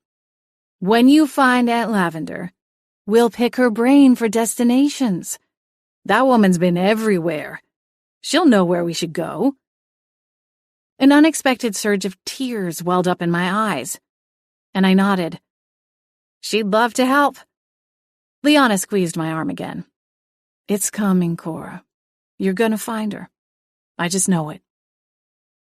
Uncertainty still swirled around the pit in my stomach, but I grabbed a hold of Liana's words and wrapped them around myself, using them like an invisible weighted blanket. And for tonight, that was enough. Chapter 15. Celine was back to theorizing the next morning over breakfast. What I still can't figure out is why Tabitha stashed the spare phone in the air vent. It feels like it should mean something. Frowning, I swirled the dregs in the bottom of my coffee mug. I'd already showered and dressed, and for once felt somewhat refreshed after getting a good night's sleep. That was likely thanks to the 3 glasses of wine I'd shared with Liana. It does seem odd, I agreed. She already went to the trouble of obtaining a second phone and had the names of her clients saved with little to no identifying information. To go one step further and hide it does seem like overkill. Maybe she didn't trust the staff at the hotel? She didn't want to keep the phone on her, but for some reason thought it would be taken or searched through if she left it in her room? Celine's eyes sparked. She was afraid. It wasn't a question, but a statement, and something about the words snapped a puzzle piece into place. Of her client. Maybe they're here in Winterspell, and watching her? Could be, Celine said. We still don't know what made her agree to the blood oath, if that is in fact what we're dealing with in the first place.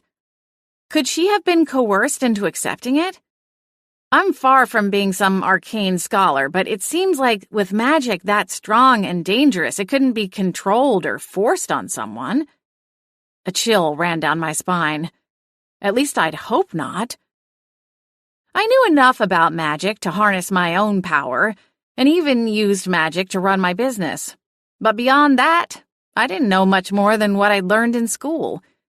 In truth, I'd learned more about magic and the greater magical world in the past few weeks, looking for Aunt Lavender, than I had at the academy. Even with my limited knowledge, I knew magic was more than just a set of ancient runes or finite rules etched into stone for all of eternity. Magic was a living, active energy source in the world. No one knew exactly where it came from, but as far as anyone knew, it had always existed and would continue on long after we were all returned to the Stardust realm. Blood magic, the kind Celine said would be required for such an oath, was forbidden and feared, to the point where it wasn't a subject discussed in polite society. This, unfortunately, meant that layman witches like me didn't have a good grasp on how it worked or what it could do. No one could physically or even magically force her into taking the oath, Celine explained. But that's not to say they didn't hold some other kind of leverage over her. So no one could hold a gun to her head and make her take the oath. Celine nodded slightly. Right. But there are more subtle ways to force someone's hand, aren't there? Tabitha was a public figure, and part of that meant she could be blackmailed quite easily. Even the most squeaky clean person in the world had embarrassing secrets or habits they wouldn't want getting out. I didn't know enough about Tabitha to even manage a guess at what skeletons could potentially be hiding in her designer-stuffed closet. But considering how mysterious and secretive she appeared to be, it wasn't a stretch to think there might be things she wouldn't want the public to know about. If someone knew something about her past, they could use it against her. Perhaps even going so far as forcing her into taking a blood oath. Could be she had a debt to someone, Celine suggested. Or some juicy tidbit about her personal life she didn't want splashed all over the gossip racks. Like her sordid affair with August, for example. Nodding, I agreed. I was just thinking the same thing. Celine's theory of there being a debt was an interesting one. There was a banking app on her phone, but a separate password was required to access the information. Even without seeing how much she had in her account, I could see that Tabitha enjoyed a lavish lifestyle. In the past few months alone, there had been several high-ticket purchases, furnishings and art, couture from some of the magic world's top designers. There was a series of emails between her and a contractor who appeared to be remodeling one of the bathrooms in her penthouse. Tabitha didn't seem to be hurting for money. But then, maybe it was all an illusion. Maybe her royalties and treasure hunting fees weren't going far enough to cover the cost of maintaining her persona. Maybe she'd taken a job meant to close the gap, only to fall short and wind up indebted to her client. If that client then offered her an arrangement to absolve the debt, it would be a deal she couldn't turn down. Come on, I told the cat before my thoughts could carry me away any further. We've got to get a move on. Yeah, back to the salt mines, she muttered. I ruffled her fur on the way to drop my mug in the sink. We arrived at the shop with a few minutes to spare. But as we headed up the alleyway between my candle shop and Julia's cafe next door, I stopped short. Celine, look. The cat stopped, one paw frozen in midair, as she looked up and followed the tip of my finger, pointing down at the pavement. The alleyway was well protected from the elements due to the large overhangs on both my shop and the coffee house. It had been raining for days, and a dark streak spanned the length of the alley, with dry patches on either side. On the side closest to my shop, a set of large footprints led from the opening of the alley to my shop's back door, then circled back and vanished. The tread appeared to be from a man's boot, and while I didn't know for sure, My instinct said that whomever they belonged to, that person had been trying to get into my shop. It's been pouring all night. There's no way to tell how long they've been here, Celine said as she followed the tracks. Could have been a drunk, thinking he'd made it home, or maybe he was looking for a bathroom. Or someone tried breaking in, I countered. Or that, the cat agreed. You got a security camera out here? Celine asked, her bright blue eyes zipping along the underside of the eaves. You already know I don't, I snapped. Why do you bother asking questions you already know the answers to? Celine sighed dramatically, making a sweeping flourish with her tail. It seems to me that now would be the time to invest in a little tech. I stopped short of pointing out that she'd had the opposite solution when it came to my security concerns at the house. She'd insisted that her protection wards were sufficient. No cameras required. Why should my shop be any different? But I knew that if I pointed it out to her, she'd offer up some offhand reason, using that grating tone of voice that suggested I was the foolish one for not understanding the difference in the first place. I decided to save myself the aggravation and went silent as I fished my keys from the bottom of my purse.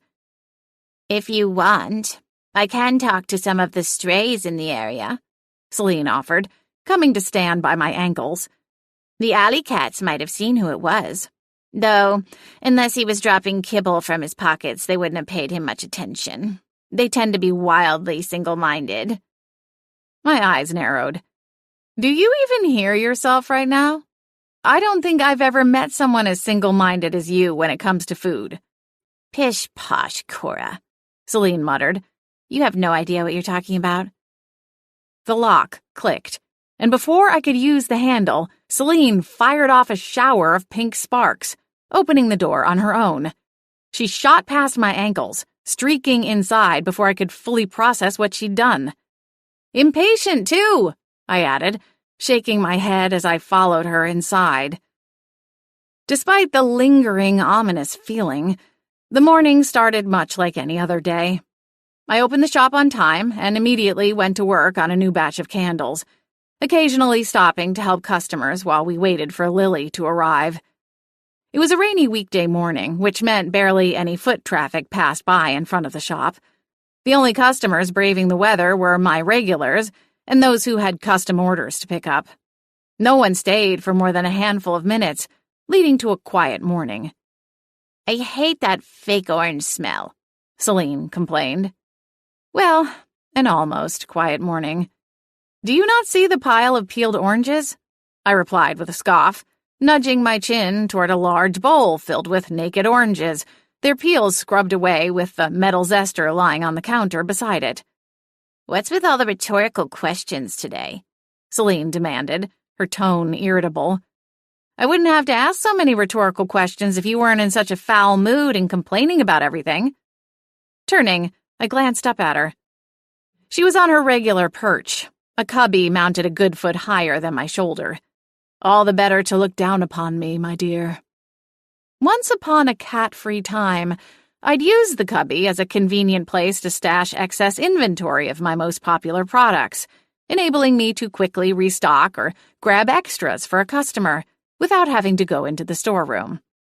This time of year, it wasn't such a big deal to lose the space, as product moved slower. But in a few more months, Celine and I would have to have a chat about her lounging options. Something told me the showdown would end up bloodier than the dirt road outside a Wild West saloon at high noon. Why are you so grumpy anyway? I asked, resuming my work. The orange blossom candles, that very much did not smell fake, were hot items come Christmas time. I wasn't quite sure why so many people wanted the scent of orange, when it seemed pine trees and vanilla and cinnamon were much more in keeping with the typical scents of the holidays. But last year, the orange blossom pillars were my number 2 bestsellers, and this year I wanted to be prepared. Gee, I can't think of why I am so grumpy, Celine muttered, her tone increasingly acerbic. You know, Cora, sometimes your self-centeredness is truly astonishing to me. I dropped the orange in my hand, and it rolled off the other side of the counter, landing on the floor with a soft plop, as I whipped around to glare at the cat. My self-centeredness? Is my hearing going bad, or did you really just accuse me of being self-centered? A pair of bright blue orbs glared down at me. See? There you go again. You're not the only one who's had their entire life upended, you know. 2 months ago, I had an entire house to roam around. A garden patch to sun myself in. Even a little pot of fresh catnip to munch on from time to time. I spent my days discussing adventure and talking about old magic, working on new spells. Now I sit in this little dark box for 10 hours a day, watching you agonize over something as silly as whether or not you applied enough flower petals to the outside of a stick of stinky wax. A simmering rage rose to a boil, and if we lived in cartoon land, I had no doubt my face would be red as a tomato, with illustrated steam pouring from my ears. I never asked for any of this, I shouted, thankful there were no customers in the shop. Stomping around the counter, I bent and retrieved the stray orange, slamming it on the counter with enough force to send a spray of orange juice over my workstation and onto my apron. I'm not keeping you here either, I continued, ignoring the mess. You want to go back to Lavender's? Fine. I'm not stopping you. In fact, I'll even get the door for your furry rear end. The cat didn't budge. What do you want from me, Celine? Yes, I understand your life has changed, and that must be very frustrating. I can certainly empathize. But I don't understand why you insist on taking all your frustration out on me. I didn't make the rules regarding familiars and their witches. It's not the way I would have planned it either. If I had my way, you'd be curled up in Aunt Lavender's lap right now, safe and sound in her living room. I paused to blow out a puff of air between pursed lips before the tears pricking at my eyes could get loose. But I trust that you know better than I do. So if you say there's no way around the types of spells bonding you to me, then I believe you. I'm abiding by the rules and doing what you asked. But apparently, that's not good enough. Celine continued to glower. I couldn't see her tail, but heard it smacking lightly against the sides of the cubby, concealed in shadow. I don't know why you can't just leave it alone, she finally said. I'm not some project for you to finish. I'm not a broken thing for you to fix. I blinked, surprised by the accusation. When had I ever tried to fix her? Sometimes I'm angry and bitter, she continued. I'm old and jaded and cynical. Instead of trying to change me, maybe you should just focus on yourself. What is that even supposed to mean? I fired back, planting my fists on my hips. My knuckles dug into my skin, almost grinding against my hip bones like clenched teeth. The room swirled with an unseen force, a charge of electricity or explosive gas. All it would take was one more spark to set the whole thing ablaze. I'm not trying to change you, Celine. That seems like a fool's errand. I narrowed my eyes, matching hers. All I want is for you to take your bad energy someplace else. If you don't like being here, then leave. There's plenty of other things for you to do with your day. You've made that abundantly clear. The familiar bond isn't going to snap if you go across town to Lavender's house, so why don't you? Celine didn't answer. Something shifted, and a moment later, realization struck me firmly in the chest, as though I'd been smacked with a 2x4. My hands dropped back to my sides. You don't want to be there without her. Celine looked away toward the window. Would you? The fight drained from me, and I exhaled heavily. We've been at this for too long. It's starting to make us crazy. Speak for yourself, Celine replied, then flashed her teeth. I am quite certain your aunt drove me crazy some time ago. A ghost of a smile passed over my lips, and I grabbed my rag and began wiping away the specks of orange juice. I miss her too, you know. I know, Celine replied. Behind me, the tinkling bell on the front door chimed, and I halfway turned to glance over my shoulder. My traditional greeting for customers fell short of leaving the tip of my tongue when August came inside, a pink and white bakery box under one arm and a cardboard coffee carrier loaded with 3 paper cups in his free hand. He wore a jovial smile, though it slipped when he got 3 full strides inside the shop. He glanced between Celine's glowing eyes and mine, then frowned. Am I interrupting something? It's fine, I replied. What brings you by, August? August's smile rebounded as he continued across the shop, depositing the bakery box and coffee cups on the counter beside my basket of peeled oranges. Leaning on one elbow, he crossed one ankle over the other. I thought maybe you could use a pick-me-up. There's a donut pop-up shop over at Dragon's Gold this morning. And as you know, I do my best to support Winterspell's small businesses. He paused long enough to remove the bakery box lid, revealing a dozen brightly colored donuts, all shaped and decorated to look like dragon's eggs. They were going with the theme, he explained with a soft chuckle. Wow, those do look pretty good. Please, August said, gesturing at the glossy treats. Help yourself. Tentatively, I reached for one of the royal blue ones, with black icing painted on to outline the sugary scales. It's a whole thing, he added. There's even a baby dressed up like a dragon. It's brilliant marketing. I have no doubt that little chubby-cheeked monster is bringing in the big bucks for his parents' business. A brow lifted at his description of a child. Not a kid person, I take it? August laughed and shook his head. Not particularly. That was something Tabitha and I had in common. And your fiancé? August's smile slipped. Raising one hand, I shook my head, discarding the question. I'm sorry, it's not my place. August took a red donut from the box. Considering it in the palm of his hand, he frowned. It's complicated. What will you do if you get her back? Tabitha, I mean. August's eyes lifted, meeting mine through thick, dark lashes. I haven't gotten that far yet. The answer surprised me.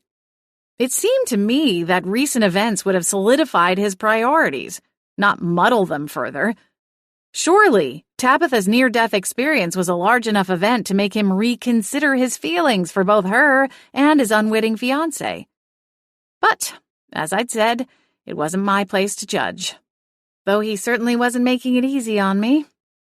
To that end, August said, his good mood returning, I've arranged a virtual call between you and Katerina Rodrigo for this evening. Really? How did you manage that?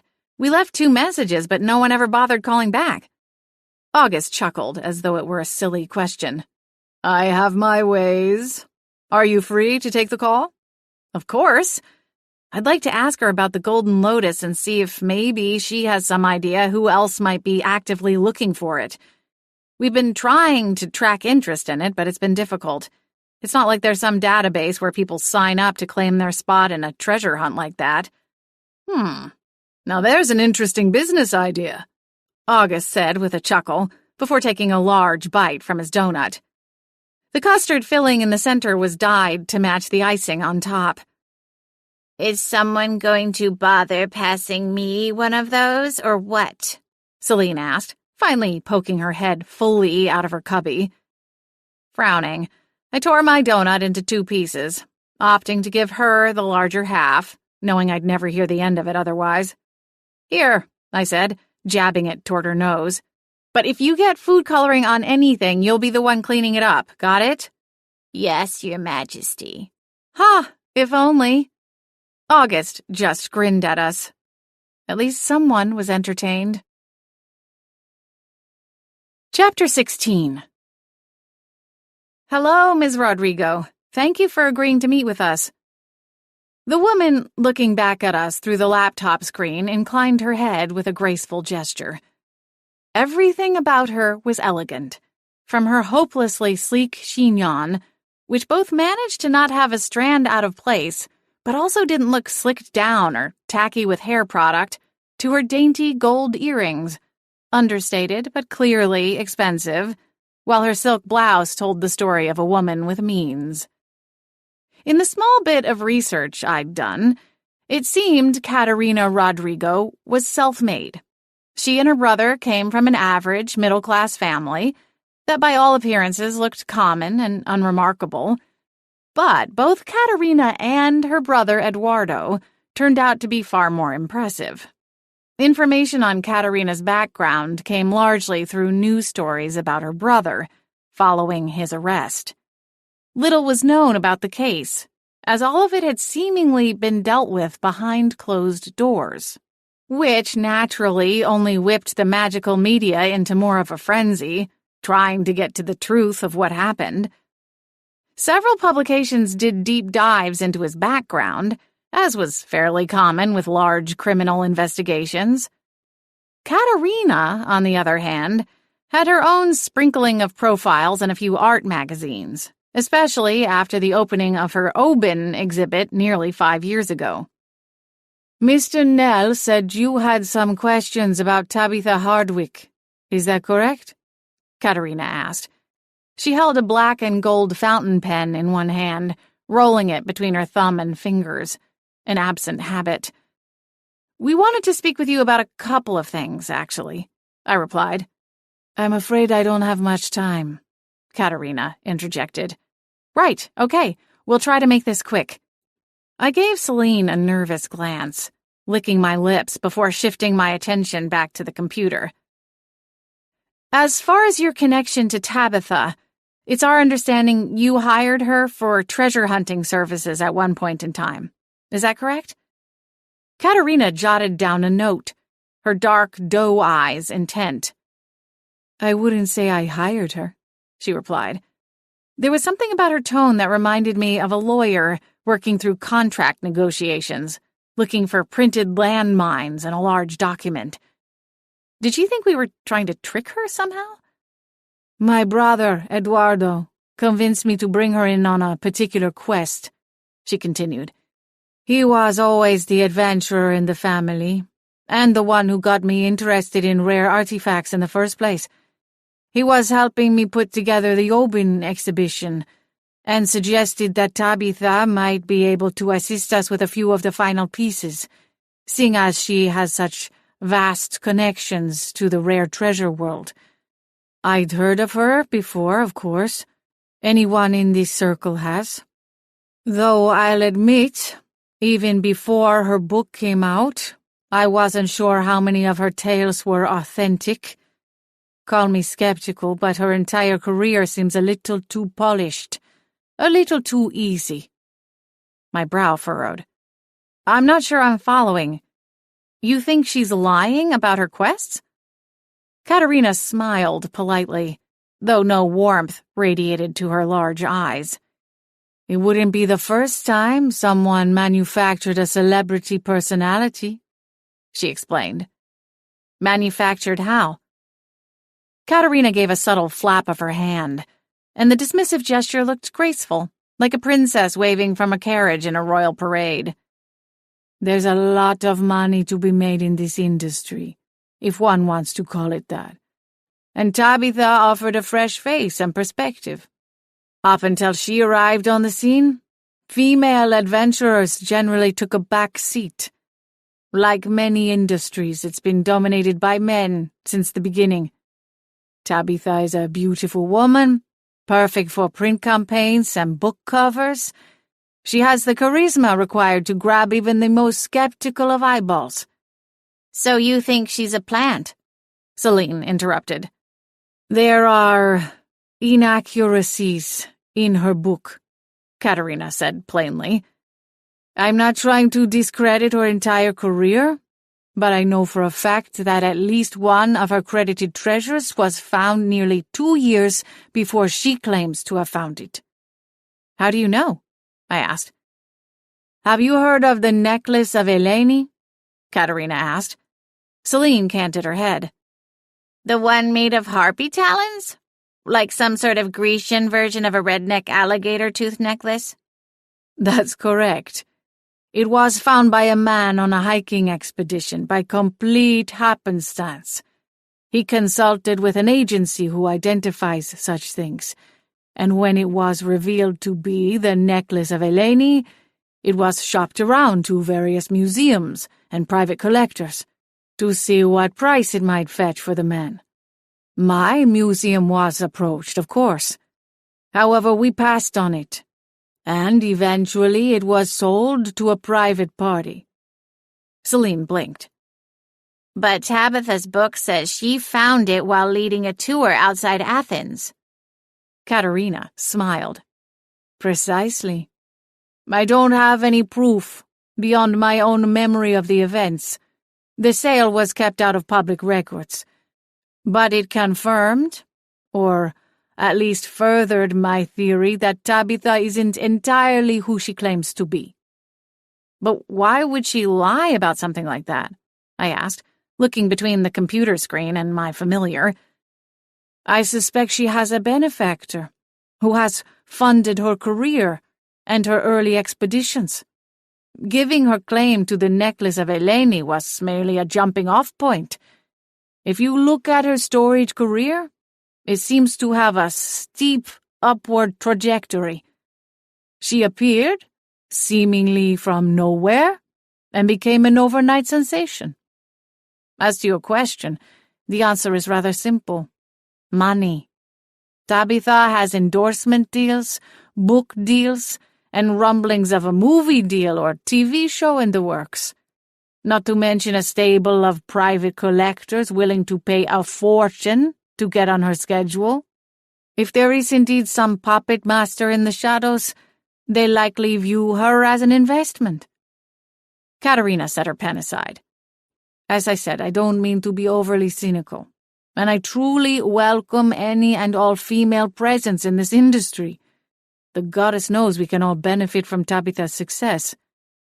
But I will admit, when my brother approached me with the idea of bringing her in on the expedition, I had my reservations.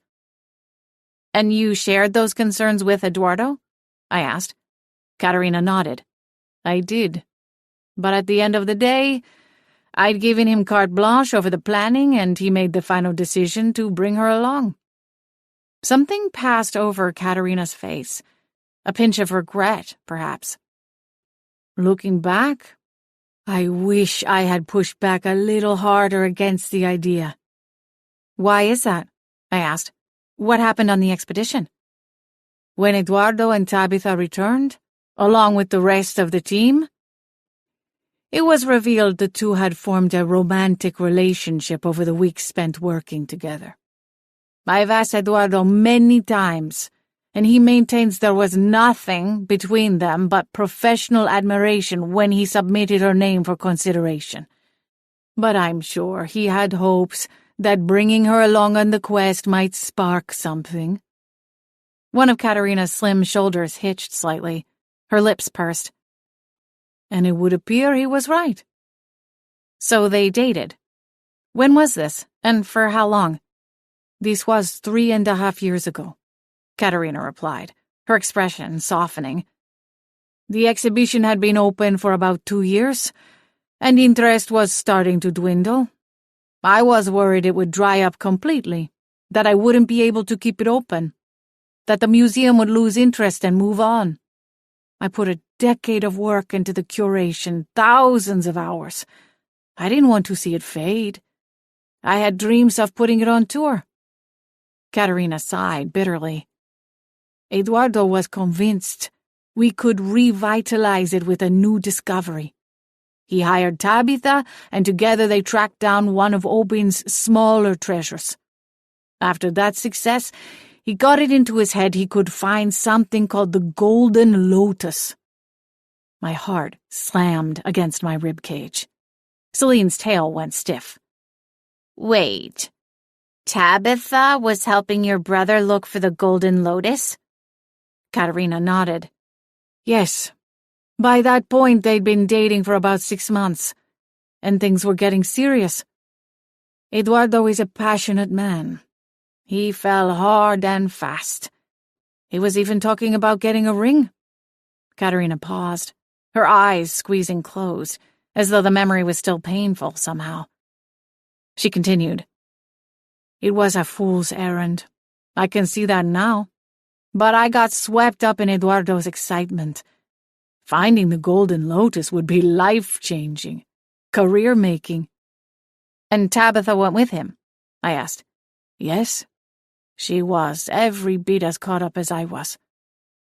Katerina looked down at her notes for a long moment. After a moment, she lifted her gaze, her eyes somehow darker, haunted. "That trip is the reason why my brother is in prison. He got desperate and made bad decisions." Recognition dawned, and I kicked myself for not putting the pieces together faster. From my reading of the situation, I knew Eduardo had been arrested following a covert operation by a contingent of agents of the Order, though the details were murky at best. All that was known by the public was that Eduardo was convicted of using blood magic in connection with a murder, and while he had not personally killed the man who died, he was considered an accessory. There were also charges for the use of blood magic, which in and of itself carried a hefty punishment. "I don't know the full story of what really happened," Katerina continued. "All I know is that my brother got tangled up with the wrong people after he met and fell in love with Tabitha. I'm not saying she is the one who got him into trouble. I don't suppose I will ever know the full story, as Eduardo won't talk about it, and the Order isn't willing to open their records to the public. I wasn't even allowed to be there for him at the trial. It all took place behind closed doors, the entire thing being too confidential for anyone outside the people directly involved and their legal representatives, who were sworn to secrecy." My mouth dropped open somewhere in the middle of Katerina's story, and I couldn't find the will to close it again.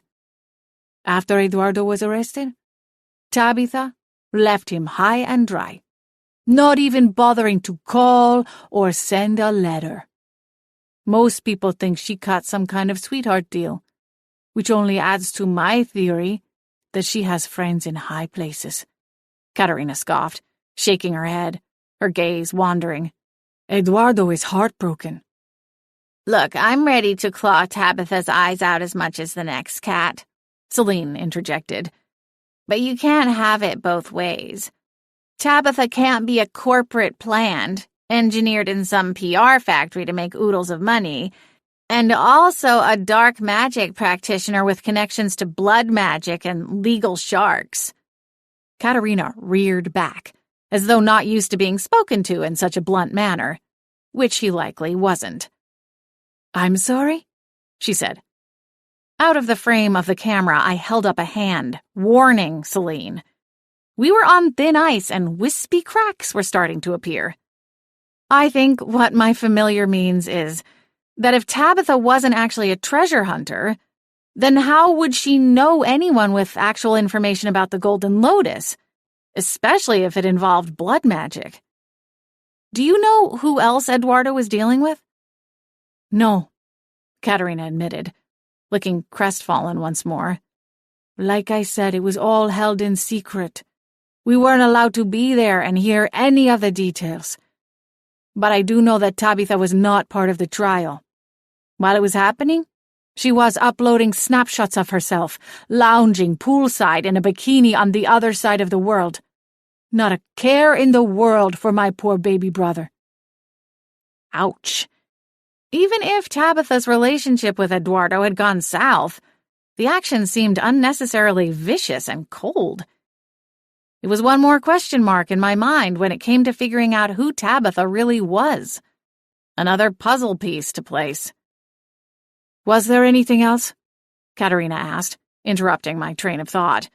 She glanced at a gold wristwatch, then looked up once more.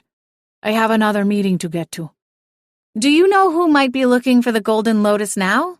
I asked. My pulse picked up, beating in my temples. She shook her head.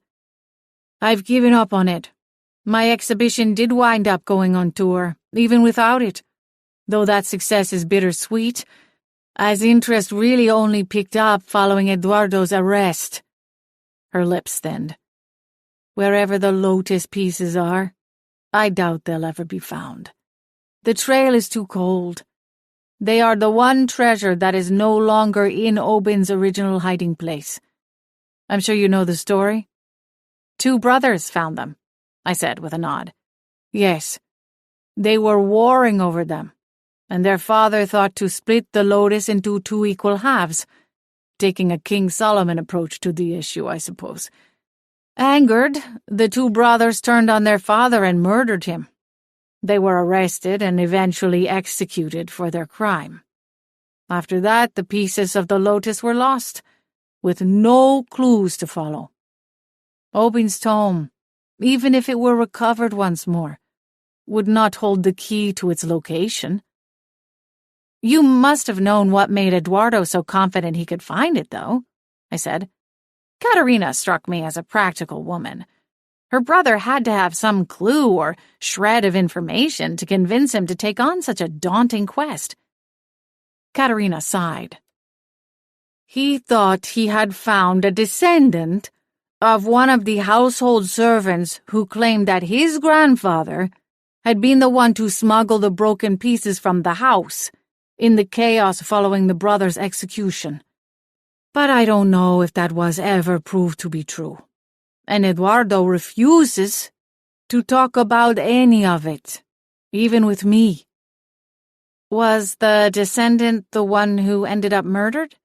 I asked, fearing I already knew the answer. Katerina's eyes closed for a long moment before she offered a barely perceptible nod. I mirrored the nod, my heart sinking. Thank you for your time, Miss Rodrigo. It means a lot. Katerina looked up, her hands folded neatly on her desk. Of course. Have a nice day. The screen went dark as the virtual call ended. Exhaling, I slumped back against my chair. Well, I don't know about you, but my mind is officially blown, Celine said, jumping off the desk into the chair beside mine. We sat in the storeroom at Wicked Wicks, having carved out a little space on my desk to take the call. Beyond the storeroom, the shop was quiet, already closed for the night. Why didn't Tabitha tell us anything about her quest for the Golden Lotus? I asked, not looking at Celine. And why didn't she tell us about this descendant, or the murder?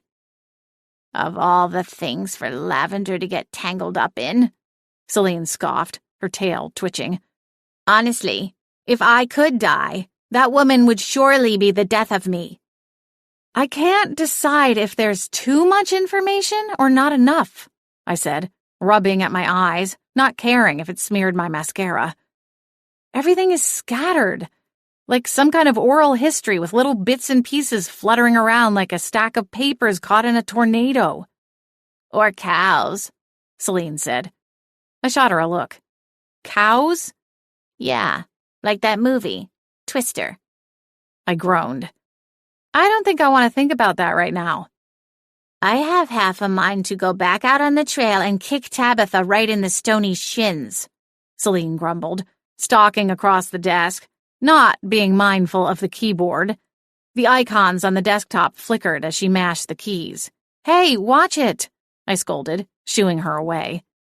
It could explain how and why the Order is involved in this, Celine continued, leaping up onto a shelf. Frowning, I plucked pieces of cat fur from between the keys. How so? If Tabitha cut some kind of a deal to keep herself from following in her little boy toy's footsteps to the big house, she must have had some valuable information. Or connection. I also don't think it's a coincidence that Eduardo just suddenly had insider information about the Golden Lotus a few months after Tabitha showed up. So the Order is using her to get to the Lotus, and Eduardo just got caught up as collateral damage? I asked. Sounds pretty familiar if you ask me. She's been here with us, gleaning information and clues, feeding it all back to someone. Who is to say she wasn't doing the same thing with him? I shook my head, unable to come up with an argument. Celine scoffed. Just when I thought my opinion of that woman couldn't get any lower. It does seem rather heartless, I agreed. The question is, how they found out about Lavender, Celine continued. She stopped herself and slid a sidelong glance at the back door. The memory of the boot tracks was still fresh in both our minds. Perhaps we shouldn't discuss this while we are here at the shop, she suggested. Right. I have to break down the till and do a little cleaning before we can call it a night, I told the cat, rising to my feet. You could always lend a paw, speed things up a little. Celine's eyes glowed brightly as she tracked my movement through the storeroom. I'll think about it. Wonderful, I droned. I'll be awaiting your decision with bated breath. Chapter 17. I suppose we should get going, I said, glancing over my shoulder to the cubby where Celine had been napping for the better part of the last hour. Following the unsettling conversation with Katerina, I'd finished closing down the shop, counting the till, printing off the daily reports and upcoming custom orders, and tackling a few cleaning tasks, all while my familiar snoozed. Celine yawned, her front paws sliding out of the cubby until they dangled in midair. Her normally bright blue eyes seemed dull and sleepy as she looked around. What's for dinner? Rolling my eyes, I attached a paperclip to a stack of orders. Normally, I'd be thrilled to see so many, but at the moment, it just felt daunting. Is that the only thing that matters to you? Right now? Yes, Celine replied with a definitive nod. Before I could admonish her further, the phone rang. Oh, you'd better answer it, Cora, Celine jeered, continuing her stretching. It could be someone having an after-hours candle emergency. You're just jealous that someone might actually need me, I muttered. Ooh, burn, Celine said, her tone flat. You wound me, Cora. Ignoring the cat, I picked up the phone. Wicked Wicks, this is Cora speaking. How may I help you? A groan echoed over my shoulder. Oh, I hate your fake customer service voice, Celine complained. Oh, hello, Cora. I'm glad I caught you. The voice on the other end of the phone call replied. I recognized it immediately. August, hi. How's it going? Turning, I surveyed Celine, gauging her reaction. Her eyes brightened a little as she leaned forward, spilling out of her cubby. She melted down the side of the display, waiting until the last possible second to launch herself at the front counter. The items in the display below rattled slightly as she used the wall as a springboard. Speakerphone, she hissed. Acquiescing, I tapped the speaker button and replaced the receiver in the cradle. I couldn't remember how late you stayed open, August continued. Something I should know, especially if you ever take me up on my offer to be business partners one day, he added with a chuckle. Celine eyed me skeptically. I'm actually closed for the night, I said, keeping my tone neutral. I thought you might be a customer. There's that dedication to excellent customer service, August crooned. See, Cora? That's why you're so successful in this business. You pay attention to what people need and ensure that you're available to provide for them. It helps that she doesn't have a life, Celine chimed in, flashing her dainty canines as I frowned down at her. August chuckled again. Listen, I won't keep you long, he said. I was just following up to see how your call went with Katerina Rodrigo. Was she able to provide any insight? Somewhat, I replied, sliding a questioning glance toward Celine. After our scuffle earlier, I didn't want to say too much and wind up in another argument. It wasn't worth the aggravation. Did Tabitha ever mention any of her ex-boyfriends to you? Celine's eyes glowed as she leaned in, eager to hear his reply. She probably just wanted to see August squirm, having to rifle through his girlfriend's ex-files. Ex-boyfriends? August repeated. I'm not sure I see the relevance, but yes, we are open about our pasts. So you know about her relationship with Eduardo Rodrigo, then? I asked. Well, of course, August stammered. Celine started snickering, rolling onto her side. I don't believe you, she exclaimed in a sing-song tone. That was the connection between her and Katerina, I explained, jabbing a finger into the cat's side. Katerina never hired Tabitha directly. It was Eduardo. Well, what can I say? Tabitha's taste has evolved. I hardly think I have much in common with a scoundrel like Eduardo Rodrigo. I rolled my eyes, resisting the urge to ask where his fiancée was during this little phone call. We appreciate you setting up the meeting, but there's nothing groundbreaking to report, I said. Celine sobered up and gave an approving nod. Something will shake out, August replied, unfazed. I'm sure that all the new interest in your aunt's disappearance will drum up some new leads soon enough, though I doubt either Warden Quinton or Sheriff Templeton will be keen to share them with us. My brow furrowed. New attention? I'm not sure I know what you mean. You haven't been outside much today, have you? August asked. You should go check the nearest telephone pole. Snatching the receiver back from the cradle, I rounded the desk, marching purposefully toward the door. A thump sounded behind me, indicating Celine was hot on my heels. We went outside, and barely had to take 5 steps before finding ourselves face to face, or at least I was face to face, with a photograph of Aunt Lavender. A poster with a full-color image was magically adhered to the post of the breezeway, running along the sidewalk in front of the little strip of shops. 2 posts down, I spotted another poster. Another one was mounted just below the street sign at the end of the road, rotating with some type of enchantment so it would face whoever was idling at the stop sign. When did this happen? I asked, still staring open-mouthed at all the posters. This afternoon, August supplied. I'd say this was Warden Quinton's doing, though technically it was Sheriff Templeton and his deputies that went around putting them up.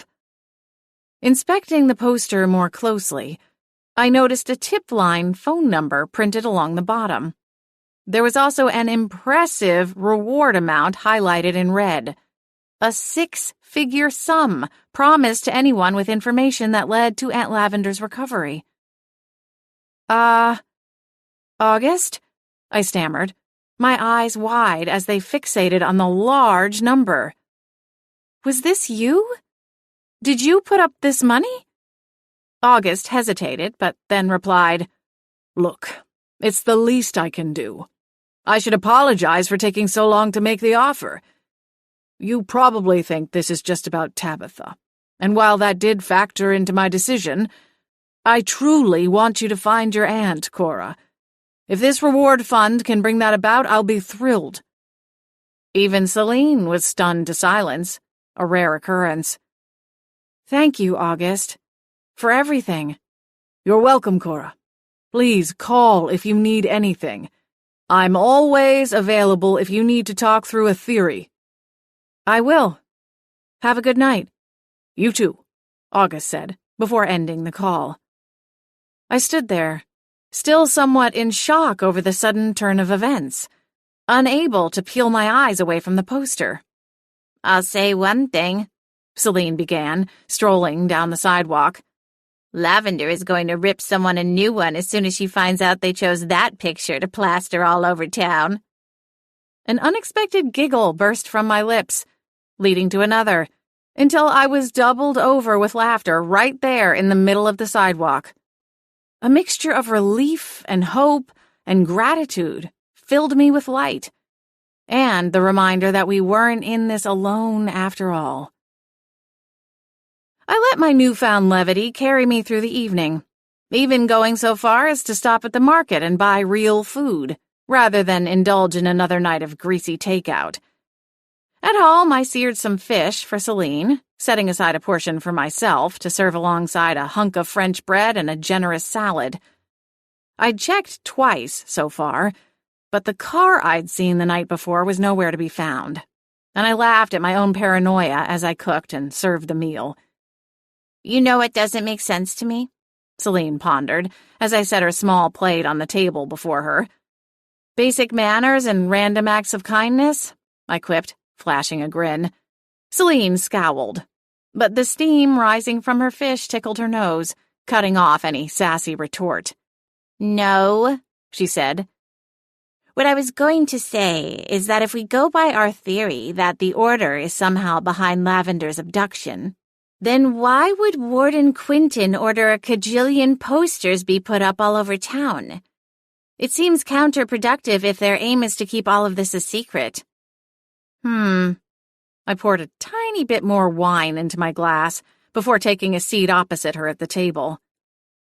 Well, maybe she doesn't know. Warden Quinton is pretty high up in the Order food chain, but maybe this goes even higher. She might not be aware of the situation.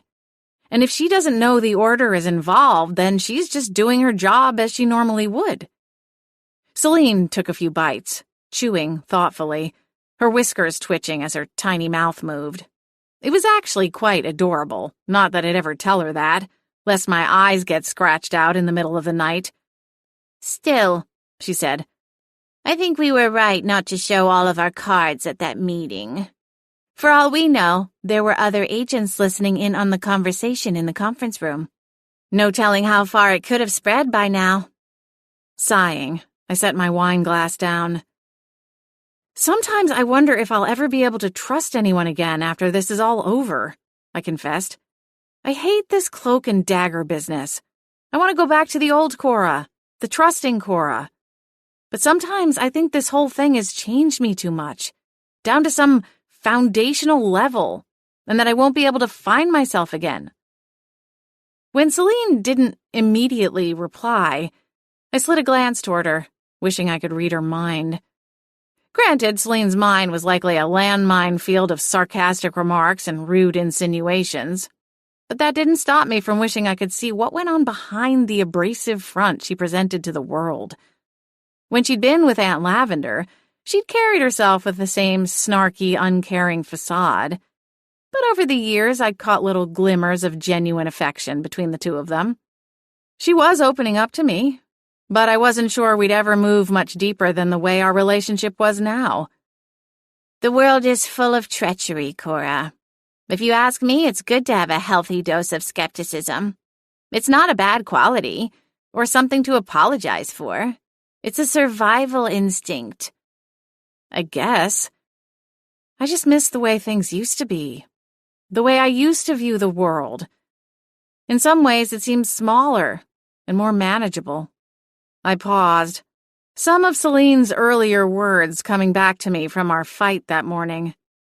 I'm not like Aunt Lavender, or Tabitha, I said quietly. I've never wanted some grand adventure or quest. I've always been happy here in Winterspell, just living the simple life. I know that isn't what you're used to, or what you want, but I can't promise you that things will ever fully change, that I'll suddenly become some adventurous risk-taker like her. I don't expect you to, Cora. There wasn't bitterness in her tone, but something that sounded a bit like resignation, which maybe hurt worse. Glancing down at my untouched meal, I frowned. Liana thinks we should go on a trip together when this is all over. And what do you think? Celine asked. I think she's probably right, that I need to get out of Winterspell and see more of the world. Maybe this place has boxed me in more than I realized. I don't mean to be boring, you know, I continued. Sometimes I wish I could put myself out there and maybe be a bit more like Aunt Lavender. I've always admired her independence and the way she doesn't make apologies for who she is or what she wants out of life. That's for sure, Celine said, this time the edges tinged with bitterness. She certainly doesn't make apologies anyway. It sounds silly, but I think I keep my world small because it's easier to control. Or at least I feel like it is. Clearly, I'm not doing a good job at present. Absolute control is impossible. Believe me, I've tried more than once, Celine quipped, though the humor faded from her voice quickly. This whole mess hasn't exactly been a ringing endorsement of living life on the wild side. But as a whole, I'd say it's good to take risks, to put yourself out there. It's how you grow as a person. Or cat. Nodding, I plucked at the stem of my wine glass. I can't help but wonder what I might have missed out on. keeping myself back from opportunities or new experiences out of fear of the unknown. Or maybe it's fear of change in general. I paused, an old thought stirring somewhere in the back of my mind. If I hadn't been so afraid to leave Winterspell, maybe I'd still be married to Roger. Maybe we'd live in a big city and have a kid or two by now. My whole life would be different if I'd taken a chance on him and followed his dreams. Bah! And sacrificed your own? Celine replied, her tail twitching. I don't know. I'm not saying that would have been the right decision. It's just something I've wondered about. Back when Roger was trying to convince me to go with him, he told me we'd find a way to open my shop again. He was adamant that I didn't have to give up on my dream. Just change it a little. Who knows? Maybe if I'd gone along with him, I'd have even more success now. Or you'd be stuck in a loveless marriage, saddled with a baby on your hip, and still be getting dragged along with the promise of a juicy carrot that would never come. What you have here in Winterspell is nothing to sneeze at. One brow peaked as I slid a glance across the table. I'm sorry, I thought I was talking to Celine the cat, the one who calls my inventions smelly balls of wax. No, smelly balls of overpriced wax. Celine glanced down at her front paws. I knew better than to think she was ashamed of her previous comments. Celine didn't do shame or self-reflection. But when she looked up at me, there wasn't a trace of stinging sarcasm or amusement in her eyes. I think your inventions are special, Cora. In all of my lives, I've never seen someone use their magic quite the way you do. And after these past couple of months, I've seen firsthand how much joy and comfort you give to people in this town. You're not just selling smelly blobs of wax. You're selling comfort, peace of mind, and a sense of calm and serenity. If anything, I think you should charge more. Blinking, I reached up to one ear, almost certain I wasn't hearing her correctly. Celine rolled her ethereal blue eyes. I know. I can be a jerk sometimes. That's why I don't want you to change altogether. You remind me that this place isn't all bad. Winterspell? Earth, Celine replied flatly. I've spent lifetimes wandering around this ball of dirt, and it can be quite repetitive. Nothing new under the sun and all that. But you've reminded me of what's really important. I was tempted to glance around the room to verify that I was the only one sitting there. Celine had never said such nice things about me or my work, and while not unwelcome, the experience was somewhat unsettling. Roger didn't deserve you, Celine continued. He was only thinking of himself, and you were right to tell him to kick rocks. You wonder what would have happened if you'd gone with him? But you don't need to ask yourself that question. The results have already played out. He came back to Winterspell, his tail tucked between his legs, begging you for a second chance because he realized what a boneheaded idiot he was for letting you get away the first time.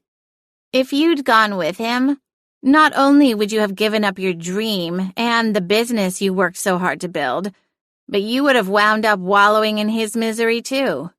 You saved yourself, Cora. She was probably right. Like it or not, she usually was.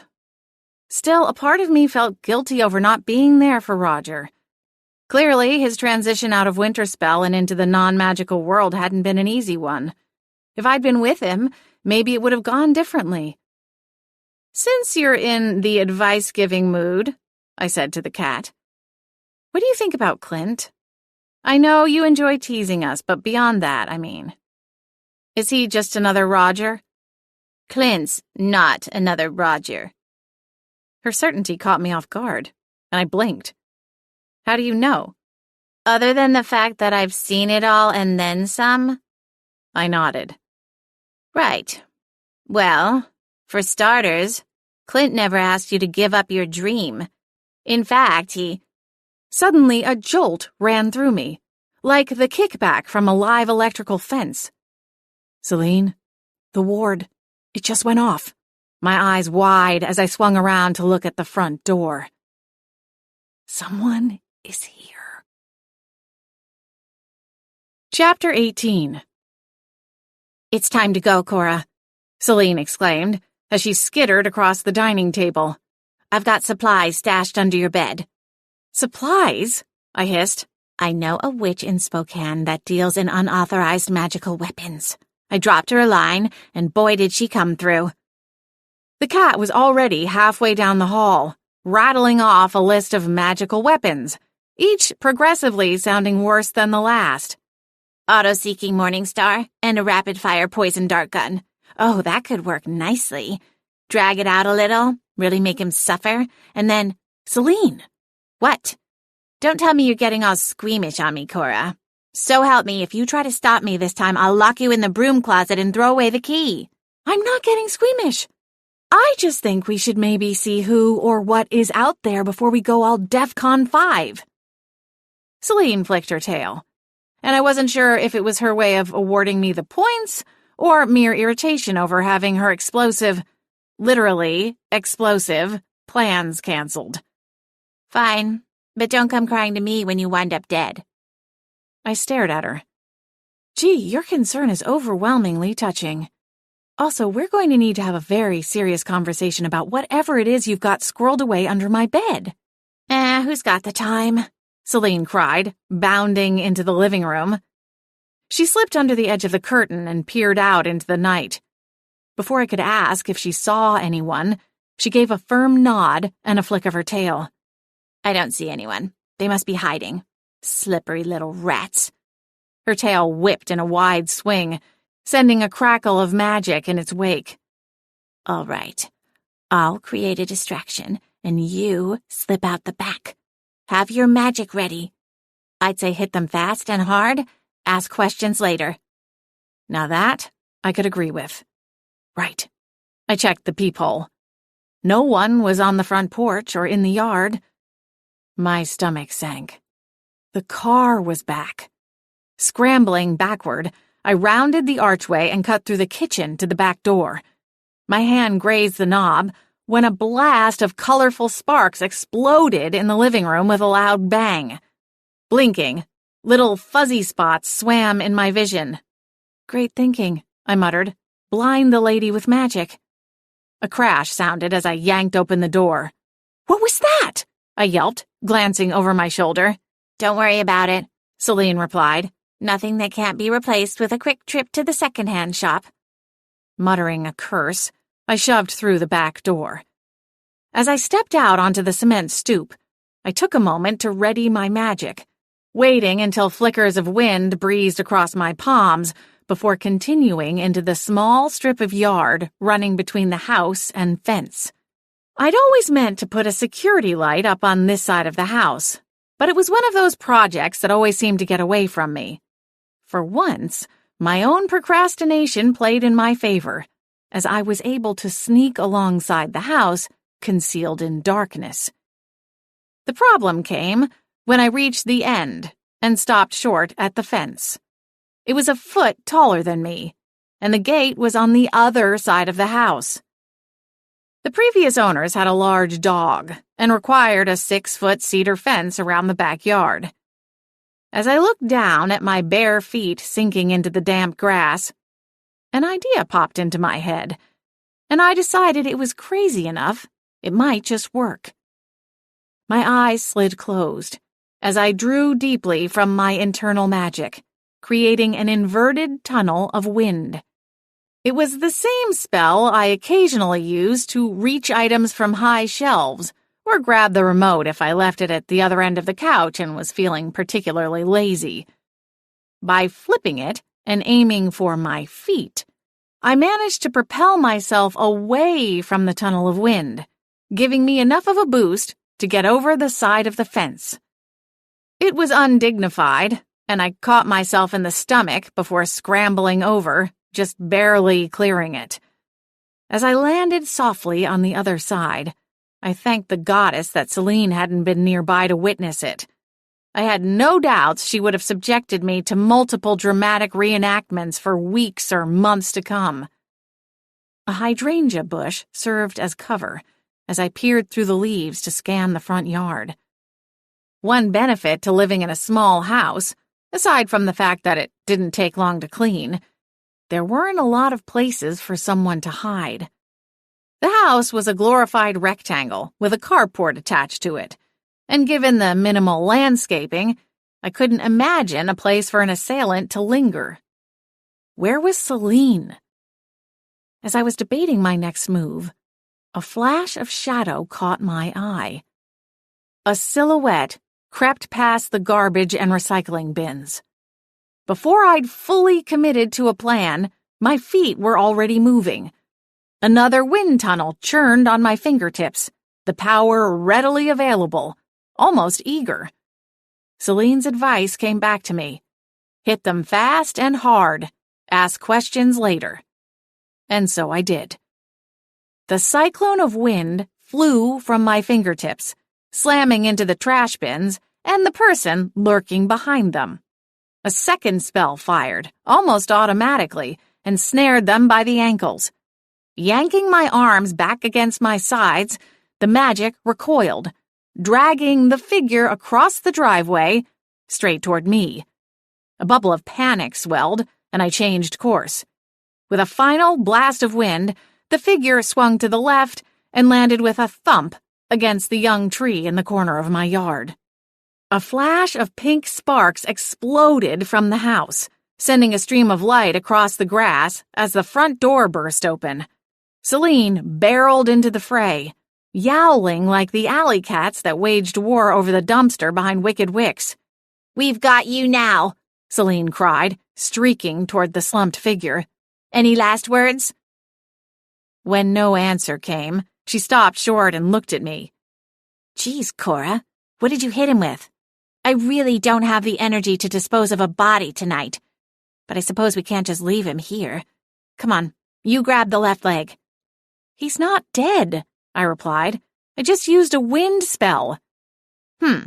Well, I'll give you marks for efficiency, but I'll have to dock you when I get to the creativity section of the scorecard," Celine said, stalking closer to the unmoving figure.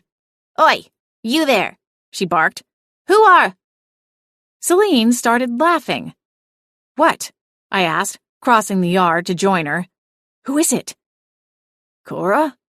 a familiar voice said, as the figure stirred. My heart jumped. "Clint?" I dug the phone out of my front pocket and flipped on the flashlight app. Clint winced and held up one hand to block the sudden burst of light. "Yes, it's me." "Oh, for the love of cream cheese," I muttered, clicking off the light. Cream cheese," Celine said, her tone dreamy. "You scared us half to death," I snapped at Clint, planting my free hand on my hip. "What are you doing skulking around in my bushes in the middle of the night?" "It's barely 8:30, Grandma," Celine interjected. "And speak for yourself, I was never scared." I rolled my eyes. "Of course, my mistake. You're lucky I didn't call the police on you," I told Clint. He gave his head a small shake, then pushed up from the ground. "I hit my head pretty good against the tree. That was some magic wallop, Cora." A twinge of guilt needled at me, but I didn't apologize. He gave another gentle shake of his head, then slipped his hands into his pockets, his posture taking on a sheepish appearance. "I'm sorry I scared you. It's just that I knew you wanted your space, and I wanted to respect that. But after our conversation the other night, I started to worry that maybe you were getting in over your head. Aren't you supposed to be in Chicago? What are you even doing here?" He nodded. "I was. That was all true. I just put it on hold a little while longer so I could be here in case you needed me.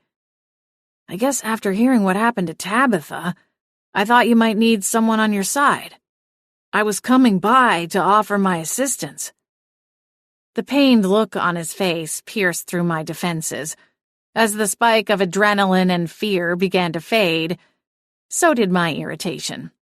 My hand fell back to my side, and I exhaled. "You're lucky it was just my magic coming at you," I said, a hint of a smile plucking at the corners of my mouth.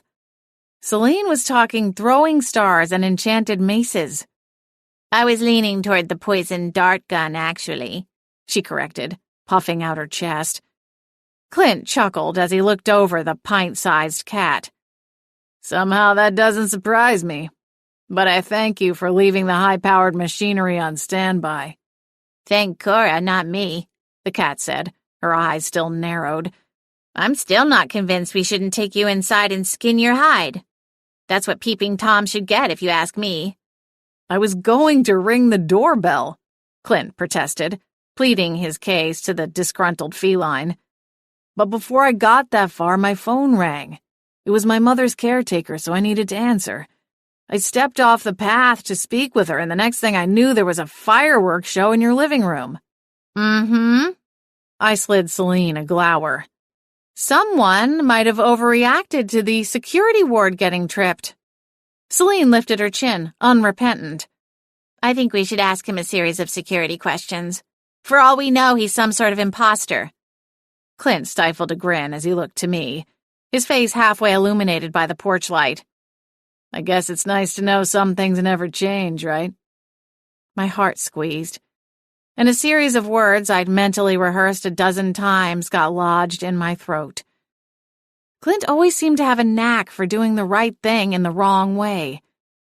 When we first met, he'd stolen my computer under the guise of merely using it, and while that one outrageous act led to an entire relationship, at the time, I'd been furious. Standing there, looking at him in the pale yellow light, I couldn't help but laugh. Well, since you're here, would you like to come inside for some tea?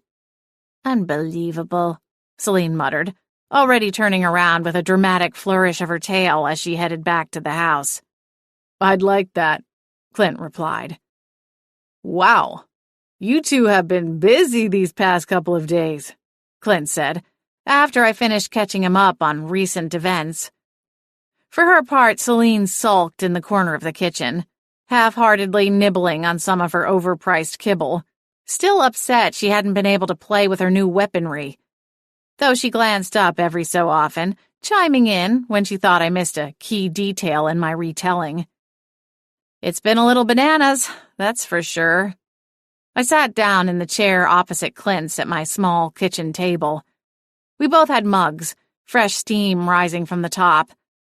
It was nice having him back in my kitchen, back in my home, though a quiet voice whispered a warning in the back of my mind. Don't get too comfortable. Clint frowned down at his cup of peppermint tea. Something was working its way through his mind.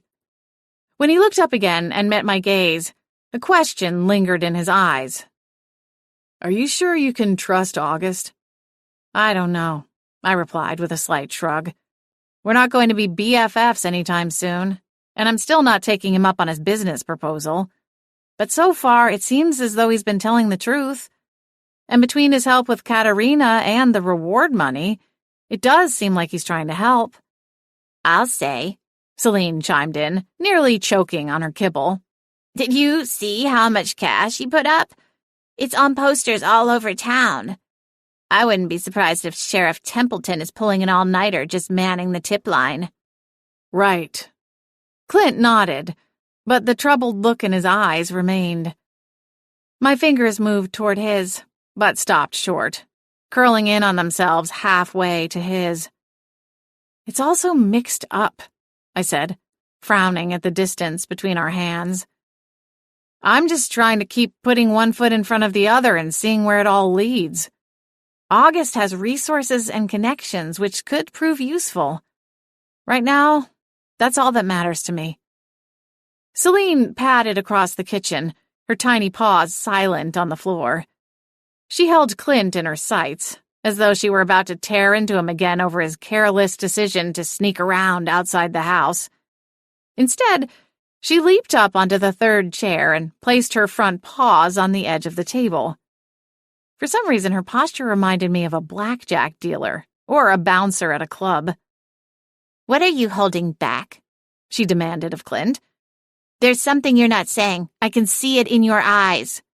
What's with the third degree? I asked her, gesturing to get her paws off the table. She continued staring, paying me no attention, Clint's jaw flexed, and he swallowed hard, his gaze sliding toward me, his eyes a little wider than they'd been a moment ago. "What is it?" I asked. "Don't be mad," he began. Celine groaned. Oh boy, here we go. Buckle up your seatbelt, Cora. Nothing good ever follows an opening like that. Ignoring her, I leaned forward, my hands wrapping more tightly around the sides of my ceramic mug. "Is it about Aunt Lavender?" Clint shook his head. "No. Or at least I don't think so. It's about August. The truth is, I saw him at your shop a couple of times, and I thought about the business proposal he made a few weeks back, before all of that business with the charity auction and the cursed candles." I winced, unable to forget Wicked Wick's near-death experience. "I thought maybe he was trying to convince you to accept his offer to invest," Clint continued. "He'd let the dust settle, watching from the sidelines to see what would happen with the business, and when it appeared things were getting back to normal, he decided to take another stab at getting you to agree to franchise. So, I did a little digging." "How so?" I asked, my tone guarded. Clint rubbed the back of his neck. "I started with my mother. She keeps tabs on all the local wealth. When I mentioned August to her, she said, he's a man wrapped in gold foil, walking around telling everyone he's solid 24 karat. Celine and I exchanged a look across the table. "What does that even mean?" I asked. "I thought maybe she was just being classist," Clint replied. "He's what she and her snooty friends would call new money. But I did some research, and it looks like August might be underwater. There was a financial report that showed his company went through a rough patch a few months ago and had to take on a new investor." "Okay," I said, still unsure of where any of this was going. "This is the part you might not like," Clint said, wincing. "I didn't like the idea of him using your success to get his own career back on track. And I really didn't like the idea of him dragging you and Wicked Wicks down with him, so I approached him at his office." Celine flashed her teeth. You're scoring points, Clinty. You're almost off my litter box list. "Litter box? Don't ask," I interrupted. Clint eyed the cat for another moment, then continued. "I got to the office, and I saw him in the parking lot.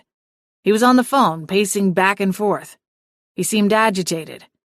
I pulled into the space one car away and cracked my window." Celine leaned closer, the tip of her tail swishing like a metronome. Maybe it wasn't about you, but..." Clint took my hand, holding it tightly before realizing what he'd done and pulling his hand away, back to his own lap. "Spit it out," Celine snapped. "He said, 'I've got her right where I want her. It won't be long before she cracks. I just need a few more days.' And Cora, I think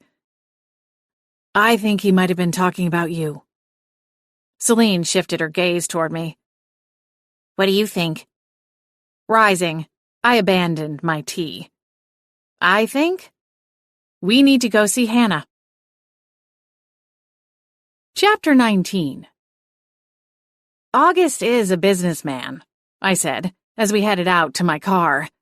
"It's entirely possible he was talking about some business deal, or a competitor, maybe a potential client. We don't know that he was talking about me or Aunt Lavender."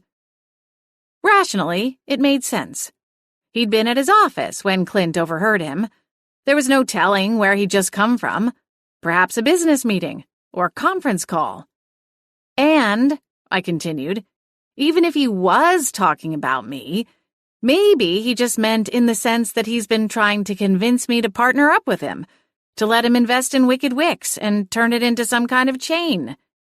If he's hurting for money, it would make sense why he's been turning on the charm the past few days." That would explain the weird thing with the donuts, Celine agreed. I mean, we can all agree that whole situation felt a little forced, right? Not to mention the donuts were way too sweet. I might need a dental cleaning sooner than normal this year. Cora, you should make a note of that. Rolling my eyes, I unlocked the car. I don't think one donut is going to rot your teeth out of your thick little skull, Celine.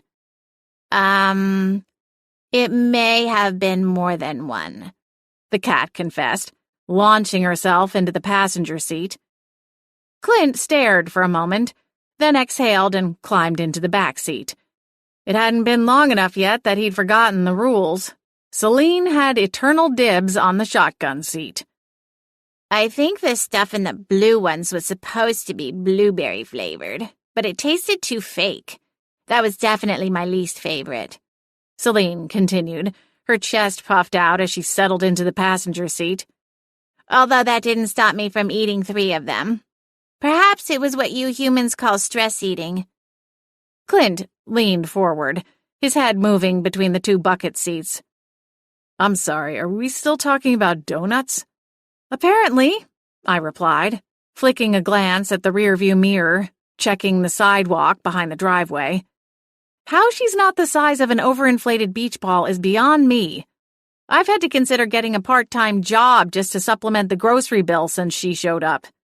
Celine flashed her gleaming canines in a victorious smile. Shaking my head, I turned the key in the ignition. Do you think Hannah will still be at her shop? My hand stilled on the key, even as the engine rumbled to life. I'd been so swept up in the urgency of it all that I hadn't stopped to consider that it was nearing 9 o'clock, and Hannah's shop was most likely closed for the evening. Being a small town, most businesses in Winterspell closed early, maybe offering extended hours on the weekend. I couldn't think of more than a couple of restaurants that were open this late. Can't we look up her home address in that directory? Clint asked. The Winterspell white pages did have most everyone listed. It wasn't far-fetched to think Hannah would be among them, though I wasn't sure how it would look if we showed up on her doorstep. Then again, it was an emergency, wasn't it? The SUV remained in park as I chewed on the corner of my lower lip. What do you think Hannah will be able to tell us? You tell us, Celine scoffed. This was your idea. I know, but I'm having second thoughts. I'm allowed to do that, you know. Look, Celine continued.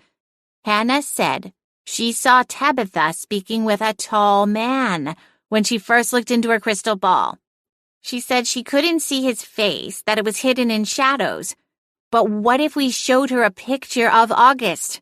Maybe that would connect the dots. Or maybe she could reach out to Tabitha and say his name. We don't know how the blood oath works entirely, but it seems to me that if Tabitha is still bound to silence, she couldn't reveal the name or identity to us or Hannah, not outright. But maybe she could react or show a sign if we presented the name to her. Now, seeing as how she's even less useful than a paperweight right now, our best chance is to have Hannah go in through their mind connection. I think it's worth a try, Cora, Clint said, still leaning forward from his place in the back seat. Maybe there's another explanation for what I heard August say, but it all seems too coincidental. He showed up here, sniffing around, the day after Tabitha turned to stone. If he is somehow involved in this, it would make sense he would try to get close to see how much you know. I'd say the only reason he hasn't acted yet is because you, wisely, have been playing it cool and haven't revealed just how much you know. A new tingle ran along the back of my neck, and I regretted not grabbing one of the scarves I kept hanging on the coat rack by the front door. To think that August had been so close this past week, and how different things might have been if I'd slipped up and revealed too much. You can thank me for that, Celine quipped. This one would have blabbed the whole story if not for my advice. Shooting her a glare, I reached for the gear shift. No, we can thank Tabitha for that, I said bitterly. If not for her betrayal, I might have spilled the beans to the first person offering to help. which would have been him.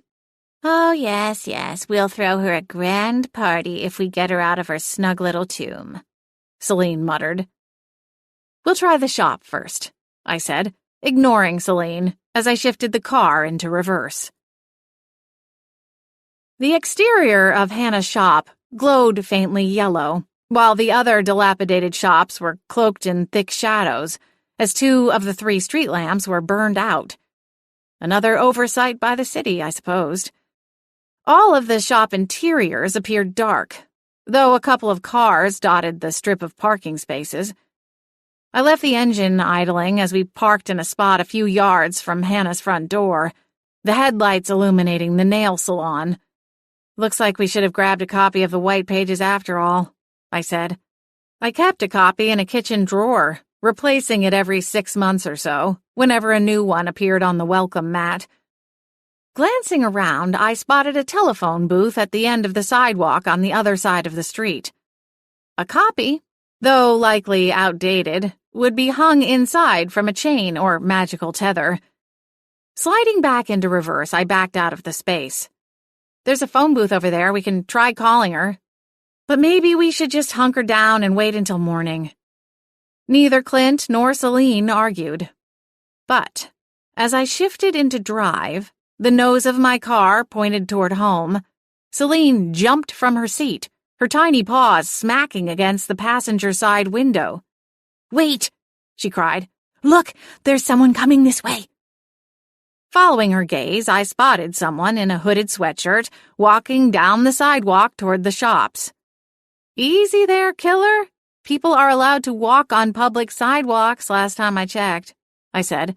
Still perturbed, she'd nearly blasted the roof of my house off after Clint tripped the security ward.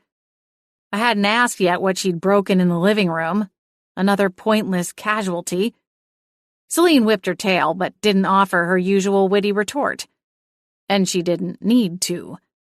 The hooded figure stopped in front of Hannah's door, and with a pop of magic, unlocked the door and slipped inside.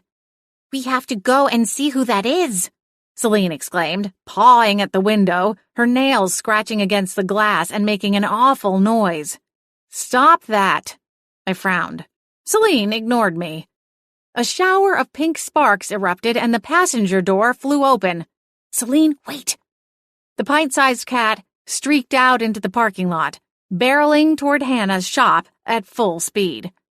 "Oh, for the love of Merlin," I sighed. "I see you 2 are still working on the whole communication thing, huh?" Clint said, a note of dry humor in his voice. I parked in the space I'd just backed out of and cut the engine. Yeah, it's not exactly a 2-way street, as you can imagine. Clint chuckled as he opened his door. "Come on," he said. "Let's go see what the furball's got herself into this time." Glowering at the windshield, I yanked the keys from the ignition and muttered, "I can't wait to find out." Chapter 20. By the time Clint and I piled out of the car, Celine was nowhere to be found. The door to Hannah's shop was locked, and thanks to the dark tinting, I couldn't see anything inside. "Cora, over here," Clint said. He pulled his phone out to use the flashlight function. Aiming the thin light at the sidewalk, he pointed out wet paw prints on the sidewalk under the eaves. "Where did she go?" I asked, already following the prints to the end of the strip of shops, then around the corner. It didn't take long to have our answer, as a shower of pink sparks still lingered in the air near a small window on the backside of the building, floating down to the asphalt next to the dumpster. "Why couldn't she just wait for us?" I muttered, not expecting an answer. "Because you're very slow," came Celine's voice. "What the?" She popped out of the window and landed with a soft thunk on the metal flaps covering the contents of the dumpster. Her blue eyes glowed wild in the moonlight. "August is in there," she said, her tail ramrod straight. "And Cora, he's got a gun." "I'm calling the police," Clint said, tapping at his phone screen. "A gun? Why? Who else is in there?" I asked, staring at the small window Celine had slipped through. It was way too small for my hips. Clint's shoulders weren't terribly broad, but I had a feeling he'd end up wedged in tight if he tried it. I reached for the handle on the back door. Cora, wait, Celine hissed. We need a plan. We can't just go in there guns blazing. She flicked a glare at me. See, I told you we should have grabbed the throwing stars. I shushed her, lifting one finger as my eyes closed. Shh, I'm trying to think here. Well, excuse me for wanting to stop the madman with a gun. I'll just go through the dumpster and look for old fish bones to play with while you sort this out. Yes, Clint said, his deep voice cutting through my thoughts with a jolt. I'd like to report a...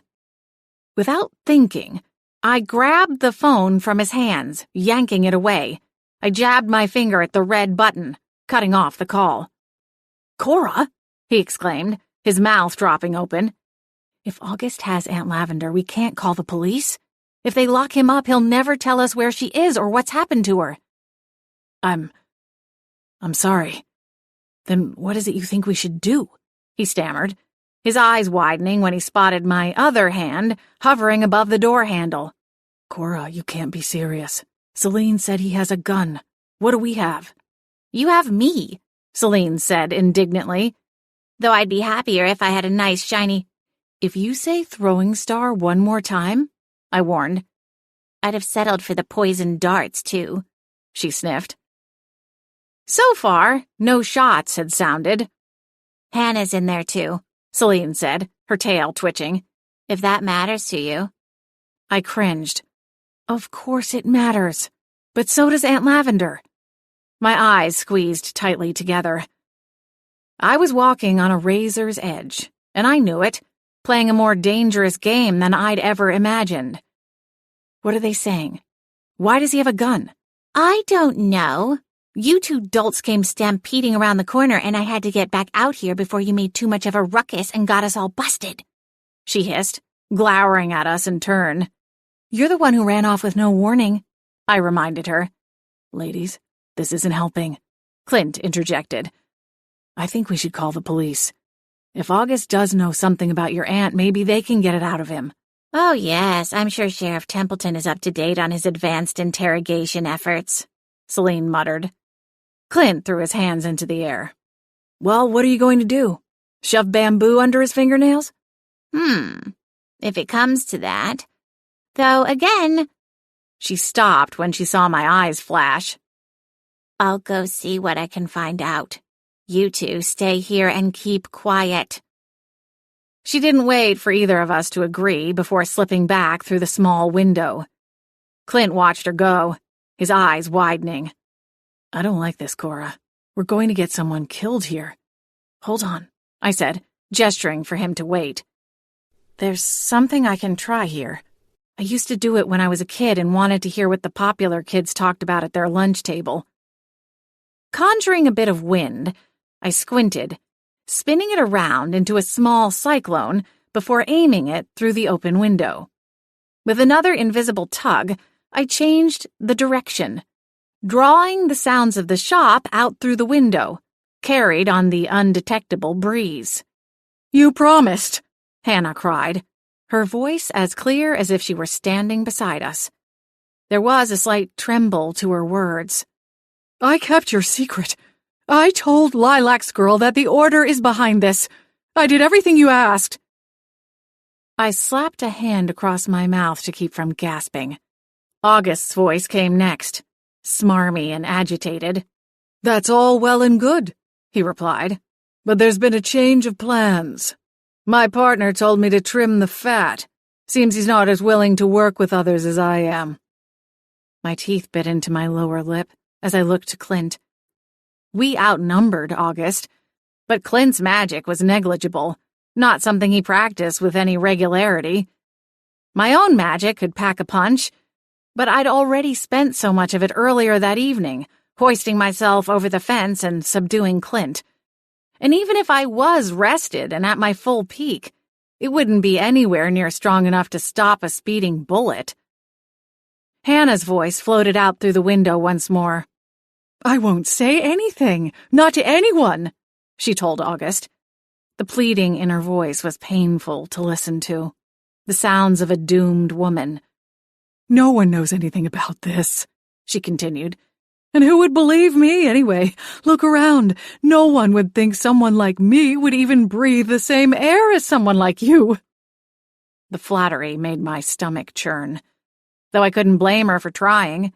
If I were in her shoes, I'd pull any lever available to me as well. We were running out of time.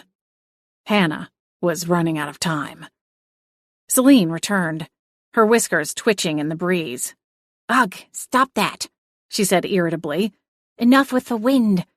August is standing in the doorway. Hannah is behind the desk. Looks like he caught her doing bookkeeping or something. You'd think she would have seen this coming, being a psychic and all. Not the time, Celine? What's the plan? Celine flattened her ears against her head. "I'm going back in there. He won't hear me coming, so I can use the element of surprise. He won't expect me to be able to use magic either." Celine, are you sure? I don't want anything to happen to you. Celine's ears perked for a moment, and she looked surprised. "I'll be fine. You two go cover the front, and make sure he doesn't get away after I strike." She didn't wait for us to agree before shoving herself back into the small opening, disappearing into the ominous darkness. Looking to Clint, I spun my finger, retracting the soft breeze of magic. "Shouldn't one of us stay here and watch this door?" I asked, already hating the idea of splitting up. Without answering, Clint lurched into action. He positioned himself at one end of the nearby dumpster and began to push. "Give me a hand with this, and we can both guard the front," he said, grinding his teeth with effort. His plan clicked into place in my mind, and I hurried to send a burst of magic to aid him. With our combined effort, the dumpster moved to cover the back door entirely.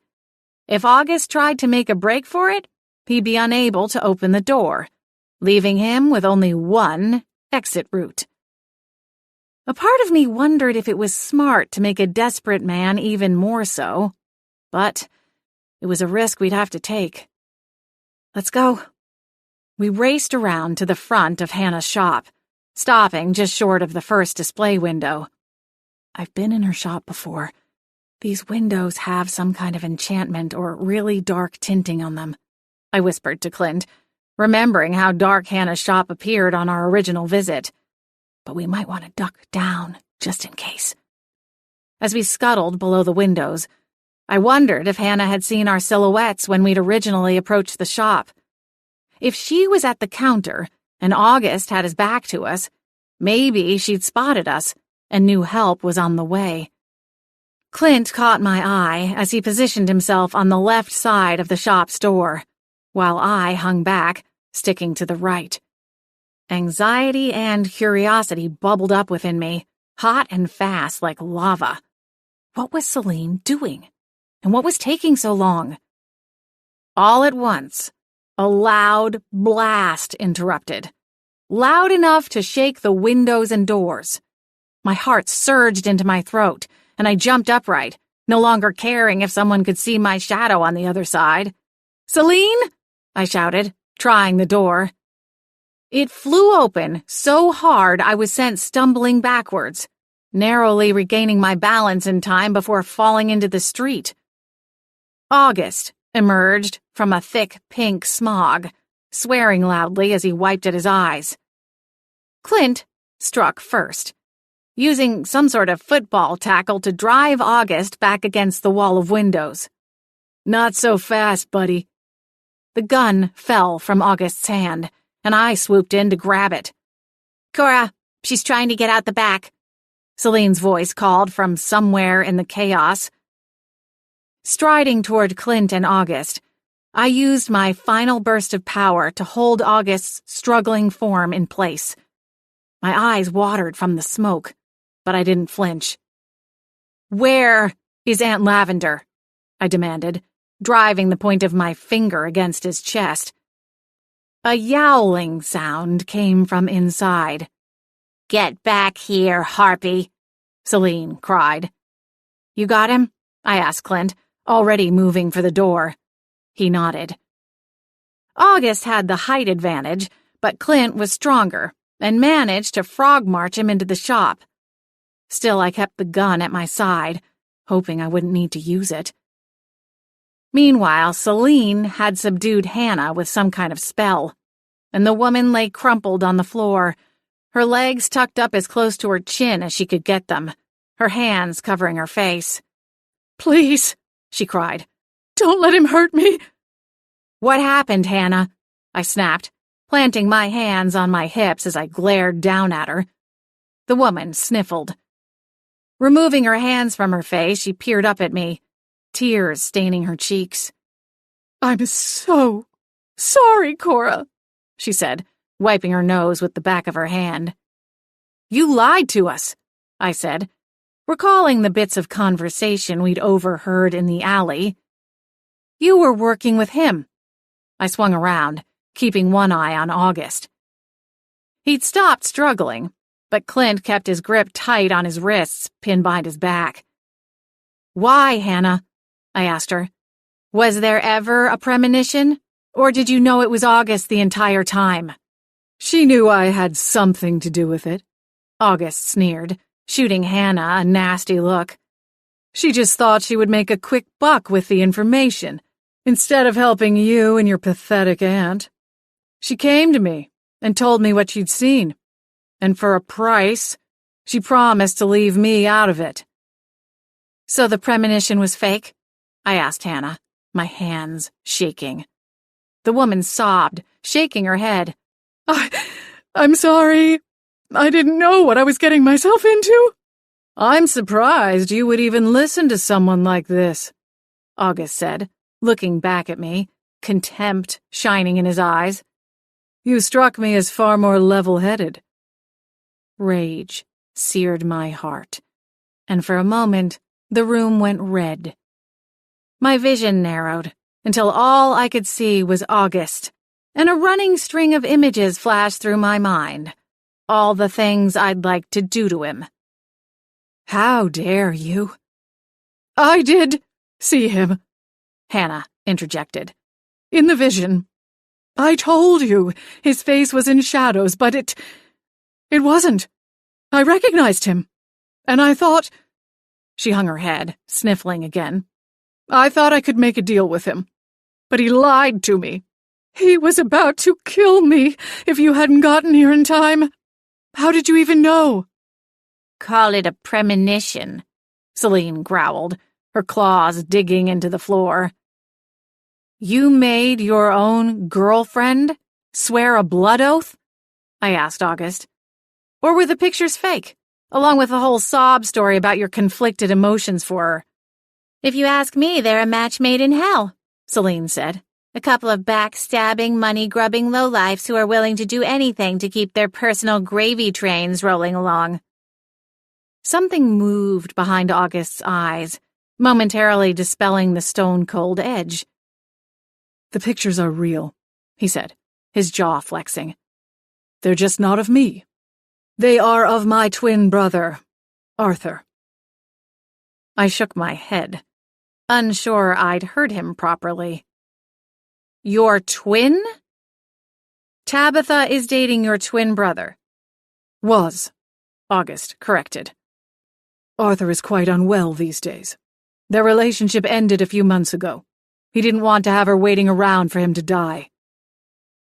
A hush fell across the room, thick and reverent. Even the thundering pulse in my head seemed to go quiet for a moment, and a final piece of the puzzle slid into place, with an almost painful finality. I'm sorry to hear that," I stammered. Is that what this is all about? It's not about finding the golden lotus to sell on some underground market, but to save your brother?" August didn't answer at first. He stared down at the tops of his sneakers, his eyes watery from the smoke, but also hollow and dark. When he lifted his chin, his throat constricted. "I suppose in a way, you and I are not all that different, Cora," he began. You've shown just how far you would go for your family, and now you know how far I would go for my own. Save me the sob story, Celine snapped, stalking toward him. You will take me to Lavender right now, or I will shred you into mincemeat and leave you for the rats to clean up. August was unfazed by Celine's threats, barely offering her a glance before appealing to me.